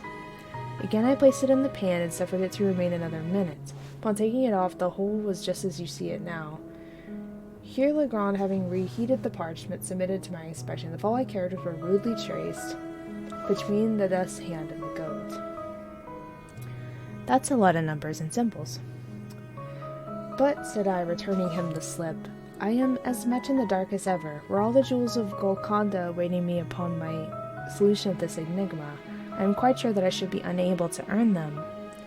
And yet, said Legrand, the solution is by no means so difficult as it may be led to imagine from the first hasty inspections of the characters. These characters, as anyone might readily guess, form a cipher, that is to say, they convey a meaning, but then from what is known of Kid, I cannot suppose him capable of constructing any of the more abstruse cryptographs. I made up my mind at once that this was a simple species, such, however, as would appear to the crude intellect of the sailor absolutely insoluble without the key. And you really solved it. Readily. I have solved others of an abstruseness 10,000 times greater. Circumstances and a certain bias of mind have led me to take interest in such riddles, and it may well be doubted whether human ingenuity can construct an enigma of this kind, which human ingenuity may not, by proper application, resolve. In fact, having once established connected and legible characters, I scarcely gave a thought to the mere difficulty for developing their import. In the present case, indeed, in all cases of secret writing, the first question regards the language of the cipher, for the principle of solution, so far, especially as the more simple ciphers are concerned, depend upon and are varied by the genius of the particular idiom. In general, there is no alternative but experiment directed by probabilities of every tongue known to who attempts the solution, until the true one be obtained. With the cipher now before us, all difficulty was removed by the signature. The pun upon the word kid is appreciated in no other language than the English, but for the consideration I should have begun my attempts with the Spanish and French, as the tongues in which a secret of this kind would have naturally been written by a pirate of the Spanish main. As it was, I assumed the cryptographs to be English. You observe there are no divisions between the words. Had there been divisions, the task would have been comparatively easy. In such cases, I should have commenced with the collation and analysis of the shorter words, and the word of a single layered occurred. Most likely, A or I, for example, should have considered the solution was assured, but there being no division, my first step was to ascertain the predominant letters, as well as the least frequent counting. Counting all, I constructed the table as thus. Of the character 8, there are 33. Oh, I see. Now, in English, the letter which most frequently occurs is E. Afterwards, the succession runs such: A-O-I-D-H-N, R-S-T-U-Y-C-F-G-L-M-W-B-K-P-Q-X-Z. E predominates so remarkably that an individual sentence of any length is rarely seen in which is not the prevailing character. I did not know that. That's an interesting bit of English knowledge, everybody. Here then we have in the very beginning the groundwork for something more than a mere guess. The general use which may be made of the table is obvious, but in this particular cipher we shall only very partially require its aid. As our predominant character is 8, we will commence by assuming it as the E of the natural alphabet. To verify this supposition, let us observe all the 8 being seen in couples, for E is doubled with great frequency in English, in such words, for example, as meet, fleet, speed, seen, been, been, agree, etc. In the present instance, we see it doubled no less than 5 times, although the cryptograph is brief. Let us assume 8 then as E. Now, of all the words in the language, D is the most usual. Let us see, therefore, whether there are not repetitions of any 3 characters in the same order of collocation, the last of them being 8. If we discover repetitions of such letters so arranged, they will probably represent the word the. Upon inspection, we find no less than 7 such arrangements, the characters being, with a semicolon, 48. We may therefore assume that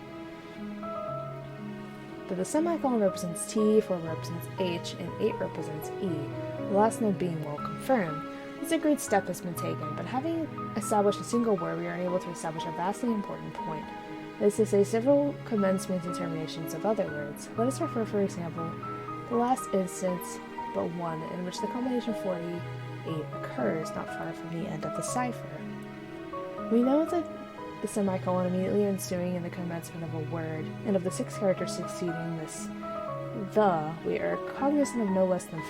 Let us set teeth. Here we are enabled at once to discard the th as performing no portion of the word commencing with the first t, since by experiment of the entire alphabet for the letter adapted to the vacancy, we perceive that no word can be formed of which this th can be part. We are thus narrowed into T-E-E, and thus going through the alphabet, necessary as before, we arrive at the word tree as the sole possible reading. We thus see another letter R represented by I forget what that symbol means, and then comma with the words as the tree in juxtaposition. Looking beyond these words for a short distance, we again see the combination, the 48 comma, and employ it by the way of termination to what immediately precedes. We have thus this arrangement. There's so many numbers. We're substituting the natural letters where known. It reads thus, the tree. Now, if the place of the unknown characters we leave blank spaces or substitute dots, we read thus. When the word through makes itself evident at once, but this discovery gives us new letters, O, U, and G represented by these symbols, and 3. Looking now narrowly, even the cipher for combinations of known characters we find not very far from the beginning. This arrangement, 83,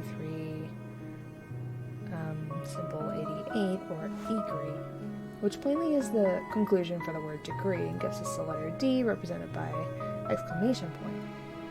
4 letters beyond the word degree, we perceive the combination, translating the known characters represented by the unknown dots. As before, we read thus.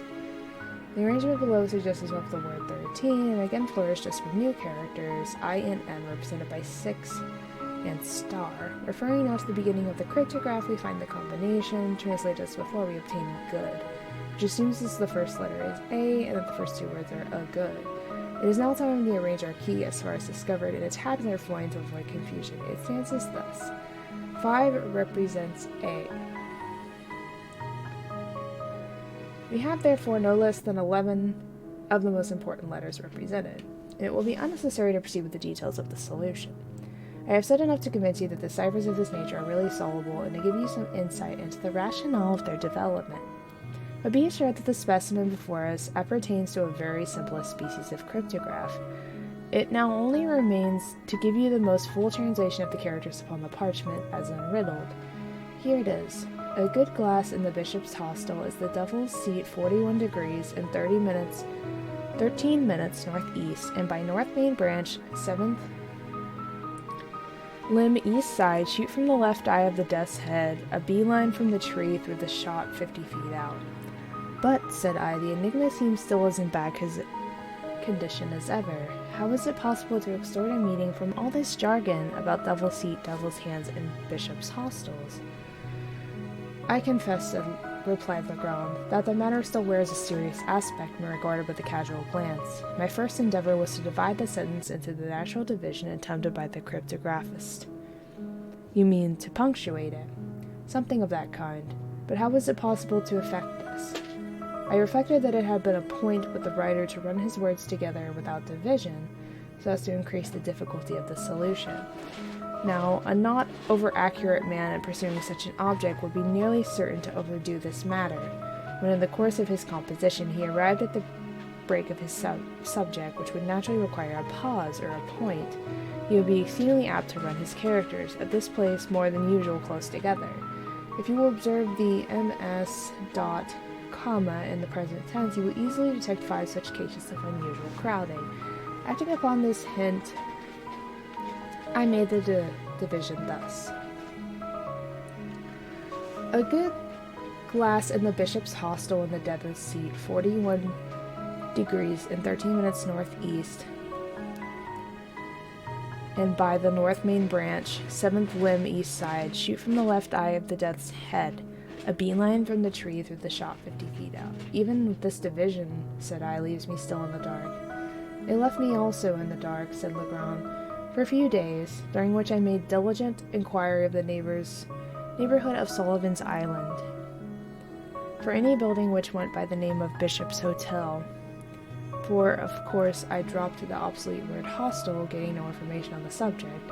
I was on the point of extending my sphere of search and proceeding in a more systematic manner when one morning I entered into my head, quite suddenly, that this bishop's hostel might have some reference to an old family of the name of Bishop, which time of mine had held possession of an ancient manor house about 4 miles to the northward of the island.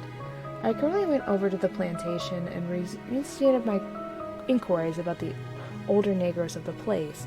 At length, one of the most aged of the women said that she had heard of the place at Bishop's Castle and thought that she could guide me to it, but that it was not a castle nor a tavern, but a high rock. I offered to pay her well for her troubles, and after some demur, she consented to accompany me to the spot. We found it with much difficulty when, dismissing her, I proceeded to examine the place. The castle consisted of an irregular assemblage of cliffs and rocks, one of the latter being quite remarkable for its height, as well as for its insulated and artificial appearance. I clambered to its apex, and then felt much at a loss as to what should next be done. When I was busied in reflection, my eyes fell upon a narrow ledge in the eastern face of the rock, perhaps a yard below the summit upon which I stood. The ledge projected about 18 inches, and was not more than a foot wide, while a niche in the cliff just above it gave a rude resemblance to one of the hollowed-back chairs used by our ancestors. I made no doubt that this was the devil's seat alluded in the MS, and now I seemed to grasp the full secret of the riddle. The good glass, I knew, could have reference to nothing but a telescope, for the word glass is rarely employed in any other sense by seamen. Now here I at once saw was a telescope to be used, a definite point of view admitting no variation from which it is to use it. Nor did I hesitate to believe that the phrase 41 degrees and 13 minutes and northeast and by north were intended as directions for the leveling of the glass. Greatly excited by these discoveries, I hurried home, procured a telescope, and returned to the rock. I let myself down to the ledge and felt that it was impossible to retain a seat upon it except in one particular position. This fact confirmed my preconceived idea. I proceeded to use the glass. Of course, the 41 degrees and 13 minutes could allude to nothing but elevation above the physical horizon, since the horizontal direction was clearly indicated by the words northeast and by north. This latter direction I at once established by means of a pocket compass. Then, pointing the glass at nearly an angle of 41 degrees of elevation as I could do it by guess, I moved it cautiously up or down until my attention was arrested by a circular rift or opening in the foliage of a large tree that overtopped its fellows in the distance. In the center of this rift I perceived a white spot, but could not at first distinguish what it was. Adjusting the focus of the telescope, I again looked, and now made it out to be a human skull. Upon this discovery I was so sanguine as to consider this enigma solved, for the phrase main branch, seventh limb, each side, could refer only to the position of the skull upon the tree, while shoot from the left eye of the death's head admitted also of but one interpretation in regard to the search for buried treasure.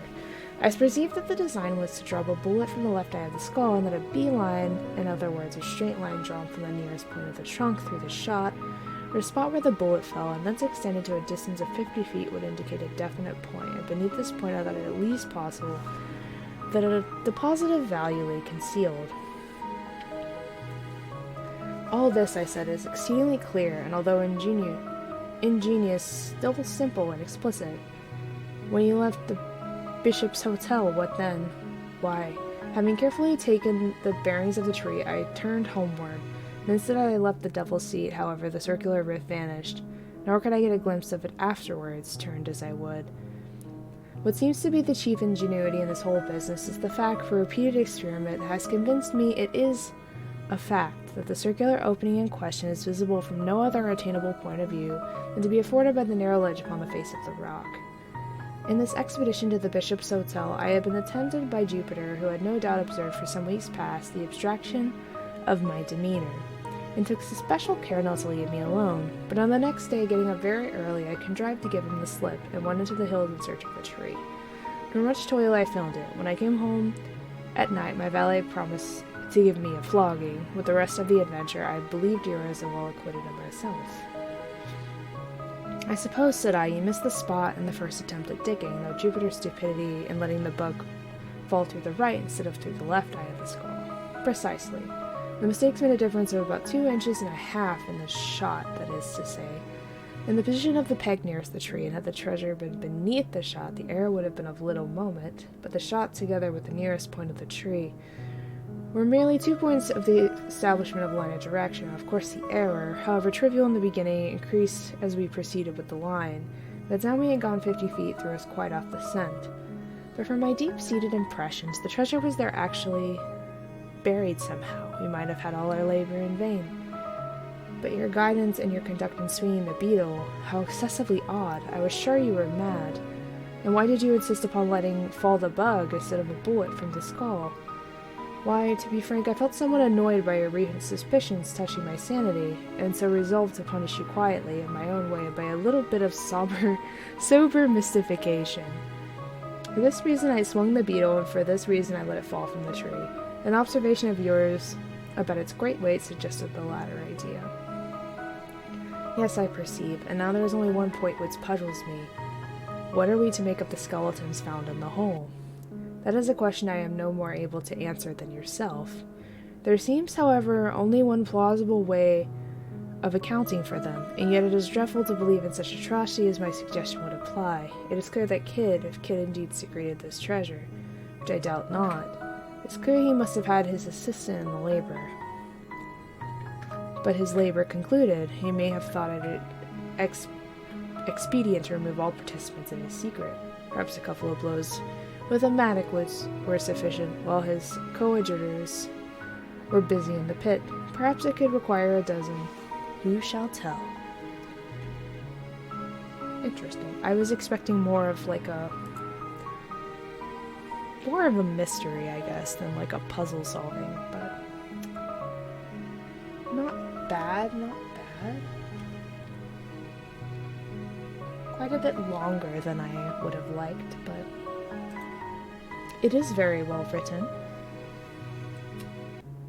And the last one is absolutely... Thank you so much for the bits. Thank you, I'm glad you liked it. It probably was better for you guys than me, because you guys got to hear me read it. I don't get to hear myself read it, so... The last one is one of my absolute favorites. I've had to read it a few times in school, but I always really appreciated it and really liked it. So, this is The Pit and the Pendulum. I am not going to try to read this, but this is in Latin, and this is set during the Spanish Inquisition, for those of you who don't know. I was sick unto death, with that long agony, and when they at length unbound me, and I was permitted to sit, I felt that my senses were leaving me. The sentence, the dread sentence of death, was the last of distinct accentuation which reached my ears. After that, the sound of the inquisitorial voices seemed merged in one dreamy and determinate hum. It conveyed to my soul the idea of revolution, perhaps from its associate in fancy with the burr of a mill wheel. This only for a brief period, for presently I heard no more. Yet for a while I saw, but with how terrible an exaggeration. I saw the lips of the black-robed judges. They appeared to me while wider than the sheet upon which I traced these words, and thin even to grotesqueness, thin with the intensity of their expressions of firmness, of immovable resolution, of stern contempt of human torture. I saw that the decrees of what to me was fate were still issuing from those lips. I saw them writhe with a deadly locution. I saw them fashion the syllables of my name, and I shuddered, because no sound succeeded. I saw, too, for a few moments of delirious horror, the soft and nearly imperceptible waving of the sable draperies which enwrapped the walls of the apartment. And then my vision fell upon the 7 tall candles upon the altar. upon the table. At first they were of the aspect of charity, and seemed white, slender angels who would save me. But then all at once there came a most deadly nausea over my spirit, and I felt every fiber in my frame thrill, as if I had touched the wire of a galvanic battery, while the angel forms become meaningless specters, with heads of flame, and I saw that from them there would be no help. And then there stole into my fancy, like a rich musical note, the thought of what sweet rest there must be in the grave. The thought came gently and stealthily, and it seemed long before it attained full appreciation. But just as my spirit came at length properly to feel and entertain it, the figures of the judges vanished, as if magically from before me. The tall candles sank into nothingness, their flames went out utterly, the blackness of darkness supervened.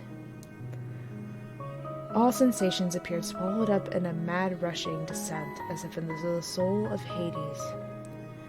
Then silence and stillness, and night were the universe. I had swooned, but still will not say that all of consciousness was lost. What of it there remained I will not attempt to define, or even to describe. Yet all was not lost.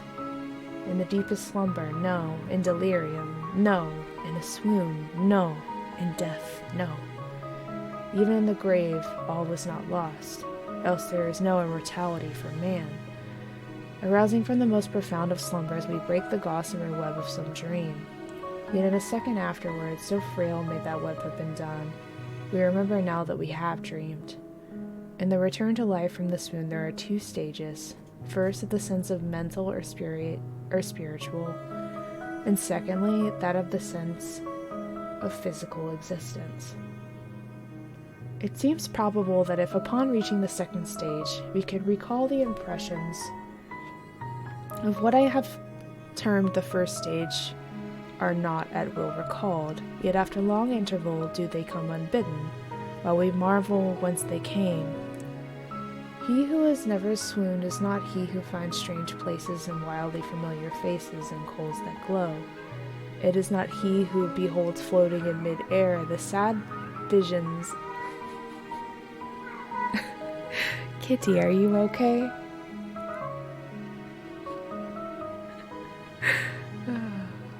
I love when Kitty interrupts my reading.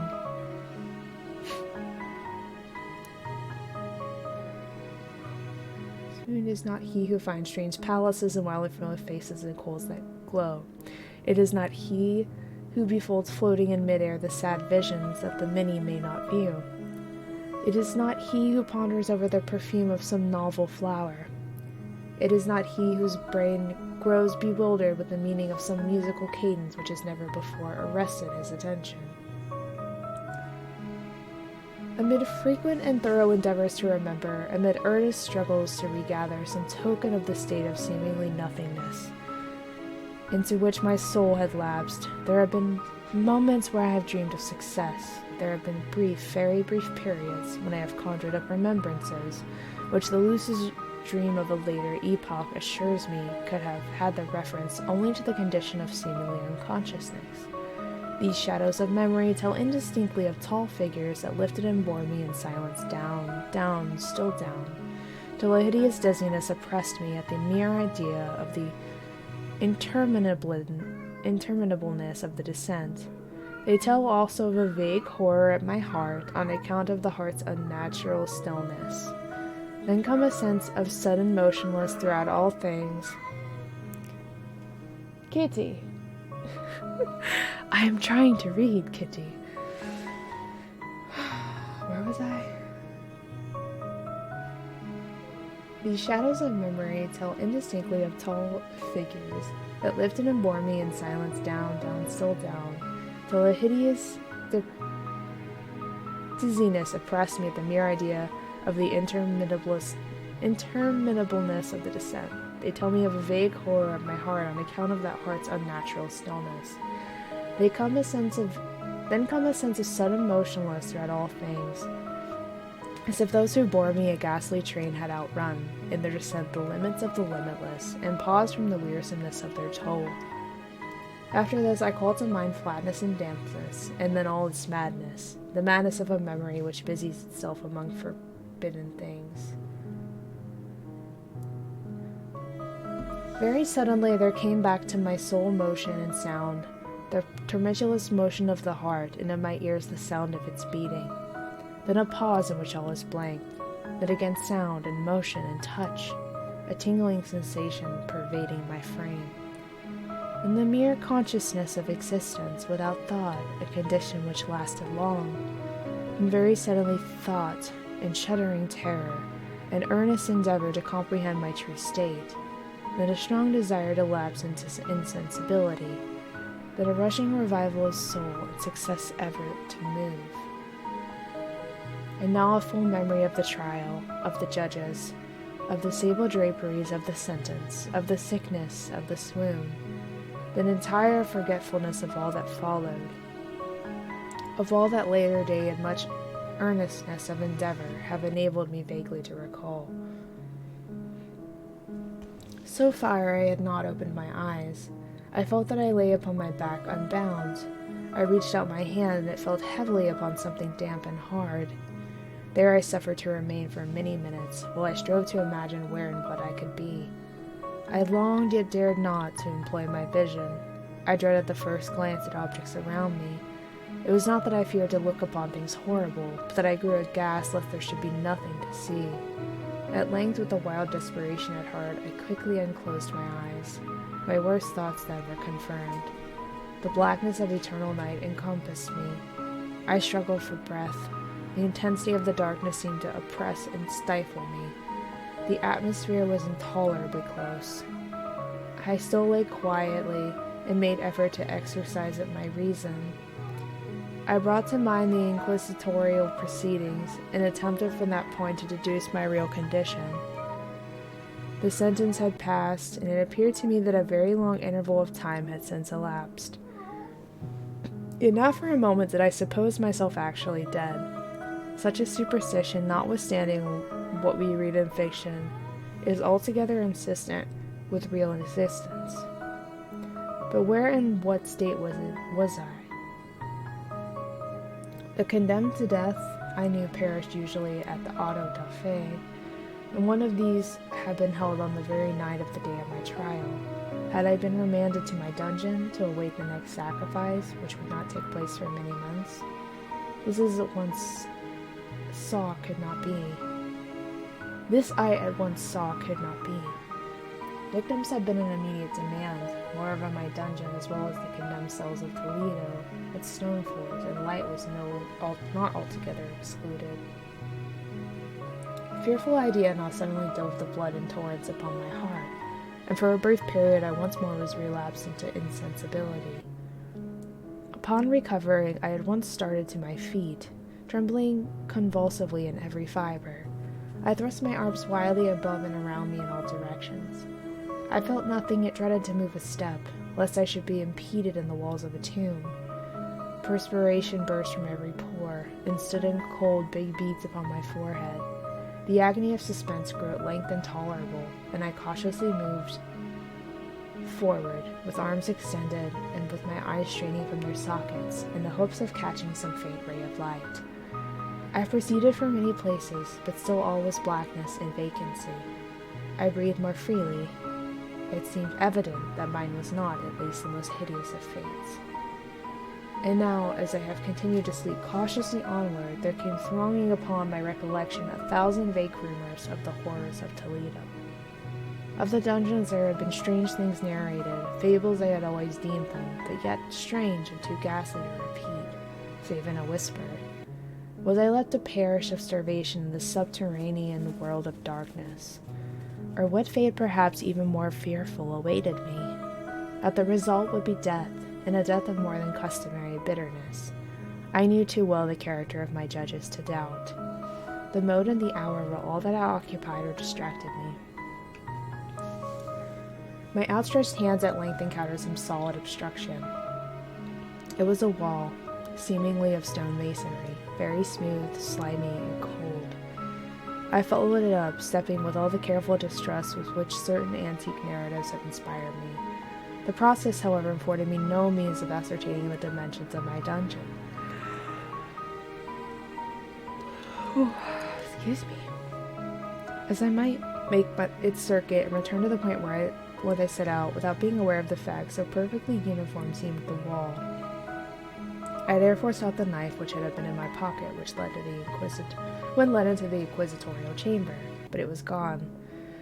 My clothes had been exchanged for a wrapper of coarse serge. I had thought of forcing the blade in some minute crevice of the masonry so as to identify my point of departure. The difficulty, nevertheless, was but trivial, although, in the disorder of my fancy, it seemed at first insuperable. I tore a part of the hem from my robe and placed the fragment at full length, and at the right angles on the wall. In groping my way around the prison, I could not fail to encounter the rag upon completing my circuit. So at least I thought, but had I not counted upon the extent of the dungeon or upon my own weakness? The ground was moist and slippery. I staggered onward for some time, when I stumbled and fell. My excessive fatigue induced me to remain prostrate, and sleeping soon overtook me as I lay. Upon awakening and stretching forth an arm, I found beside me a loaf and a pitcher with water. I was too much exhausted to reflect upon this circumstance, but ate and drank with avidity. Shortly afterwards, I resumed my tour around the prison, and with much toil came at last the fragment of the serge. Up to the period when I fell, I had counted 52 paces, and upon resuming my walk, I had counted 48 more when I arrived at the rag. There were in all then 100 paces, and omitting 2 paces to the yard, I presumed the dungeon to be 50 yards in circuit. I had met, however, with many angles in the wall, and thus I could form no guess at the shape of the vault, for vault I could not help supposing it to be.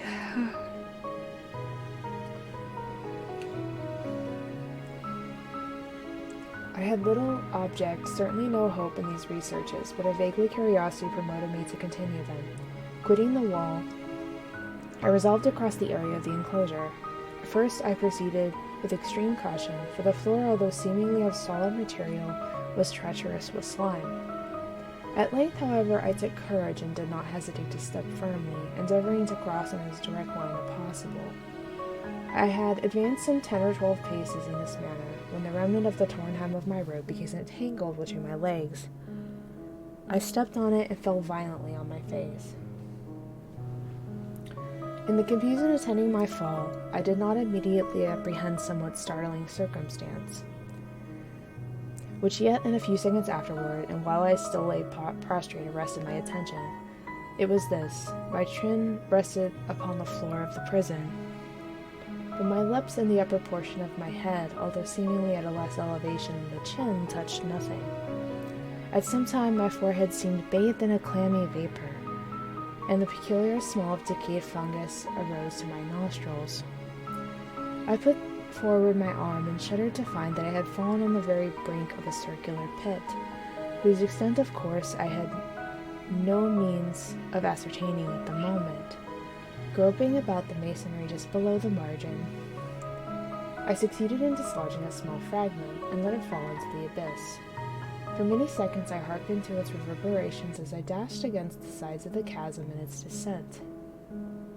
At length there was a sullen plunge into water, succeeded by loud echoes. At the same moment there came a sound resembling the quick opening and the rapid closing of a door overhead, while the faint gleam of light flashed suddenly through the gloom and as suddenly faded away.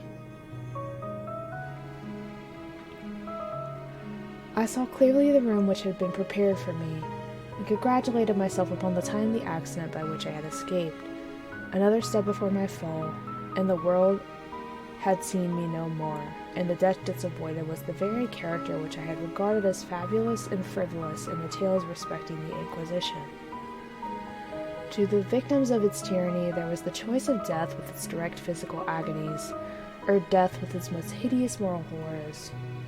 I had been reserved for the latter. By long suffering, my nerves had been unstrung, until I trembled at the sound of my own voice, and had become in every respect a fitting subject for the species of torture which awaited me.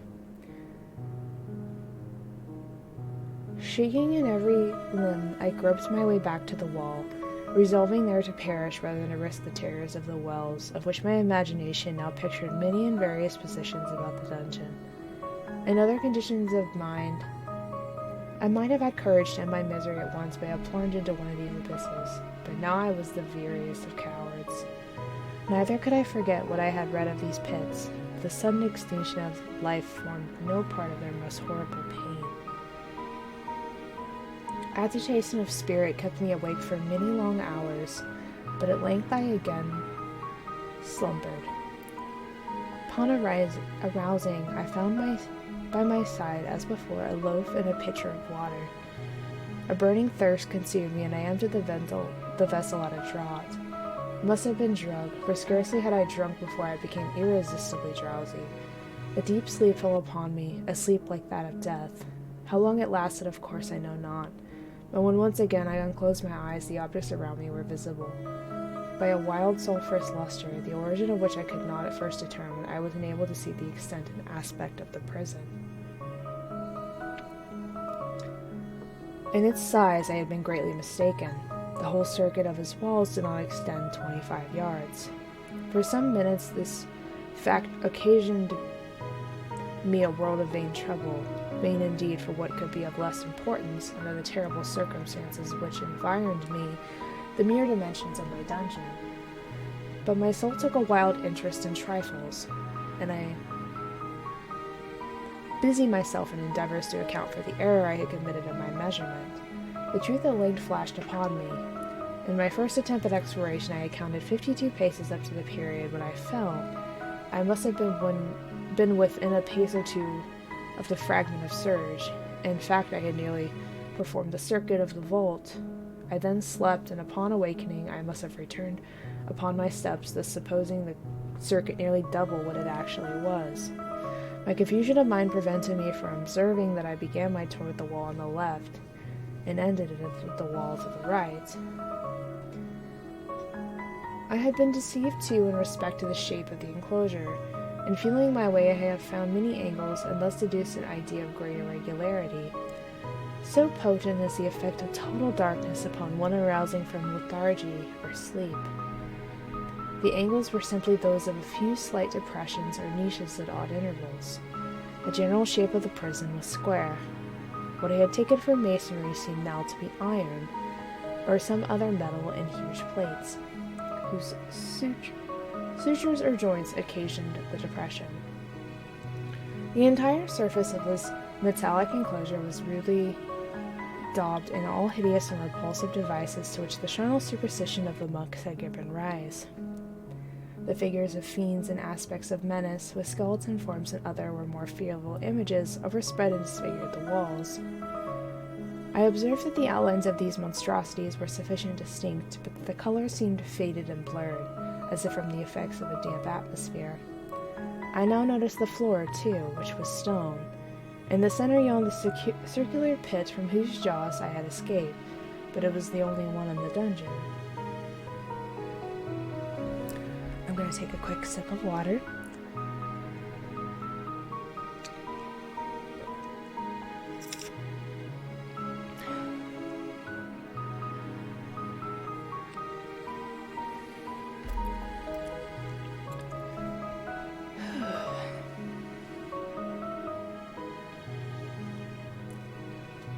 All this I saw indistinctly and by much effort, for my personal condition had been greatly changed during slumber. I now lay upon my back and at full length on a species of low framework of wood.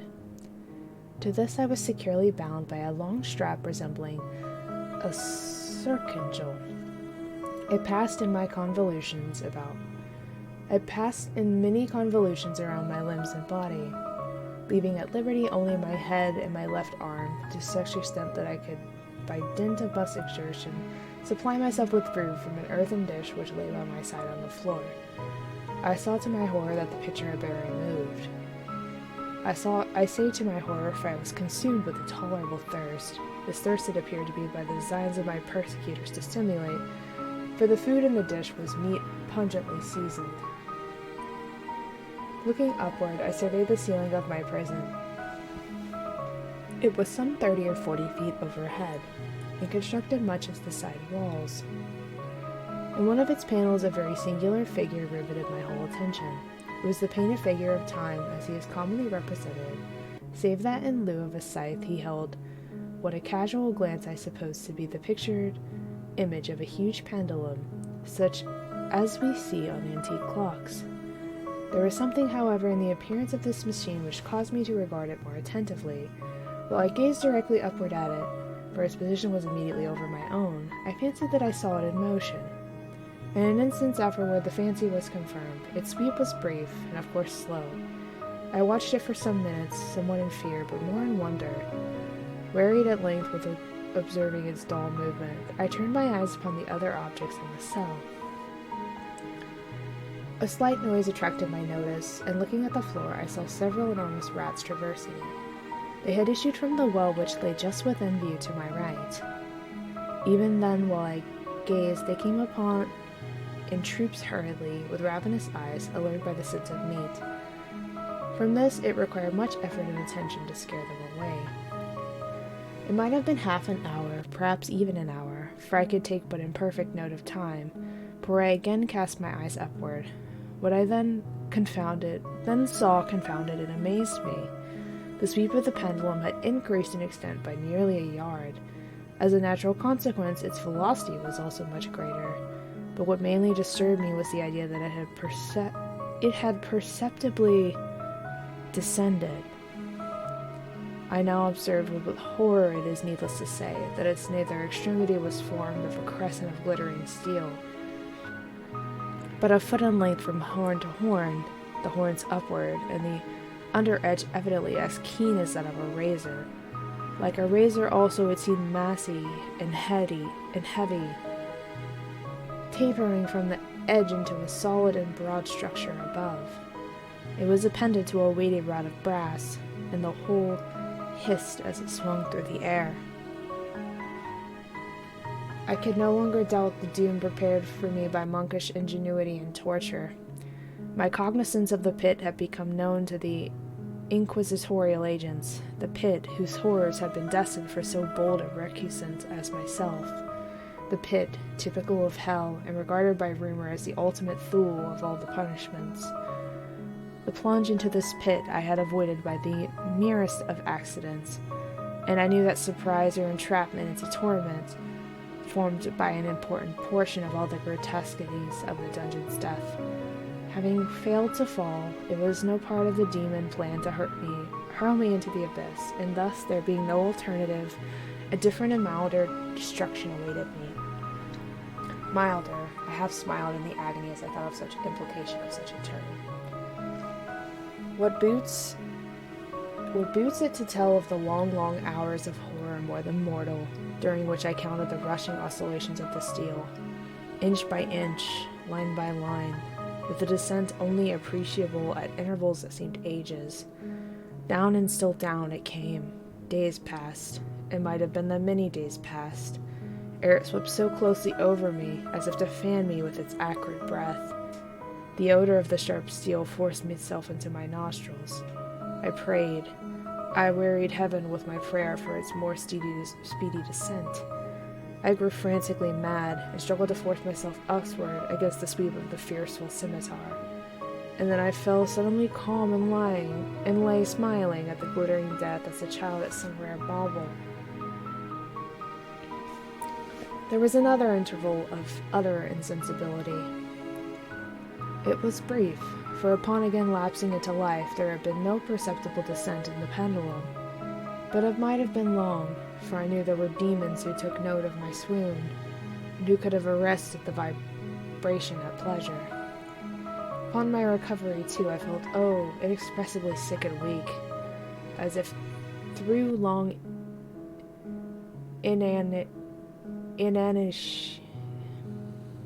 not sure how to pronounce that word properly. Inanition? Perhaps? Inanition? Even amid the agonies of that period, the human nature craved food. With painful effort, I outstretched my left arm as far as my bonds permitted, and took possession of the small remnant which had been spared me by the rats. As I put a portion of it within my lips, there rushed to my mind a half-formed thought of joy, of hope. Yet what business had I with hope? It was, as I say, a half-formed thought. Man has many such, which are never completed. I felt that it was of joy, of hope, but I also felt that it had perished in its formation. In vain I struggled to perfect, to regain it. Long suffering had nearly annihilated all of my ordinary powers of mind. I was an imbecile, an idiot. The vibration of the pendulum was at right angles to my length. I saw that the crescent was designed to cross the region of the heart. It would fray the surge of my robe. It would return and repeat its operations again and again. Notwithstanding its terrible wide sweep, some 30 feet or more, and the hissing vigor of its descent, sufficient to sunder these very walls of iron, still the fraying of my robe would be all that, for several minutes, it would accomplish. And at that thought I paused. I dared not go further than this reflection. I dwelt upon it with a pertinacity of attention, as if in so dwelling I could arrest here the descent of the steel. I forced myself to ponder upon the sound of the crescent as it should pass across the garment, upon the peculiar thrilling sensation the friction of the cloth produces on the nerves.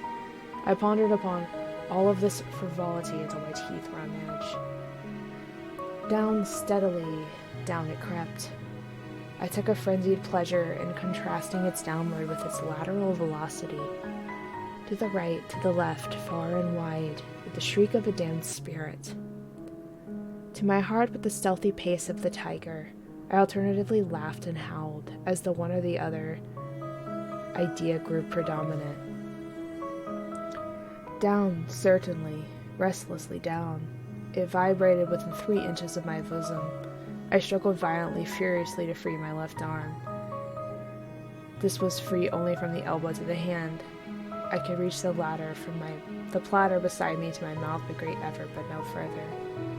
Could I have broken the fastenings above the elbow, I would have seized and attempted to arrest the pendulum. I might as well have attempted to arrest an avalanche. Down, still unceasingly, still inevitably down. I gasped and struggled at each vibration. I shrunk convulsively at its very sweep. My eyes followed its outward and upward whirls with the eagerness of the most unmeaning despair. They closed themselves spasmodically at the descent, although death would have been a relief. Oh, how unspeakable.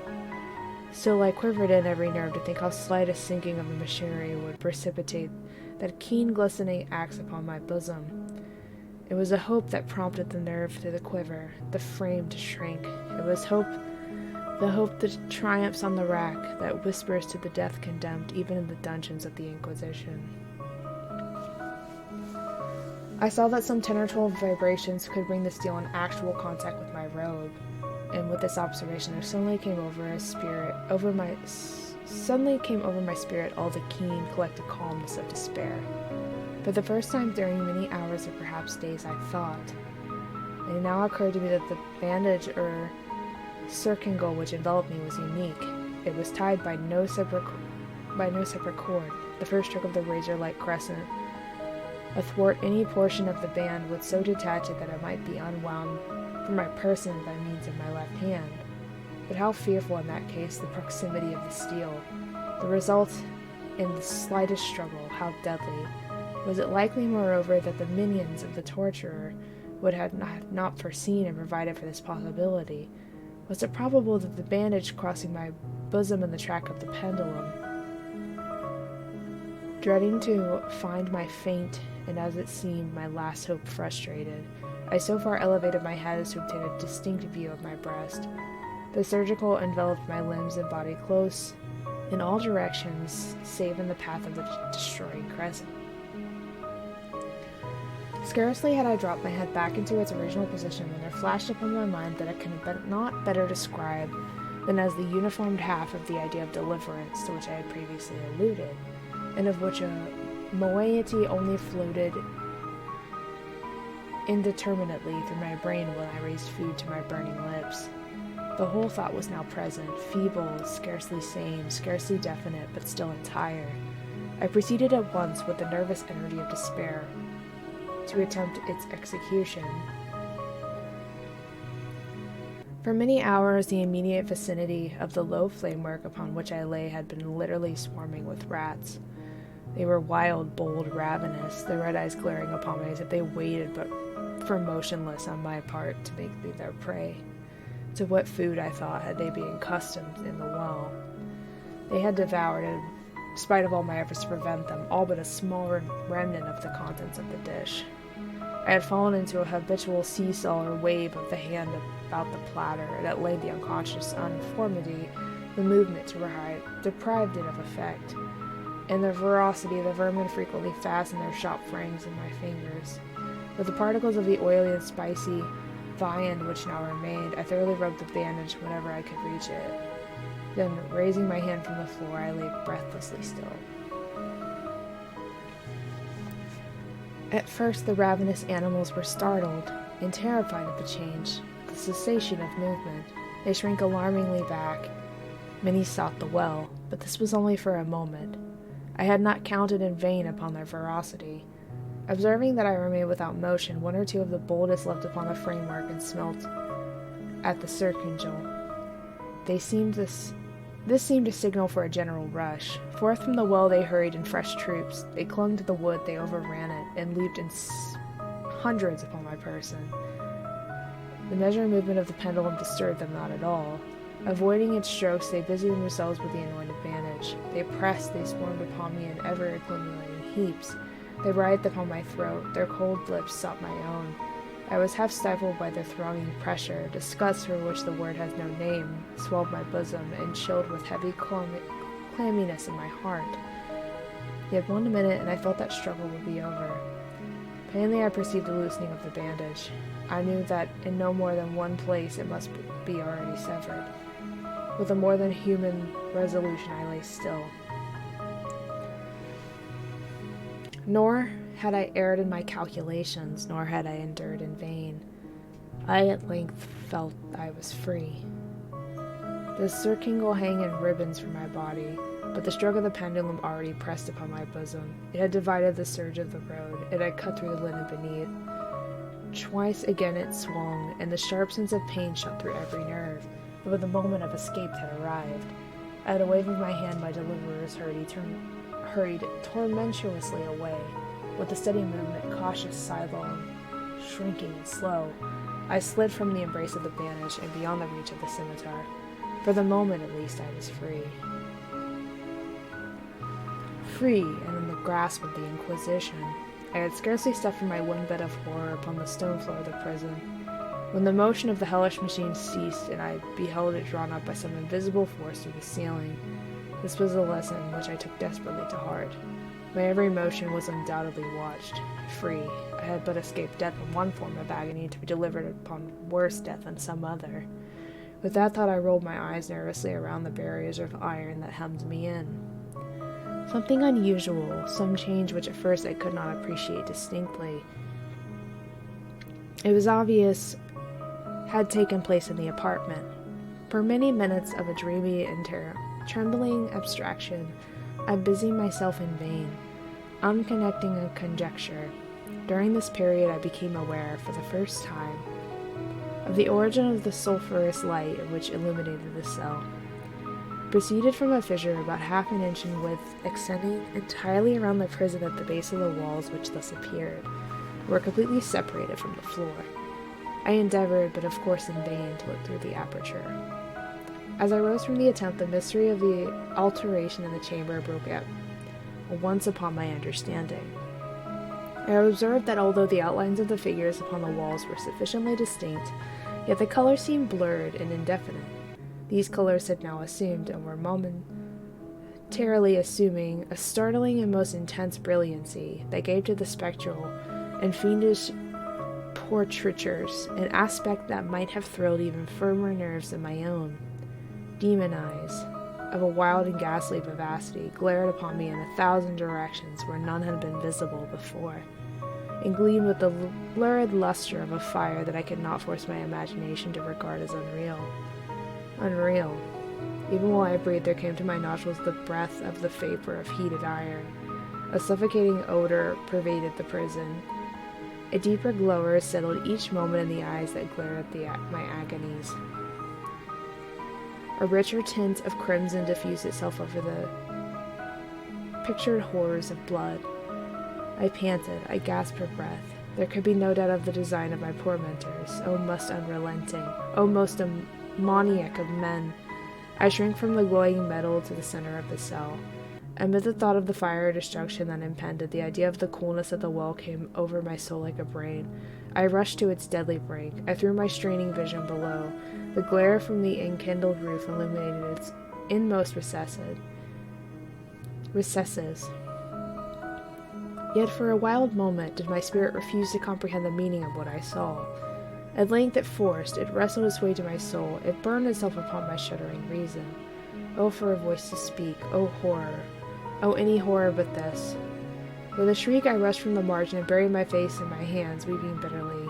The heat rapidly increased, and once again I looked up, shuddering as if with fit of the ague.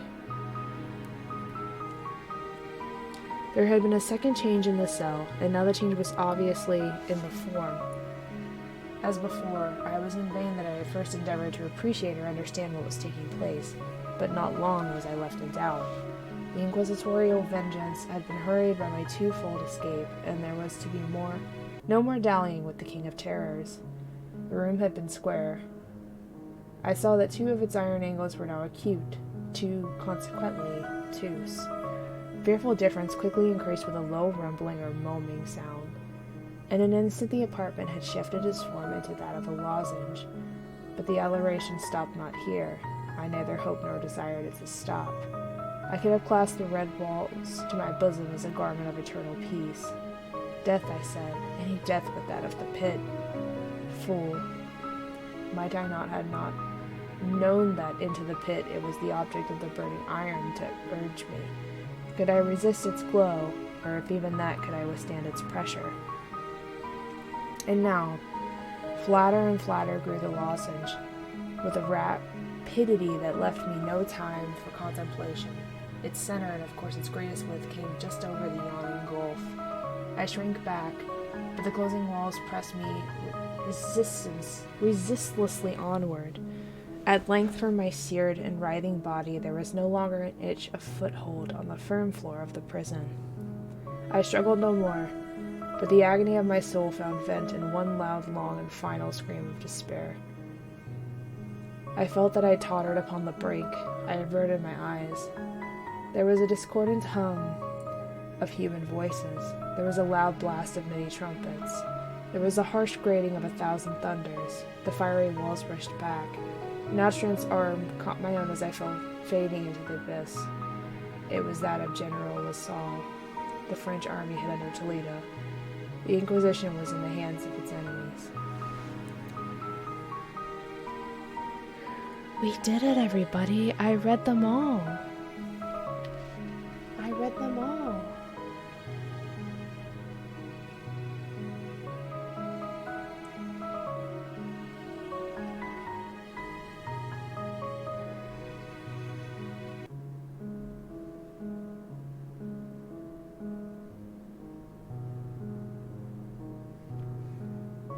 Thank you so much. I'm so happy to hear that.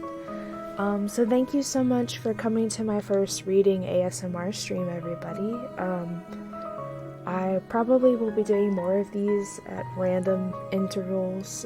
I'm hoping once every couple of weeks, assuming that everyone enjoys it. I wanted to do this one specifically to start with because, as I said, I had watched the Netflix series of The Fall of the House of Usher, and I really wanted to read all of the stories in it to just kind of get a better understanding of what happened in that series. There's also other stories by him as well. There is The Fall of the House of Usher, and then there is the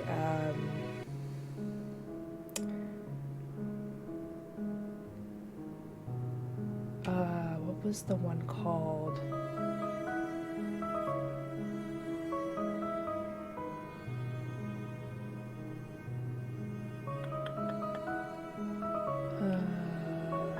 Something about the detective.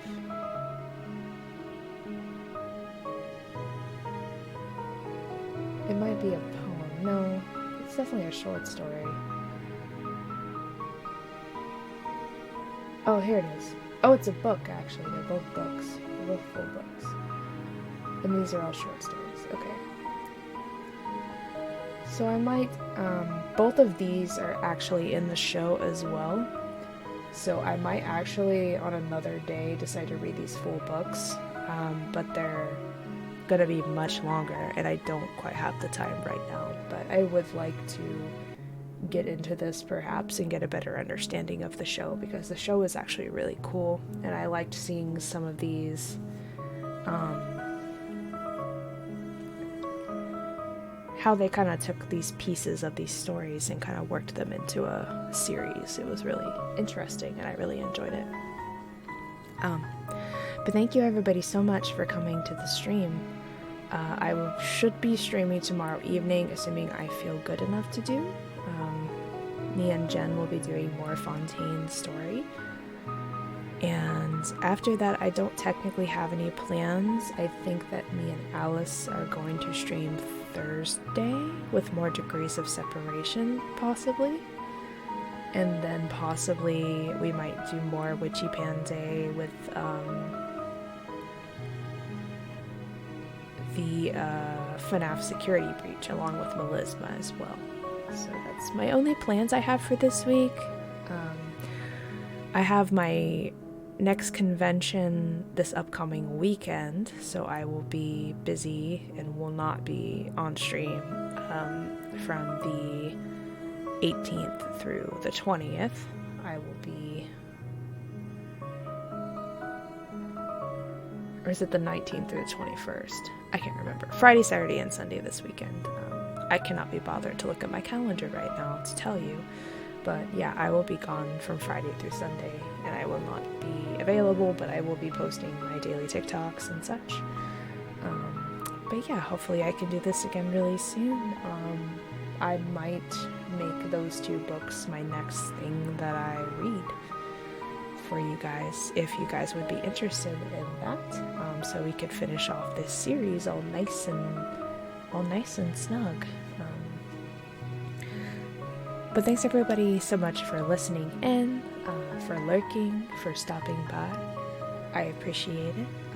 If you want to see more of this or have ideas of what you would like me to read, it has to be either my works or publicly domain, just to let you all know. Please hit me up on Twitter or Discord, DM me if you would like. Let me know what you think, if there's any ideas you want me to do. I'm very new to the ASMR, but I want to get more into it and read some more, because I need to read some more. I have a lot of books that I want to get into again, and I think this will help me diversify my streams and allow me to read more. So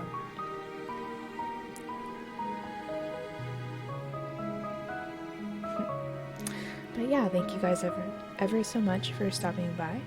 I will be going to my ending soon screen, and then I will be picking someone to raid. So thank you all so much for stopping by, and I will see you all next time. Bye bye.